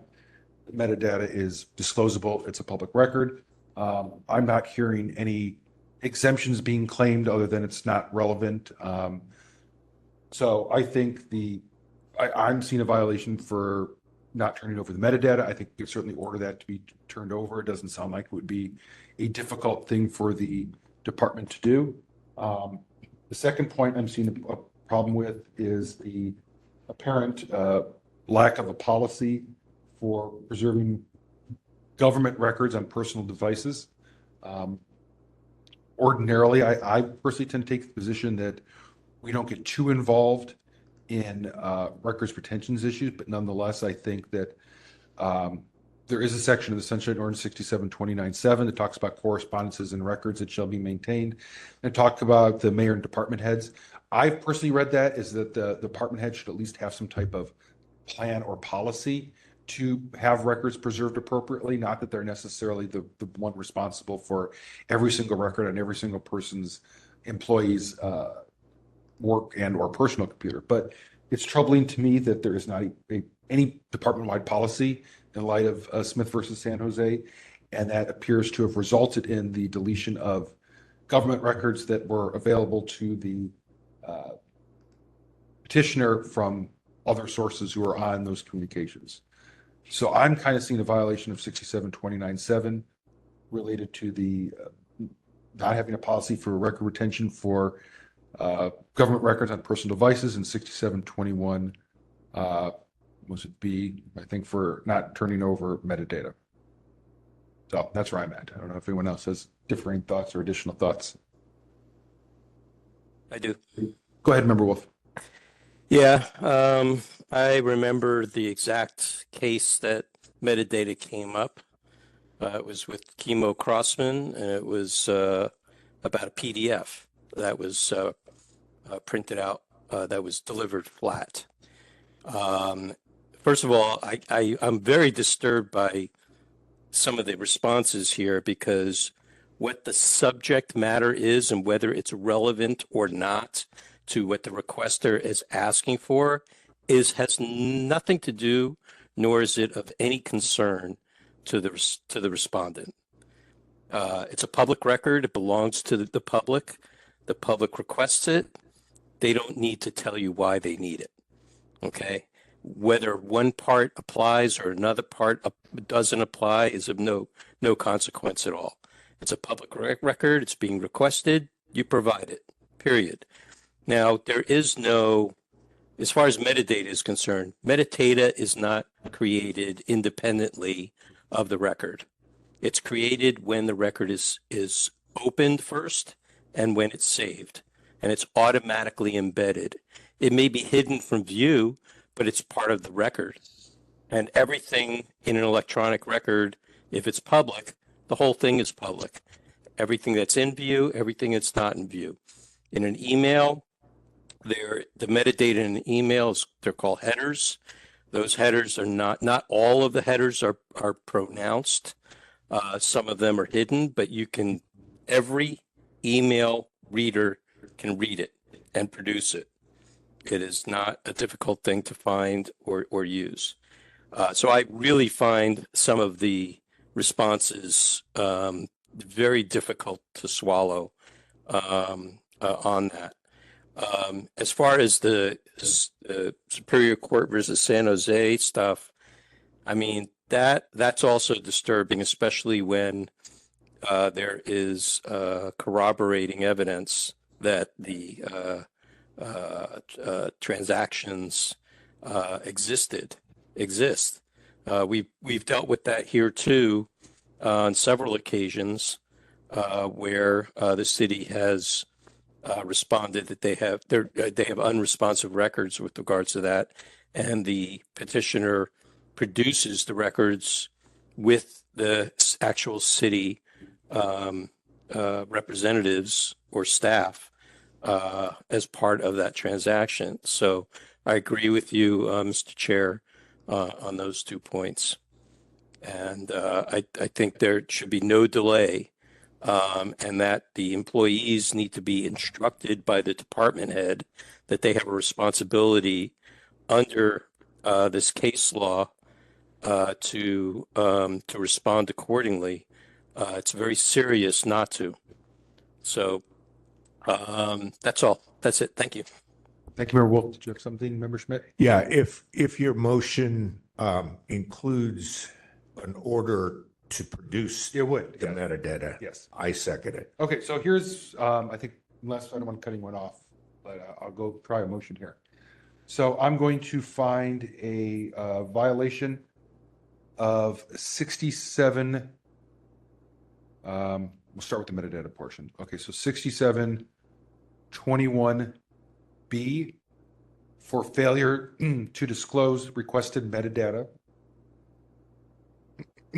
And 6729-7A for failing to preserve in a professional and businesslike manner documents and correspondences.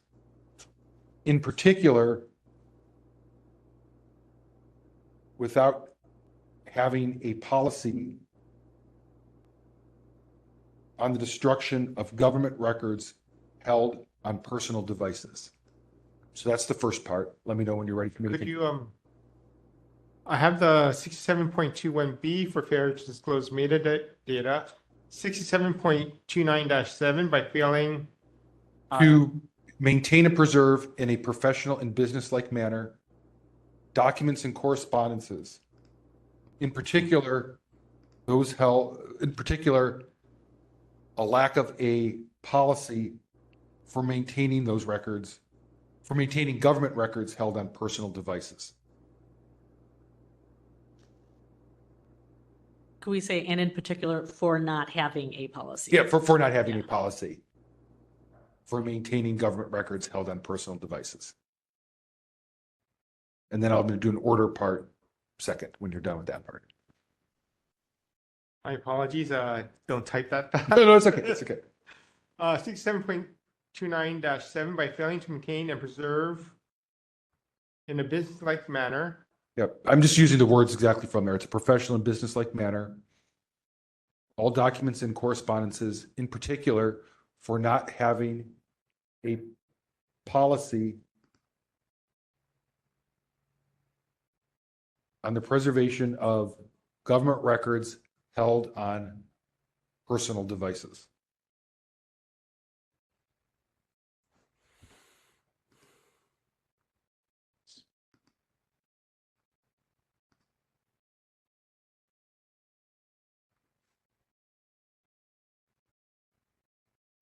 Let me know when I can go ahead.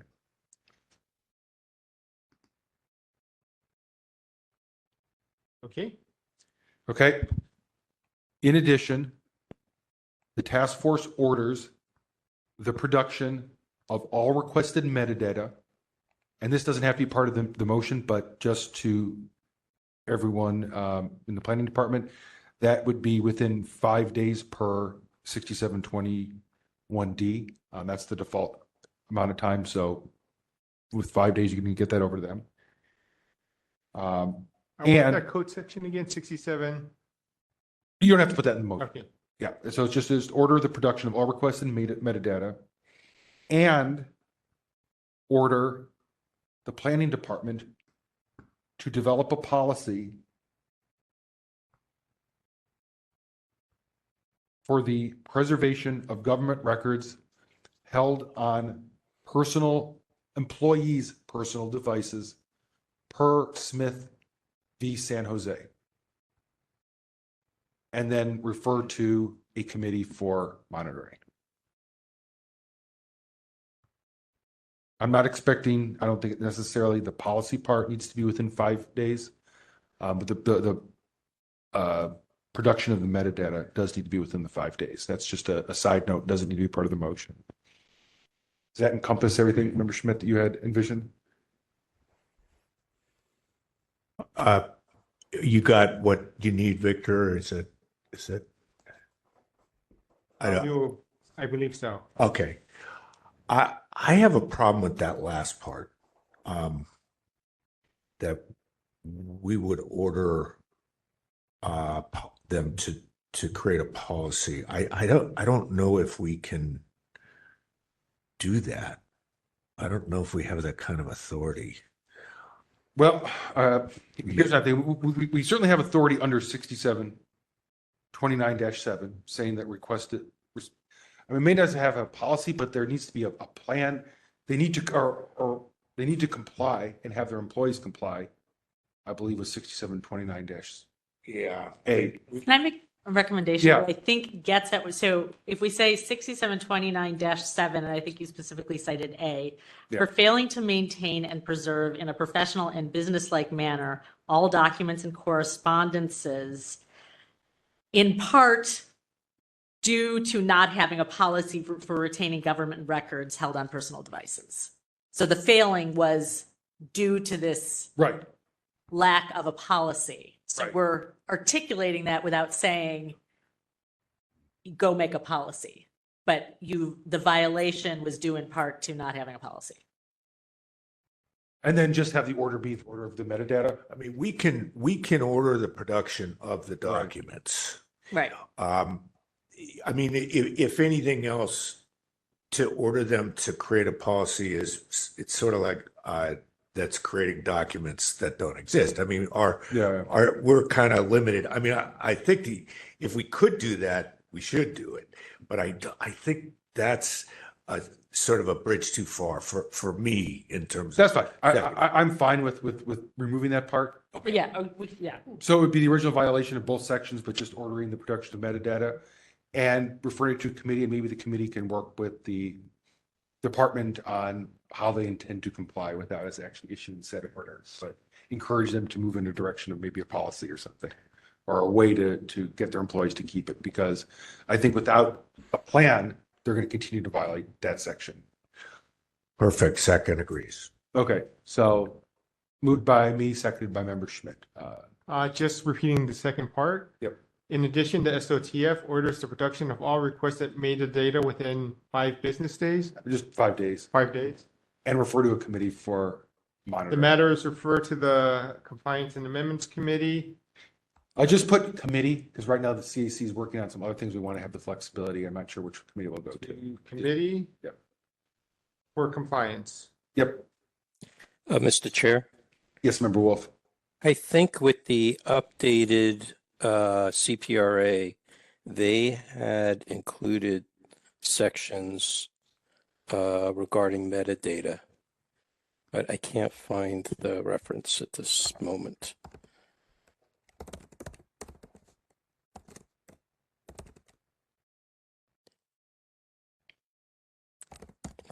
It's neither here nor there because our ordinance covers it. Yeah. But just so we know, we should probably make sure that we, some of these very specific things need to be, we should become aware of them. We could add government code 7922.570, which talks about unless otherwise prohibited by law, any agency has information that constitutes an identifiable public record not exempt, and it says agencies shall make the information available in any electronic format in which it holds the information. The agency shall provide a copy of an electronic record in the format requested if the requested format is one the agency has used to create copies for its own use or for provision to other agencies. I mean, so I think that would cover the metadata portion. Yeah. I think that might be what you're referring to. There's all I have is a description. I don't have a specific code section, but this basically says as of January 1st, 2026, the CPRA requires state and local agencies to provide electronic records with embedded metadata as, quote, computer data, quote unquote, and electronic files are explicitly included in the definition of public records. Oh, that might be a new part of the act. I don't think we need to find it necessarily for this, but that's certainly something I think the committee could use if there's not compliance. Yeah. Okay. Okay. Ready to move to public comment? All right, let's do that. Mr. Chair? Oh, yeah, I'm sorry. Member Pilpel, did you have something? Yeah, I'm with you on most of this. I may have to divide the question because I'm not sure that I'm with finding a violation of 29-7. I'm just concerned that if we start to do that and use that as a basis to order departments to create certain policies, that we could be at that all the time on a variety of things. My general sense has been that there's only a violation of 29-7 if a department's record keeping system is so mucked up that the records room is in disarray and they can't find email or electronic files, and it's really that problematic. I understand that others may have a different view of it, but I'm just, I guess I'm not yet persuaded that 29-7 is the right thing to find a violation of. I have no problem requesting that the department create a policy in light of the city of San Jose, et cetera. And I have no problem finding a 21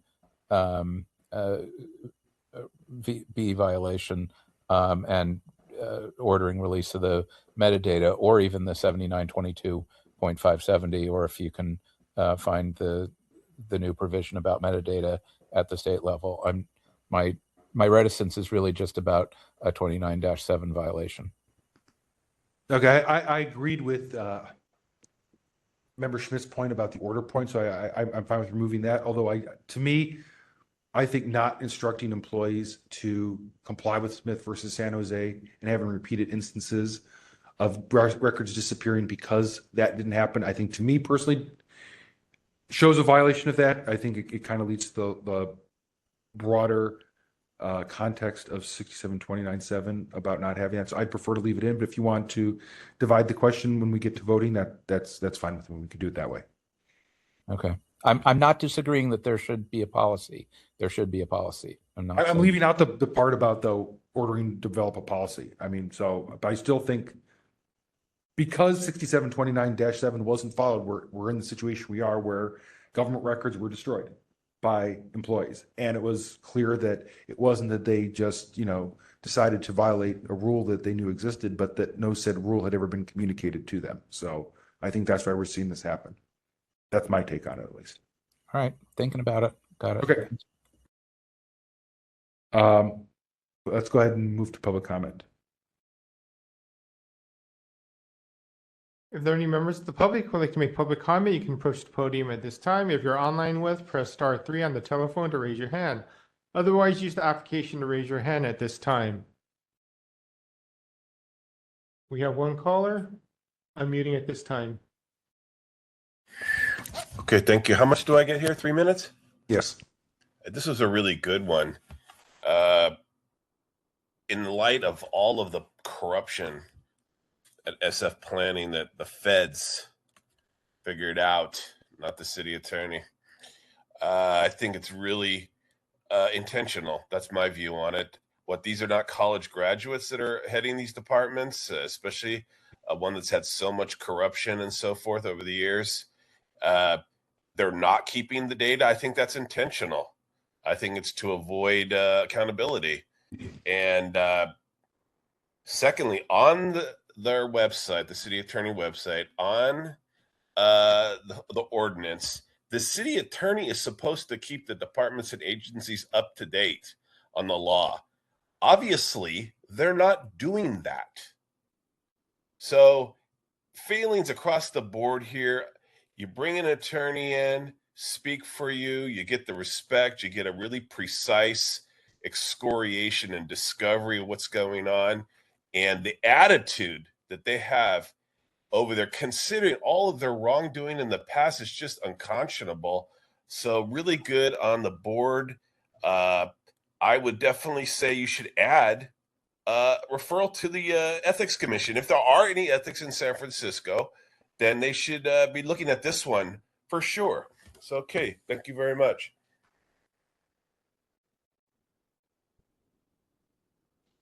Mr. Wilson, we don't hear you anymore. Oh, you've muted your telephone. I believe he muted it himself. Okay, so I suspect that concludes his comments. Okay, I don't see anyone else raising their hand here. Do you? I do not. Okay, so let's go ahead and close public comment and we can move to a vote on that. Yes. Just to repeat the motion. Motion moved by Chair Yankee, seconded by Member Schmidt, to find that the Planning Department violated Administrative Code Section 67.21B by failing to disclose metadata, and 67.29-7 by failing to maintain and preserve in a professional and businesslike manner all documents and correspondence, and not having a policy on the preservation of government records on personal devices. Yeah, instead of and, but in particular, by not having a policy. Sorry, could you repeat that? In particular, for not having a policy. And Or you reset. invert. Oh, yes, on that motion. Sure. I decided I do want to divide the question. Okay. What part are you dividing? The 21B and 29-7 to be voted on separately, and the compliance pieces to follow each one accordingly. So, Member Pilpel, are you fine with having the first part be the finding of the violation of 6721B, the order to produce metadata and referral to a committee altogether? Is that okay with you? That works. And then the second part will be a violation of the 6729-7. Yep. Okay. Thanks. Do you understand that? Yes, one moment. I'm just putting it in the correct order. Thank you. The first motion is regarding 67.21B and the referral. The order and the request referral. that to be produced within 5 days and referred to committee for compliance. And the second motion will be regarding 67.29-7. Yes. Yes, on the motion regarding 67.21. Chair Yankee. Aye. Yankee, aye. Member Schmidt. Aye. Schmidt, aye. Member LaHood. Aye. LaHood, aye. Sugarman absent. Member Kumar. Aye. Kumar, aye. Member Anderson. Aye. Anderson, aye. Member Highland. Aye. Highland, aye. Member Pilpel. Aye. Pilpel, aye. Member Wolf. Aye. Wolf, aye. Stein, absent. That motion passes without objection. On the second vote regarding 67.29-7,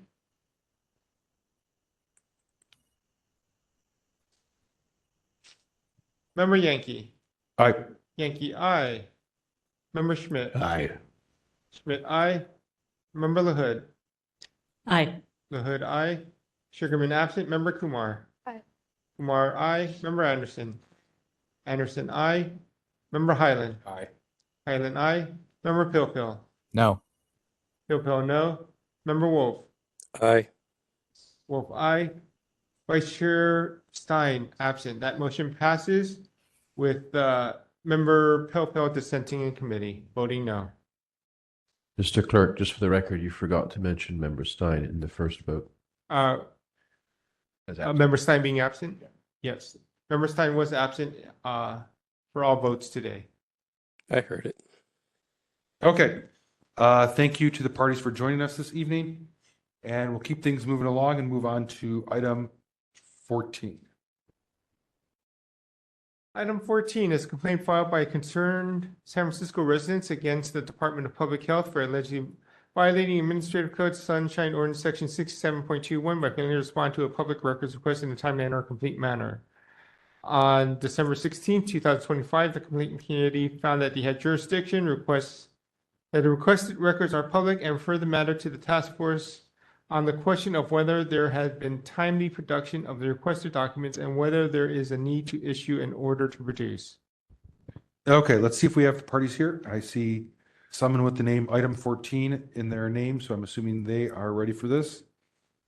And I also see Victor Lim present, so I'm assuming he needs to be promoted as well.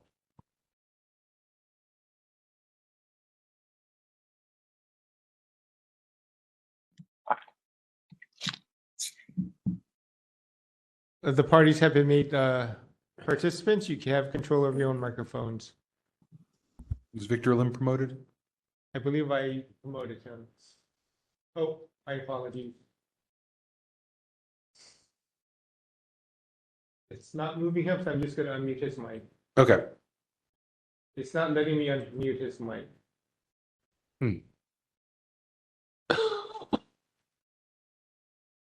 Mr. Lim, I'm having trouble with your unmuting your mic, and I can't promote you at this time. Mr. Lim, if you could, yeah, can you leave and try to rejoin? I can read your chat.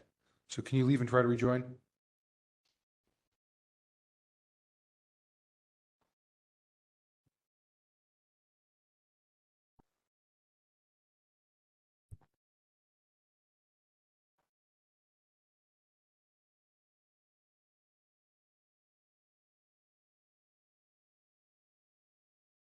while we work on that, Member Schmidt, did you want to give us a quick update on where the committee was on this? Yes. Okay, documents generally about shelters, housing facilities in the south of Market zone. There's some question about, is the description of the zone somewhat overlapping, not exactly the same as how the DPH defines it. The petitioner apparently filed the request with the task force prior to a production that occurred. And so it's not clear. I don't think those documents were total production. I think they were just a partial production. We may hear more about that today. There might be a delay question because it looks like there's a lot of other maybe facilities that were not included in that initial production. The other question is, well, there's a delay question, and there's just a question of, do we have to order production of further documents?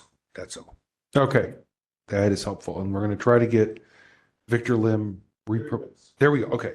Now we have Victor Lim and item 14 petitioner as presenters, so they should be able to unmute themselves and talk. So we will start with the petitioner for 5 minutes. So, Mr. Young, you ready? Yes, I just want to make sure I can hear Mr. Lim's voice before we.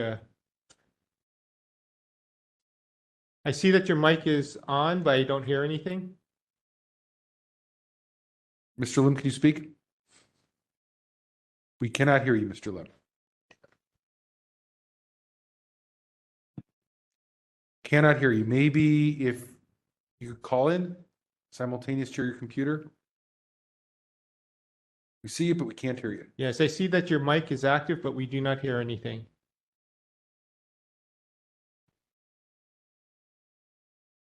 He is calling in. Okay. In the meantime, item 14 petitioner, can you try speaking just to make sure we can hear you? Yes, good evening. Yep. Okay, perfect. We can absolutely hear you. So we'll let you start in just one moment.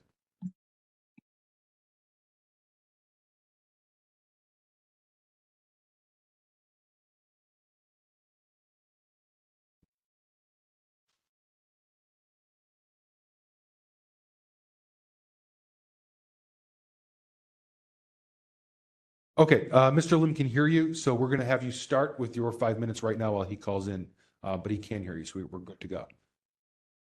Sure. So go ahead and begin. Yeah, good evening, task force members. So as a timeline, I filed this request originally on October 30th. That is 97 days ago, and you'll see in the original request that part 1 was for a simple list of facilities, and part 2 was for some records related to each of the facilities. I simply asked for those contracts and complaint logs for the facilities that DPH funds in this neighborhood. My case was referred to you by the committee to determine if the department has been timely. So I want to walk you through a bit more of the timeline because I do believe it reveals a clear pattern of bad faith. In the committee meeting on December 16th, Mr. Lim stood before you and promised on the record that he would work with me to fix the facility list and produce the remaining records. He did send one batch of records on December 23rd, and then the department went completely dark. So for the entire month of January, that's a total of 43 days, including February as well. The department sent no emails, no updates, and no records. The Sunshine Ordinance requires a response as soon as possible, and rolling production, a 43-day gap is not rolling, it is stalling. So if you're following along, part 1 of my request was still incomplete at that time, and part 2 had not even begun producing a single document. So they effectively used the committee hearing to buy time, and then they ghosted us. They did respond today. So that's not in your document. If you've heard this case before, there are no updates since then in your page, because the update came today at 3 p.m., less than 2 hours before our meeting started.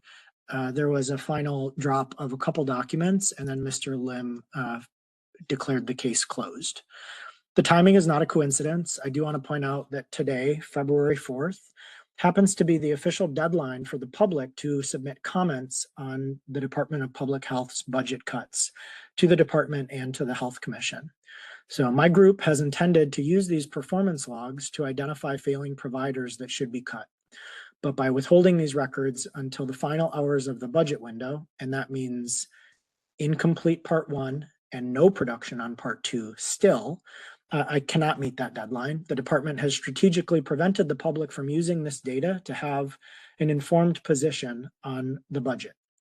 This is not just a delay, it's suppression of evidence during a public budget process. Furthermore, the closure notice that's sent today is inappropriate because the production is still missing the most difficult records. So they claim that they have finished part 1, but they have produced 0 complaint logs.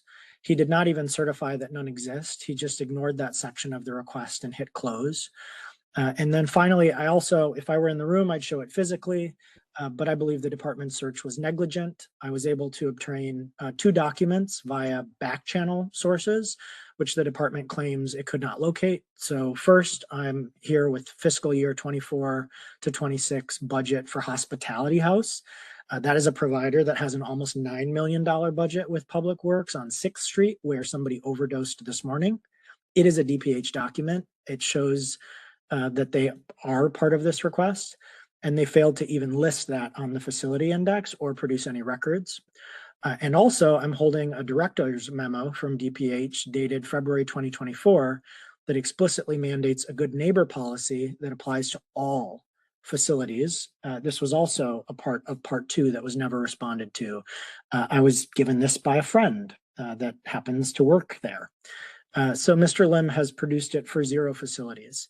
So if I have to resort to back channel approaches to getting documents, but the custodian of records claims they either don't exist or 97 days in has still not produced them, I just strongly believe that you cannot cure a 3-month delay and a 43-day blackout since our last task force meeting with an incomplete email sent 2 hours before we were set to meet tonight. I would ask that you find that they violated 67.21B by failing to respond in a timely manner, 67.21C by failing to assist. We are already harmed as an organization by being deprived of these documents. And we ask that you issue a determination requiring the immediate production of the rest of part 1 and all of part 2, which remain missing tonight. Thank you. Okay, thank you. All right. Mr. Lim, is your cell phone working now? Hello? Yes, we can hear you now. Okay, so you'll have 5 minutes when our administrator lets you know you can begin. You may begin. Oh, thank you. So since the hearing that we had on the 16th, we thank, as he called himself, Grant Review in the petition, that we had clarification. We responded to him on the 17th of last month for additional things. We also, as a total, gave him 168 documents. We've been trying to be very thorough, working with the Behavioral Health Division at DPH, and it's taken a little bit longer than we wanted to, but we believe that we have given him everything that we can, and that's what I've been told by my colleagues. If he wants to show me what he has or upload it as a example, that's not me trying to hide anything. Again, I appreciate him also working with us on his other case because he never gave a contact number or anything like that. It's just all been on next request. So for this case right here, we've given everything, and it was on a rolling basis, and we're not trying to stall anything.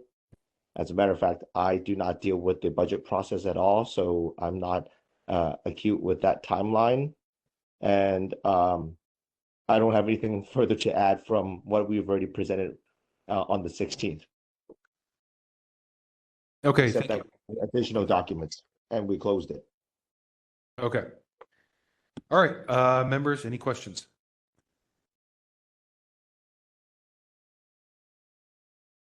Member Pilpel to. We'll have Member Hood first, then you Okay, Member. fine. Simple question to begin with. Mr. Lim, can you explain why it took so long to produce a list of facilities? That seems like something that you should be able to respond, like, that seems like an IDR request.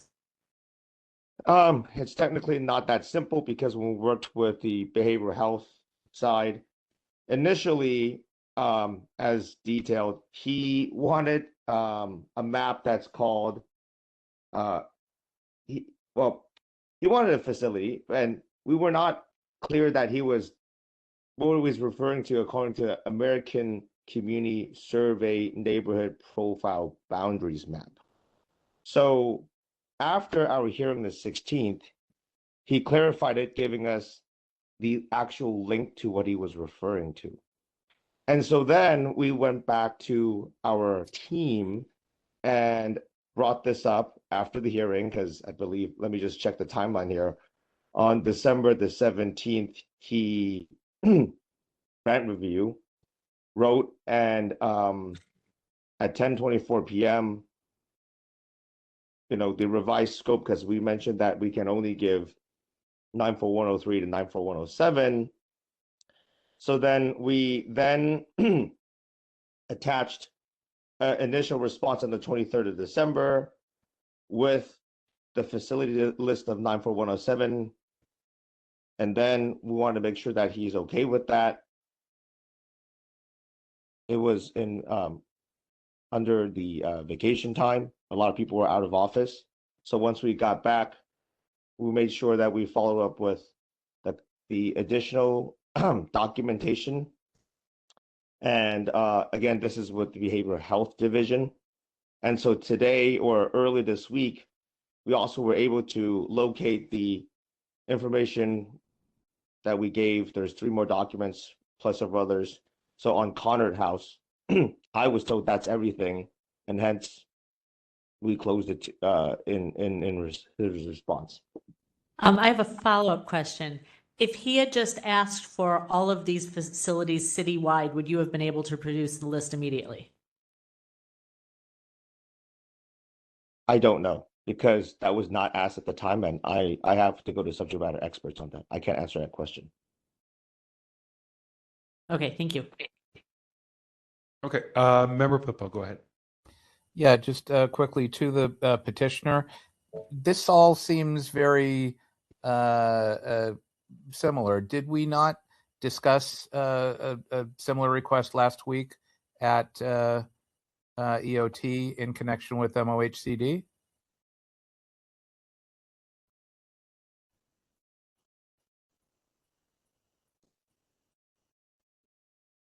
Hello, Mr. Petitioner. Oh, sorry, microphone mute. Yes, you have a good memory. Last week in committee, you found MOHCD with the whole committee unanimously found them in violation of withholding. The unique nature of our city is that some contracts are administered and held by DPH, some are with HSH, and some are with MOHCD. And so I filed identical requests with all 3 agencies. In DPH, this matter before us has been my most difficult to get simple contracts. What can you just tell us briefly what was better about the responses that you got from the other agencies, and is there something to be learned and applied here? Yeah, I think they have an obligation that if they don't understand the request or if they'd like to narrow it, my reading is that they need to ask. So I think it was Member LaHood that just asked, why didn't you ask? And I think what the respondent failed to address, and this is in your packet, is that the first time that the DPH asked me to clarify the boundaries of what they were requesting was December 16th. So remember, I filed October 30th. I waited my 10 days. Then they filed a 14-day extension. So it was 6 weeks later after I filed that they even indicated that they didn't understand how to produce the list.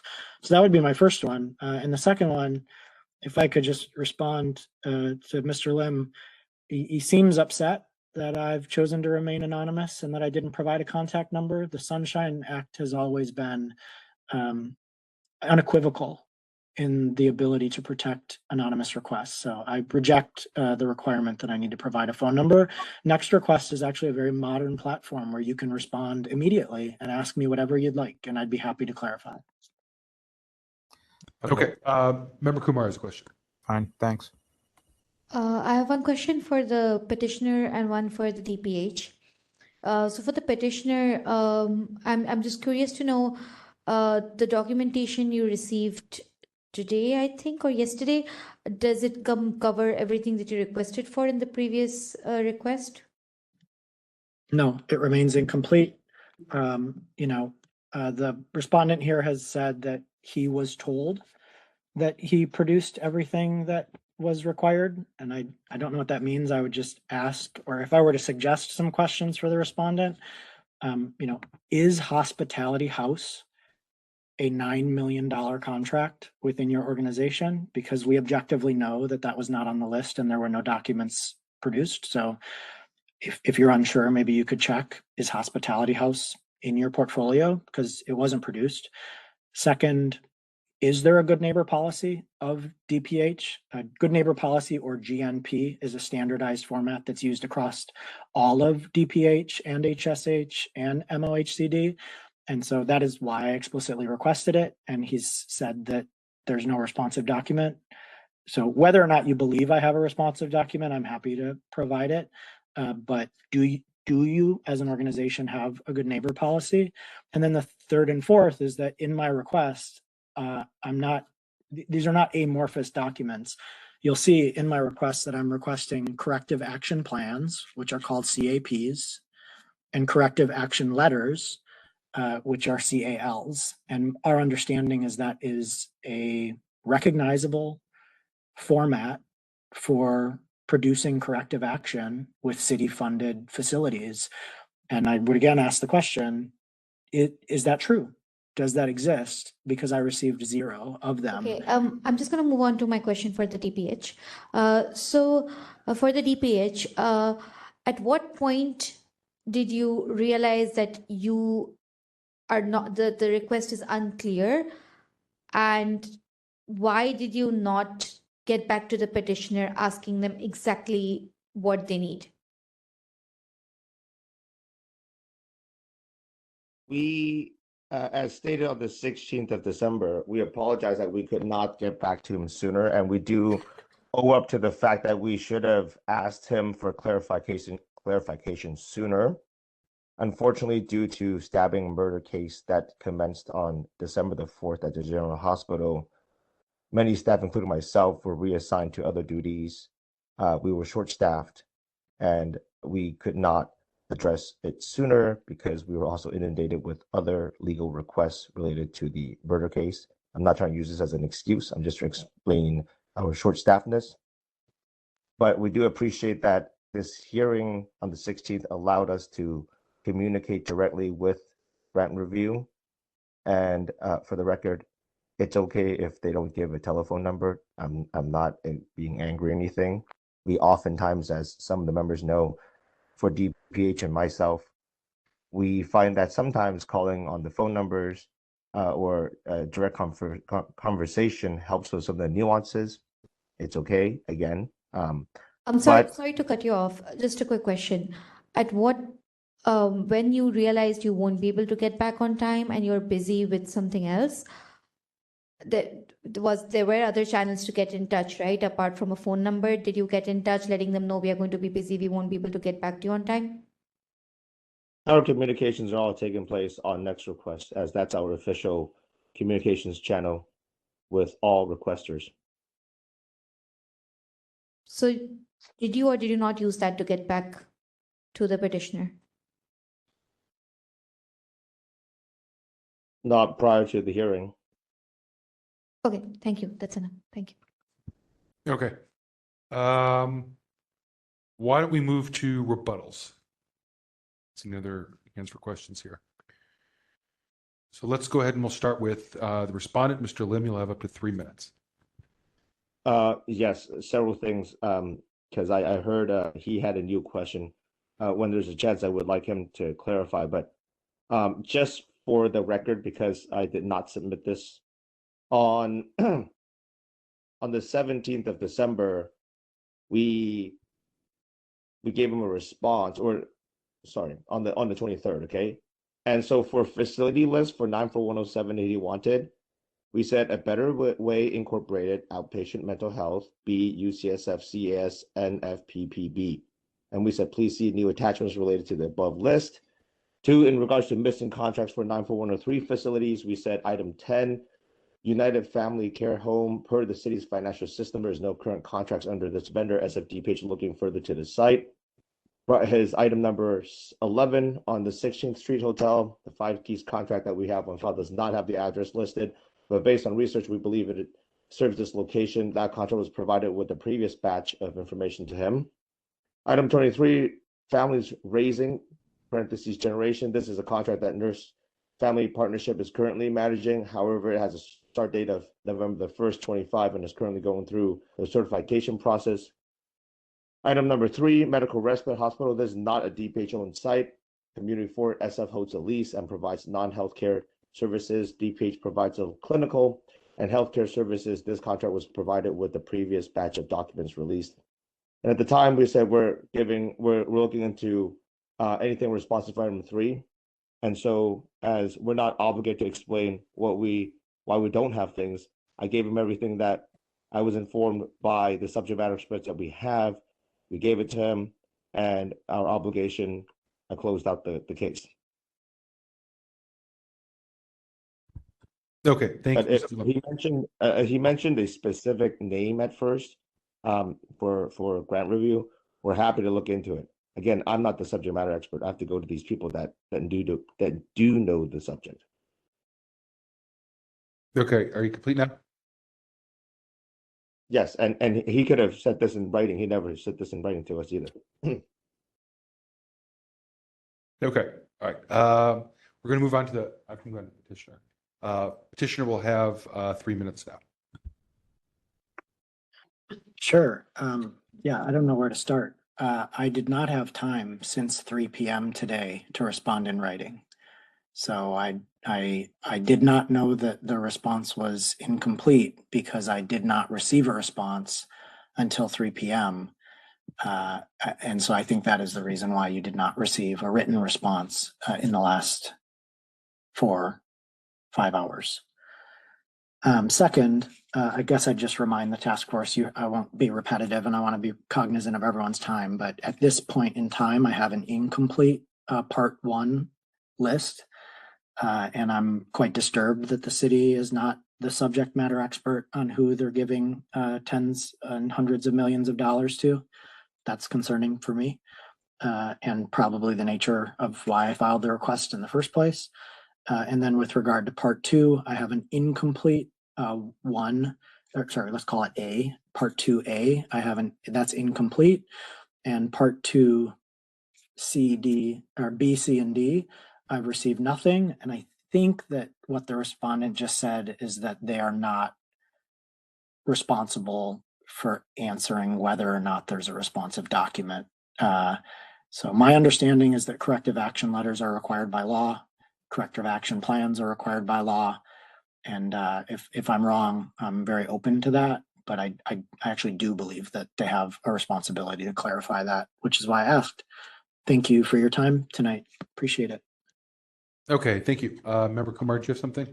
Yeah, I just wanted to say there's a lot of he said, she said here, but in this particular case, I just want to say the department asked for an extension.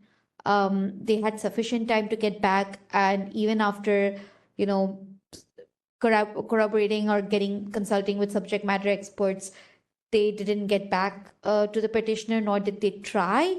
I know they said they were busy, but I mean, not having a phone number is not an excuse. There is the next request platform to get back to the petitioner. So I moved to find a violation of 6721. Okay. As part of that, did you want to include an order to produce any remaining unfulfilled records request and order and refer to a committee for monitoring? Yes, and I also want to add that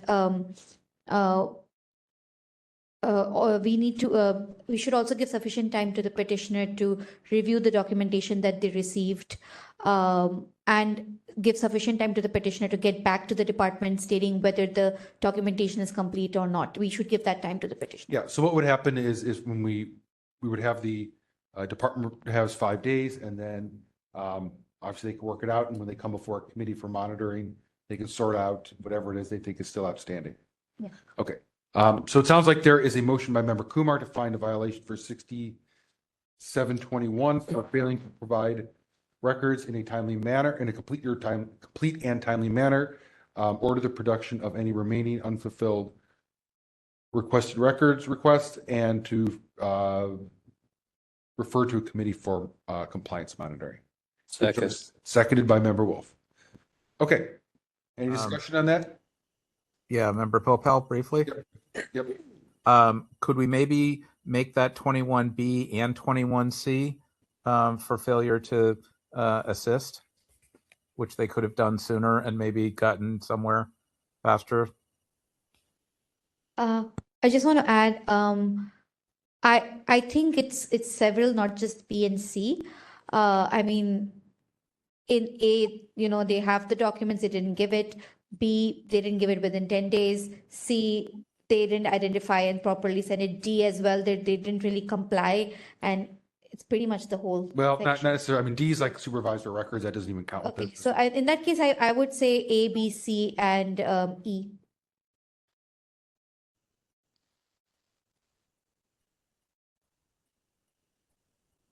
I think A and E are more arguable. I'm more comfortable with B and C, but I don't really care that much. Yeah, A is about inspecting, not Yeah. providing. That's like an in-person, like you come in and you want to see something, like come in the clerk's office and I want to show, it's not necessarily a records request like through electronics. I think B and C are the ones that are more appropriate for this. And then E is just the procedural portion about how we hear hearings. So I think it's mainly a B and a C.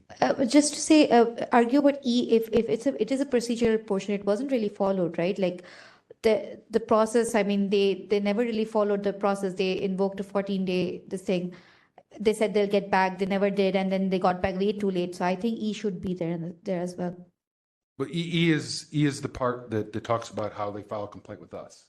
Mm-hmm. And that's the Sunshine Ordinance Task Force part. Okay. It's really B and C. It's really B and C. Okay, all right. If you're okay with B and C, okay. And the seconder, is seconder okay with B and C? We didn't Member- have a second yet. Member Wolf seconded. Oh, my apologies. Yep. Okay, so it's going to be B for failing to Timely provide. provide public records in a complete and timely manner, and C for failing to provide assistance.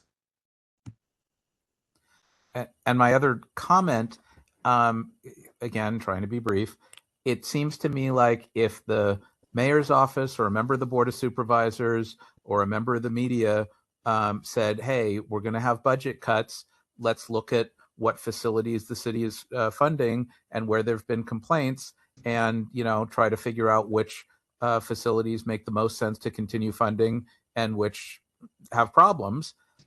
They might not get an answer that afternoon, but they would get an answer within a couple of days. And it seems like a member of the public shouldn't have to wait 3 months to get, not all the records that they're looking for.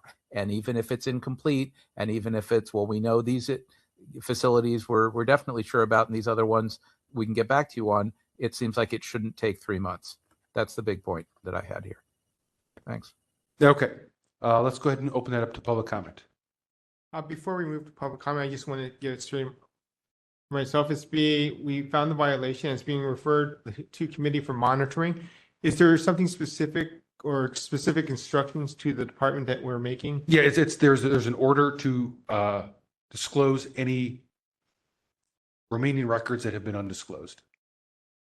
I know the petitioner has, and this is part of the motion, but the background is the petitioner has obviously identified numerous records through the testimony here tonight that he believes that he still has not received. And so I think it's incumbent upon the respondent to search for those records, and by the time this goes to committee, indicate A, they've been turned over, or B, why they can't be turned over or don't exist or what have you. And if it can't be turned over, let them know. Let the petitioner know. There are channels to get back to them. Yes, I mean, it seems that there's only been communication with the petitioner every time there's a hearing, and then silence in between. And that's we see that a lot, and that seems to be problematic, where it's like right before a hearing, suddenly there's a response, and that's not the way the Sunshine Ordinance. Like the Titanic hitting the iceberg. Yeah.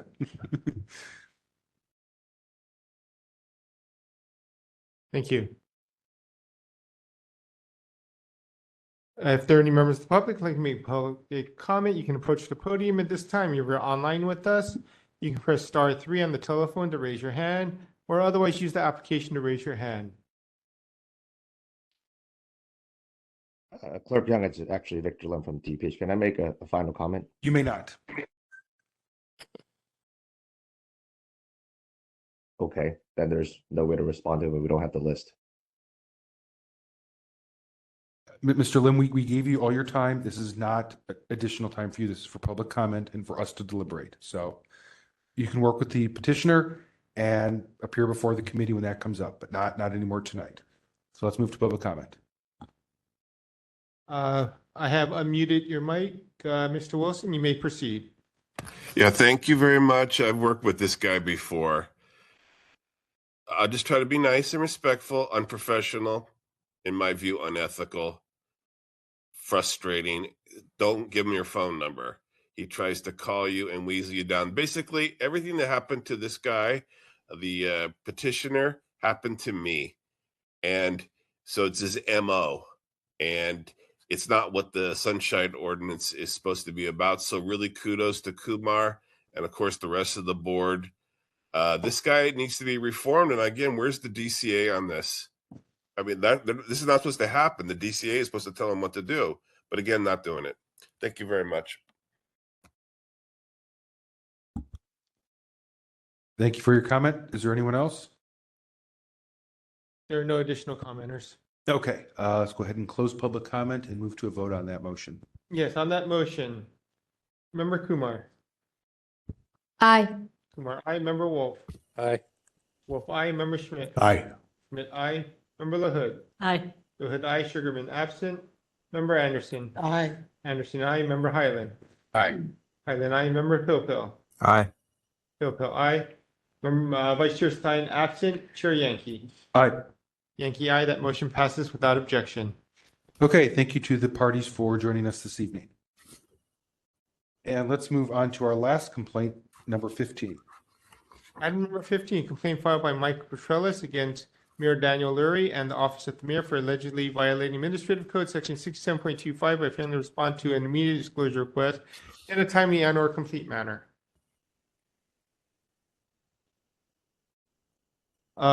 If you're a party to this matter, you can press *3 to raise your hand, or otherwise raise your hand.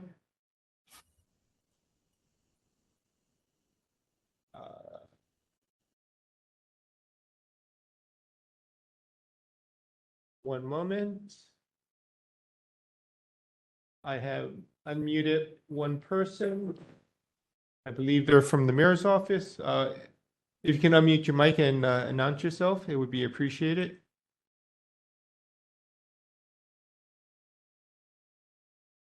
Hello, this is Dexter Darmali from the mayor's office. Can you hear me okay? Yep, we can hear you. Thank you, Mr. Darmali, for joining us. It does not appear nobody we have. else online with us. So Mr. Petrellis is not here. So I think we should probably close per complaint procedure 7B, but before we do so, Mr. Darmali did, sit with us for going on close to 6 hours, and so I think we should give him a quick opportunity to speak if he wants to do so. So Mr. Darmali, did you want to say anything? Nothing too much if we're going to move to close this, but I really do appreciate all your time you give to the city, and I know this is not easy work to do, so thank you for doing it.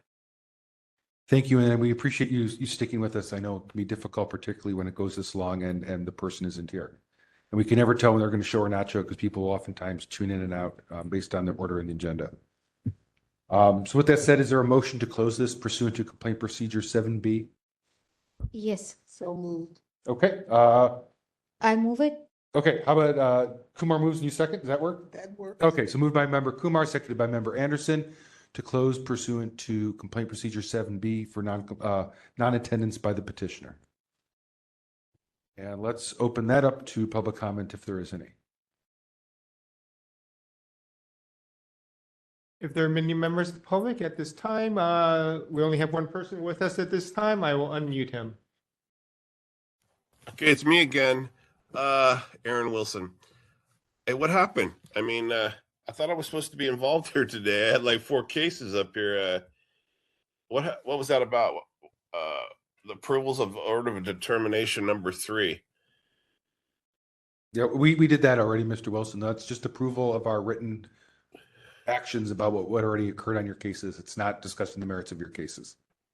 Oh, so did I have to show up for this one? No. Okay.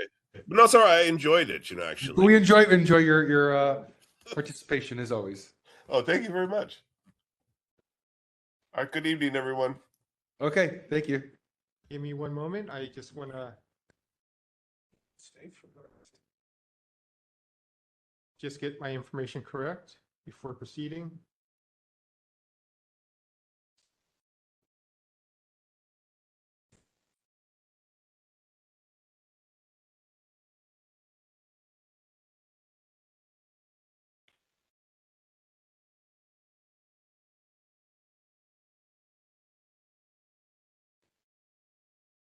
Yes, on the motion to close the matter pursuant to complaint procedure 7B.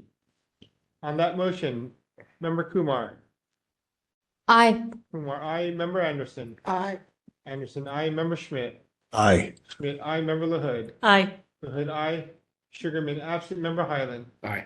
Highland, aye. Member Pilpil. Aye. Pilpil, aye. Member Wolf. Aye. Wolf, aye. Vice Chair Stein, absent. Chair Aye. Yankee, aye. That motion passes without objection. Okay. Thank you, Mr. Darmali, for joining us, and have a great evening. Okay. Going backwards. Going backwards. So let's go to item number 5.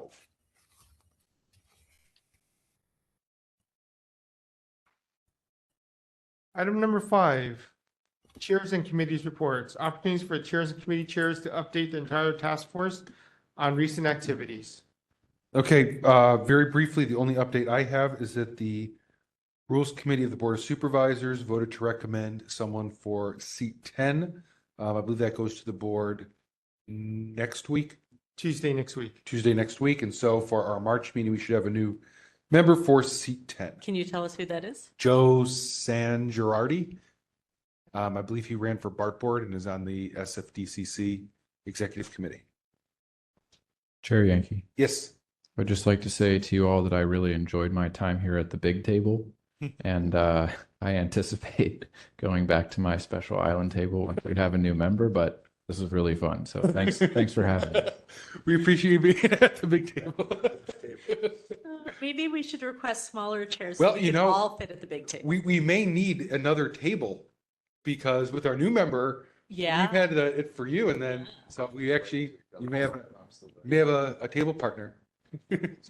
That was the only update I have. So members Schmidt, Highland, or LaHood, did you have anything about your committees you want to update us on? This is Member LaHood. We are going to be having a CAC meeting this month, and we will be jumping back in on the Sunshine Ordinance. Since I was not here at the last meeting and I haven't gotten caught up on everything you guys discussed, I think next meet, at least for my participation, the next meeting will be more fruitful. Okay, Member Schmidt. I have nothing really different than what I reported last month. Most of what we do is just 6 to 7 complaints a month. And we do also, we're voting within our committee on about 6 possible changes that we want to recommend to the bylaws that would hopefully shorten these meetings somewhat. Yeah, I think we need to get there for sure. Member Highland, anything? Yeah, just one thing we are discussing is moving our regular start time to 5 p.m. to accommodate Member Kumar's attendance. I think we talked about maybe doing it as a special meeting for the next meeting, which will be in March sometime, I believe. March. I'm not. I won't be able to attend the Microphone. Sorry. No, I won't be able That's to right. attend the meeting in March. So maybe after Right. that. We're going to keep it. Sorry, it's coming back to me now. We're going to keep it in March, and then I guess for the May meeting, and then by that time, if I'm not mistaken, are we all up for re-election in April? Everyone, including the new person, except for Member Kumar and Member Wolf. Okay, so there might be some changes in. There might be some. That's what we decided. Yeah, there might be some changes in personnel on committees, so that's why we're going to keep this under advisement and possibly move to 5 p.m. But things might, if all the musical chairs change anyway, we might keep it at 4:30. That's a good Member reminder to Highland? everyone to get your applications in over the next, when you need them by, Victor, for everyone who's expiring in April? There's no specific deadline, but earlier the better. Okay. Can I express my amazement that time has flown so quickly? I feel like we were just all in that. I can't believe that was 2 years ago. Member Highland, I don't believe we need to do special meetings because that makes us do special noticing. We Right. just do rescheduled meetings since it's only a half-hour difference. That's okay. We've been doing. Well, we finally got it back to 4:30 is a normal start, so we haven't had to notice it especially anymore. And we're going to keep it that way, and then in May, we might just make that change. Yeah, we can do any changes as a reschedule temporarily. Okay. Since it's only within an hour of the original time. Yeah. When we do special meetings, we have to do a lot of special noticing. Okay, that's how it's been handled recently. So whatever works for you guys is fine with us. Thank you. Okay. No one is in the room. No one is in the online community. So there's no action. That was discussion only, and there's no public comments. We can move to item number 6. Item number 6, administrative support. Before I turn this over to Pat, if she's still with us, you mentioned the application. Form 700 annual filings are coming up in next month or two. You mentioned the new member, and that's all I have. Pat, if you're still with us, if you want to go over your report. I am here. Glad to hear about the distinction about rescheduled versus special meetings. Item 1 on the staff report, upcoming tentative schedule. Are there any changes or comments? Anyone known absence for the next rest of this month, March or April? Member Wolf. Member Wolf, yep. I don't have a specific date yet, but I will need to be out of town for a week. I just don't know which week yet. I won't know probably until almost the end of this month. Okay. So it'll be in March, sometime March or April. So you may miss the March 4th meeting, or maybe not, and you'll let us know. Yeah, it's either that or the CAC meeting, and it could be the April task force meeting. Okay, so if you could just let us know when you. I will. Member Kumar? Yeah, I let Member Highland and Chair Highland and Member Pilpil know in the EOTC meeting, and I'll send an email as well. I'll be missing the March EOTC meeting. Okay, as we get closer, we can see if we need to have a substitute. If not, we can always do it with 2 if necessary. Everything else looks good, members? Okay, back to you, Pat. Okay, item 2, this is a list of the cases received since the last meeting. On 26005, we are working with Mr. Barclay Sanders on getting supporting documents for items or files 26007 and 26009. Those requested supporting documents have been received and the notices to respondent have been sent.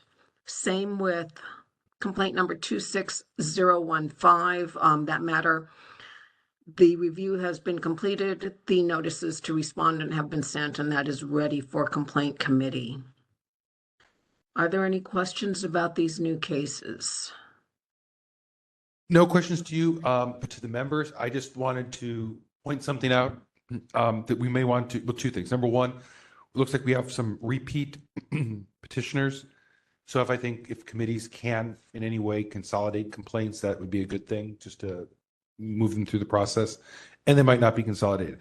I don't have an answer to this, but just pointing this out, since I think, it's something that we need to be cognizant about. We have another complaint, it's the last one on the list, 26017 from Michael Petralis against the Office of the Mayor. And we just had a situation where we had someone from the Office of the Mayor sit with us for 6 hours, only for Mr. Petralis to not appear. So I don't know if we want to think longer term, if we have people who file complaints and then are repeated no-shows, how we want to deal with that, because I think that's not great use of the city's time to have them sit throughout our hearings only for the petitioner to not show, but then suddenly have the wherewithal to submit another complaint. I feel like if you're going to submit multiple complaints against a particular department, there should be some expectation that you show up. Just some thought. I don't have an answer to that, but I just wanted to point that out. Comment? Yes, Member Wolf. I'd just like to know if, let's say in this last case with Mr. Petralis, did he notify our office that he was going to attend? I don't think, I didn't receive any communication, Administrator Peterson? I do not believe so. Okay, I think we need to get flagged before our meetings if you haven't received or RSVP. I think, unfortunately, Member Wolf, the amount of people who actually RSVP is probably less than 50%, at least that I see. Administrator Peterson, I don't know. Even though we do ask for it, I don't see it happening a lot. Do you know? I agree. Okay. Yeah. So if we did that, we would actually end up canceling most of our meetings, complaints on the RSVP thing alone. Well, Kumar? that would help if we didn't have to sit through, and make people wait. Chair Yankee, all I wanted to say was I know I'm missing the March EOTC meeting, but I'm not sure if the complaint committee is looking for an extra person, but I'm happy to turn up for the Feb 17 meeting if you need an additional person. Why don't you plan on that? I think one of our people might not be there, so we might need you there. I'll be there. Yeah, because it hasn't been as good since the last time you were there. Okay, so Administrator Peterson, if you could include Member Kumar for the upcoming February Complaint Committee meeting. Noted. Okay, let's move on to part 3. It will be good to bundle like cases. We are now at 47 cases awaiting initial committee hearing.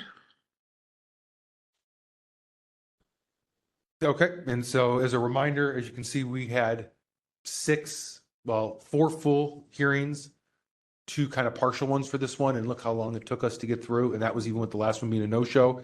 So you can do the math about what just 47 in the pipeline looks like. That's going to be a backlog. So we need to either hear them faster or come up with different ways to package these to hear them more efficiently, because at this pace, we're going to be back in the situation of having a backlog. I know we've done a lot better job because we're doing consent. So we actually knocked out 8 complaints tonight, including 2 consent, but it seems we're now at the point that even doing that is not keeping pace with the number that are coming in. So we're going to have to adapt. Or Mr. Chair, that it's going to be more than 45 days. Yeah, Mr. Chair, how far back are the 2025s going? Not particularly far. I think, as far as I could tell, I know there's some that haven't made it to committee that should, such as the one that Mr. Turon flagged for us. But broadly speaking, anything that came out of complaints in December made it onto this agenda. So I think coming out of at least a committee-wise, the backlog kind of starts in January. I was only able to get some of January's complaint committee files on this agenda. But this is saying there are 33 outstanding awaiting initial committee hearing from 2025. Right. So I was just addressing the part that are in queue for the full SOTF. So I think some of them didn't make it on the complaint committee agenda. Some of them couldn't even make it on EOT because there's just too many. And some of them, I think, are kind of in a holding pattern as they are waiting to get additional documentation. Is that correct, Administrator Peterson? Yes. Yep. So it's a mixture of some of them still needing additional documentation and some of them just couldn't make it on. But one way or another, they're going to eventually be coming to the task force. I agree that if there's any way we can consolidate I guess I've been remiss in not seeing that the rule allows us to combine things. And so I'll combine, if it's the same parties, I'll combine things. It says that people can ask that they be heard separately, but until someone asks, I understand there's like 8 that might go together coming up, and let's do it. Let's put them together. And then that's going to save a lot of time. Yeah, absolutely. Mr. Chair, one last suggestion on that is, I think if in this period, if there are petitioners that have more than 3, that a request be made to ask them what their highest priority ones are, and then get some agreement as to when the rest of them can be heard later. Yeah, we're working on that. And some of them are also, like I said, seem very related. And so, in fact, if we could get them, I think like one of them has 8 or 10, and they all seem to be with the same department on the same issue. So consolidating those rather than hearing them in groups of 3 or so forth makes even more sense. So it depends on the petitioner and what they're requesting and from who they're requesting it from. But I've been working with the administrator on that, and I know Member Schmidt is as well. And to that, is there interest in when looking at how to group? Is there interest in grouping by the departments, grouping by the petitioner, grouping by type? Is there guidance? 6721 needs to go first. Obviously, that's written into the bylaws. But then beyond that, if there's like complainants, that should be, you can work with Member Schmidt or whoever is chairing a committee that's going to see if those can be consolidated in a way that makes sense. Yeah, the parties. Yeah. Member Highland and Member Schmidt, as far as grouping together, and this goes to our administrator, it's nice to get the case materials before, not just a description, with a link, so we can look at them and kind of parse them out and then suggest how they should go. You and I have done that sometimes, and when we haven't, disaster ensues, as it did last week at EOTC, because there's documents that need to be there for the next round, et cetera, and we wasted committee time again on that. So I would encourage all committee heads to get the drafts with links as soon as you can, as soon as our clerk can conceivably get them to you. And also maybe on the agenda, insert a line like, the chair intends to hear these 3 matters together. And that way the folks are getting some heads up that, okay, I'm not going to go one by one as usual. I'm going to do all 3. It will change the way they present to us and not catch them by surprise. That's worked well in the past. Regardless, it is your call whether you combine or not.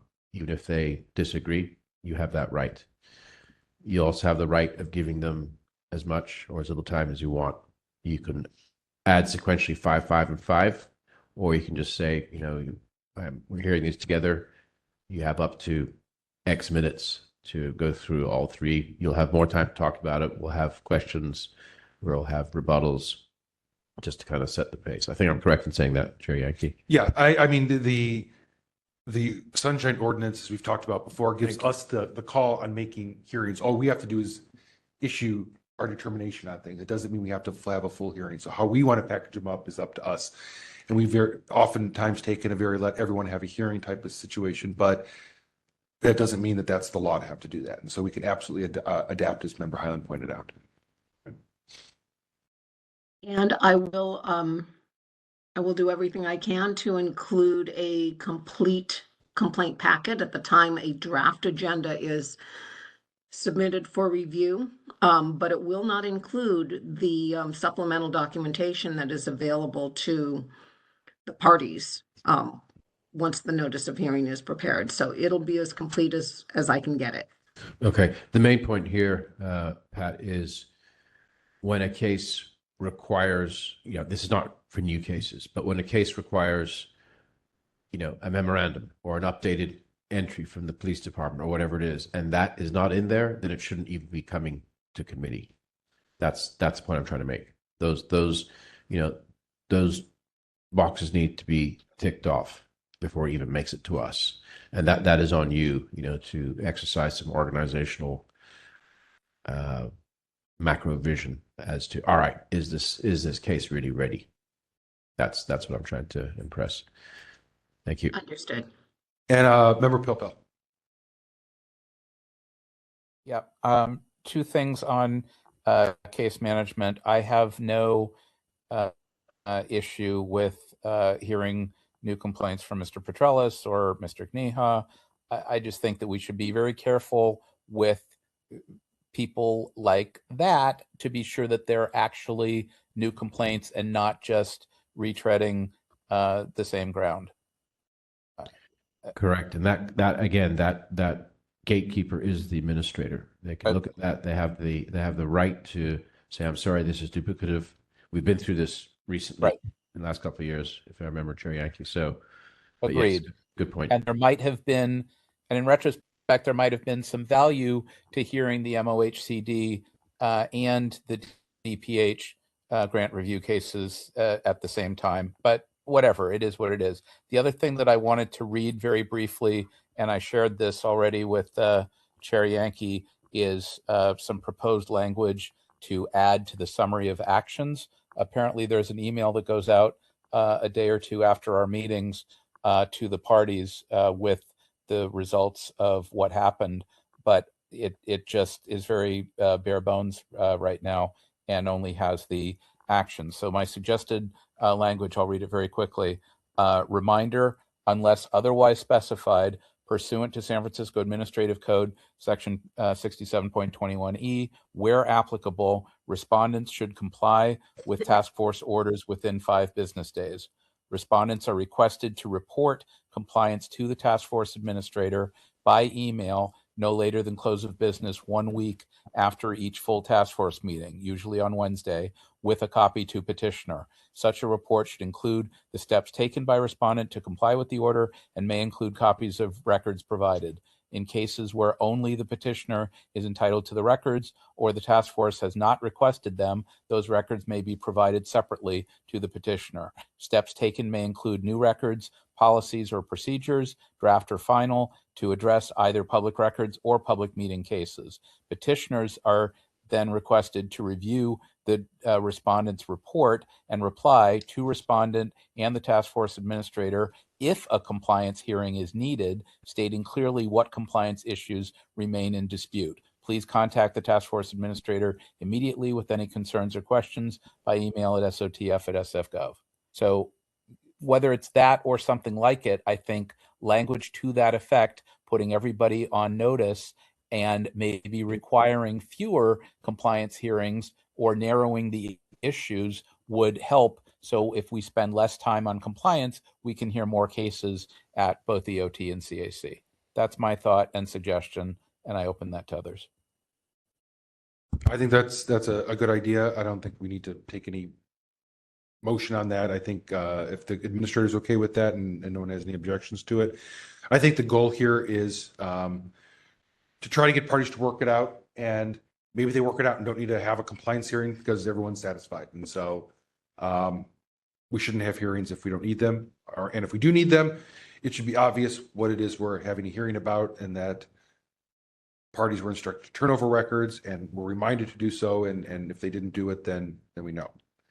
Because I know there's been an issue with some pending cases that have been like a year ago, and I think kind of slipped through the cracks about whether or not they needed to be queued up for a compliance hearing. So I think that type of language puts everyone on notice and solves that to a certain extent. Yeah, the point is to discourage this day of a meeting or a hearing or the day before that suddenly respondents turn over documents to petitioners and all of that. There's way too much of that, and that needs to end.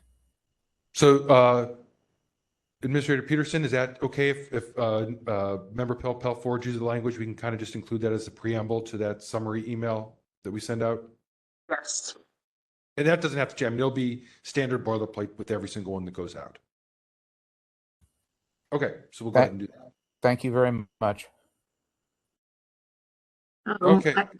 Item 4, are there any corrections to the attendance records?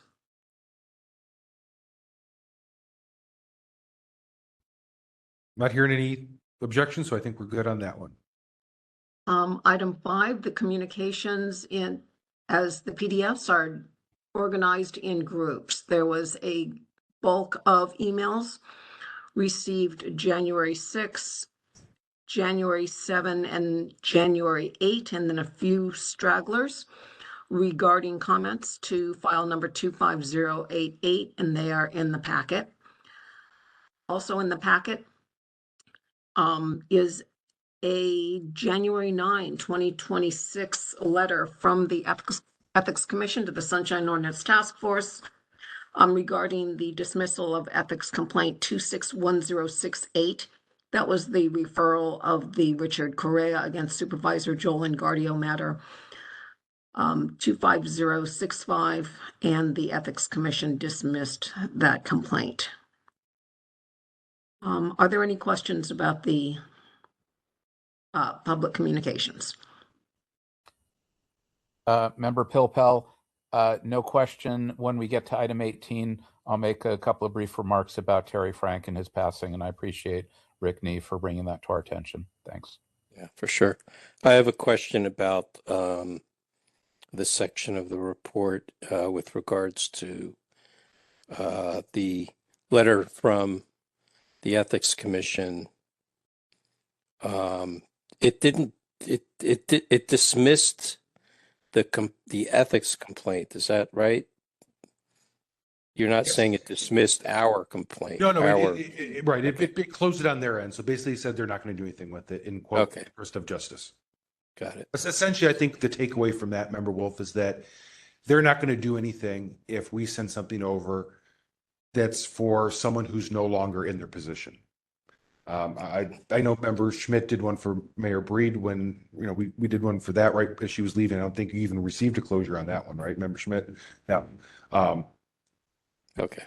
So that's kind of I think the thing we learned. I mean, we could still send them if we feel like it's important on the record, but I think the expectation would be if the person's no longer there, ethics isn't going to do anything about it. By the way, do we now have nothing pending over at ethics? Unless you want to say the one that was sent over about Mayor Breed over a year ago that they never got back to us on, but I would assume it to be closed in the same way they closed the Engardio one.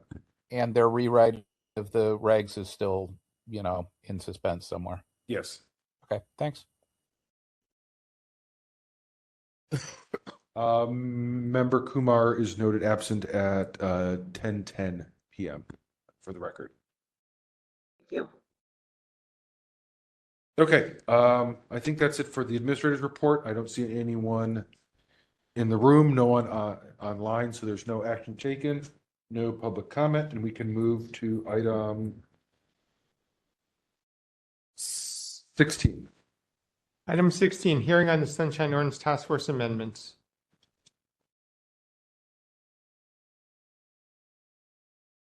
Okay, I'm not sure there's really anything more. Member Adams also, or we'll go 10:11 p.m. is absent.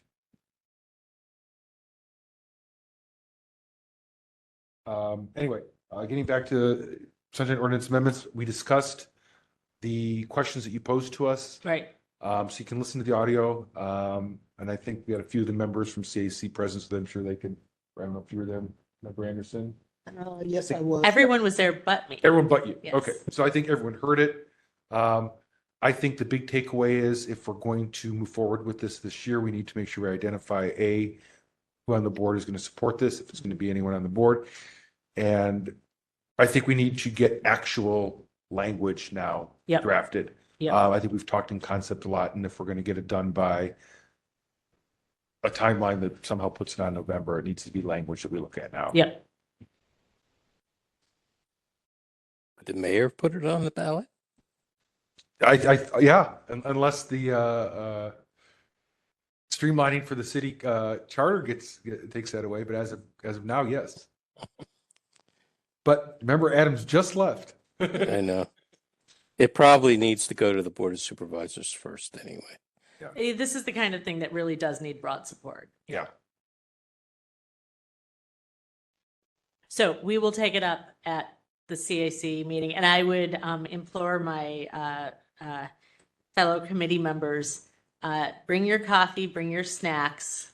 Let's have it be a serious meeting, and for as long as you reasonably can attend, because let's make it happen. Yeah, because I think, March, maybe April at the latest is when we're going to, I think as a full task force, have to vote on sending what the final language we support is. Yeah. Actual, legalese type language, because the board will need it in time to look it over. And it looks like it'll be a busy ballot regardless. Member Pilpel, 2 quick points. If there is any turnover on the task force in April, that's certainly going to change things if some of us drop off and others are brought on that aren't familiar with the rewrite project.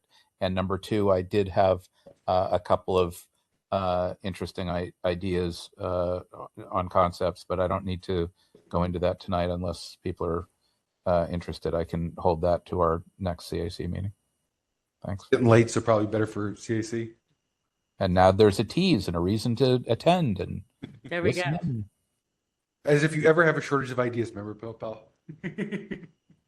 Sorry. No, it's not a bad thing. No, it's a good thing. Yeah.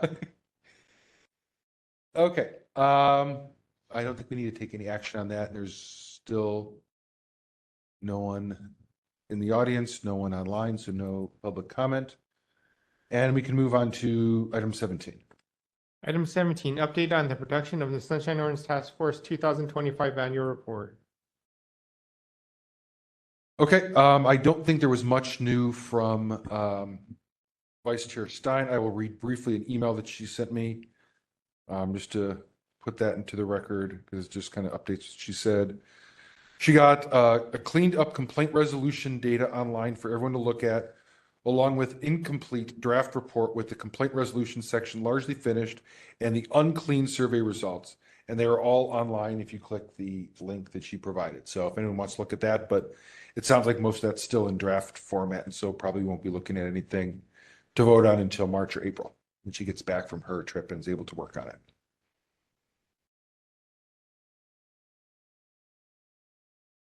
Anything on that? Okay. No action to take. Still no one here, so no public comment, and we can move on to 18. 18, announcements, comments, questions, and future agenda items by members of the Sunshine Ordinance Task Force. I have a couple. Okay, I'll begin with you, Member Wolf. So the first thing, I noticed in the Streamlining Commission Task Force that in a couple of its documents, there's some narrative that speaks about some of our committees, meeting infrequently, and just the way it's phrased, it sounds like they're like being deficient in some kind of way. It just feels a little bit on the derogatory side, and I'm wondering if they're aware that we have rescheduled them to regularly meet bi-monthly.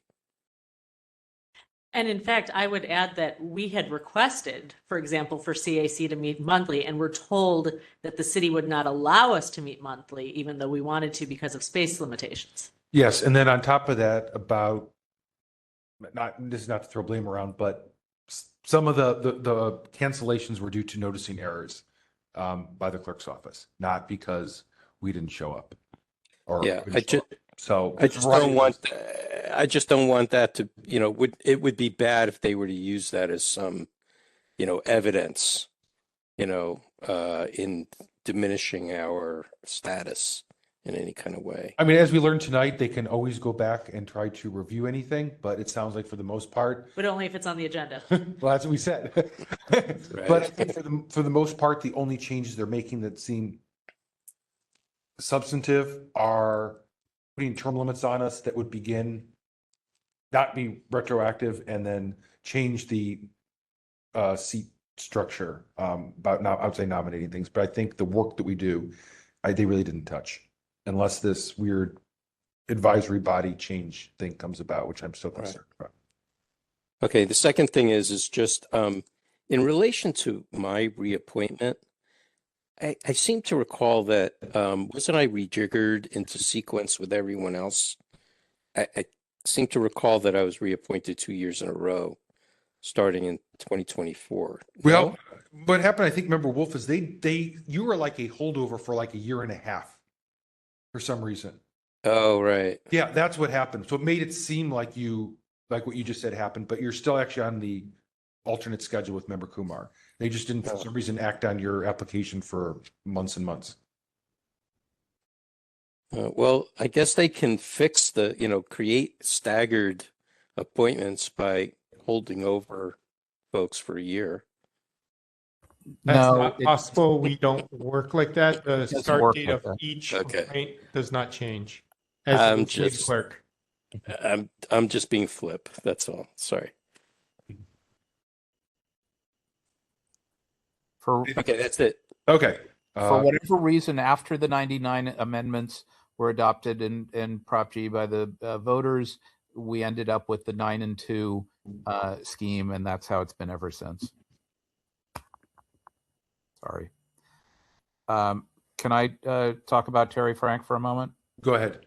Okay. So Terry Frank was I'm not sure now, I think the general counsel either to the California Newspaper Publishers Association or the California Society of News Editors. We see some statewide journalist organization, and he was a prime mover in the 1990s in the drafting of the ordinance, in review of amendments. He was a wonderful, relatively quiet man who believed very strongly in the press, in press freedom, in the First Amendment.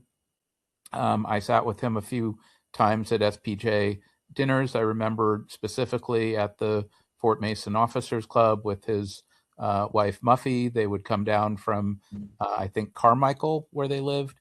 And he just was quite helpful and supportive of the ordinance, of the task force, of all of the efforts.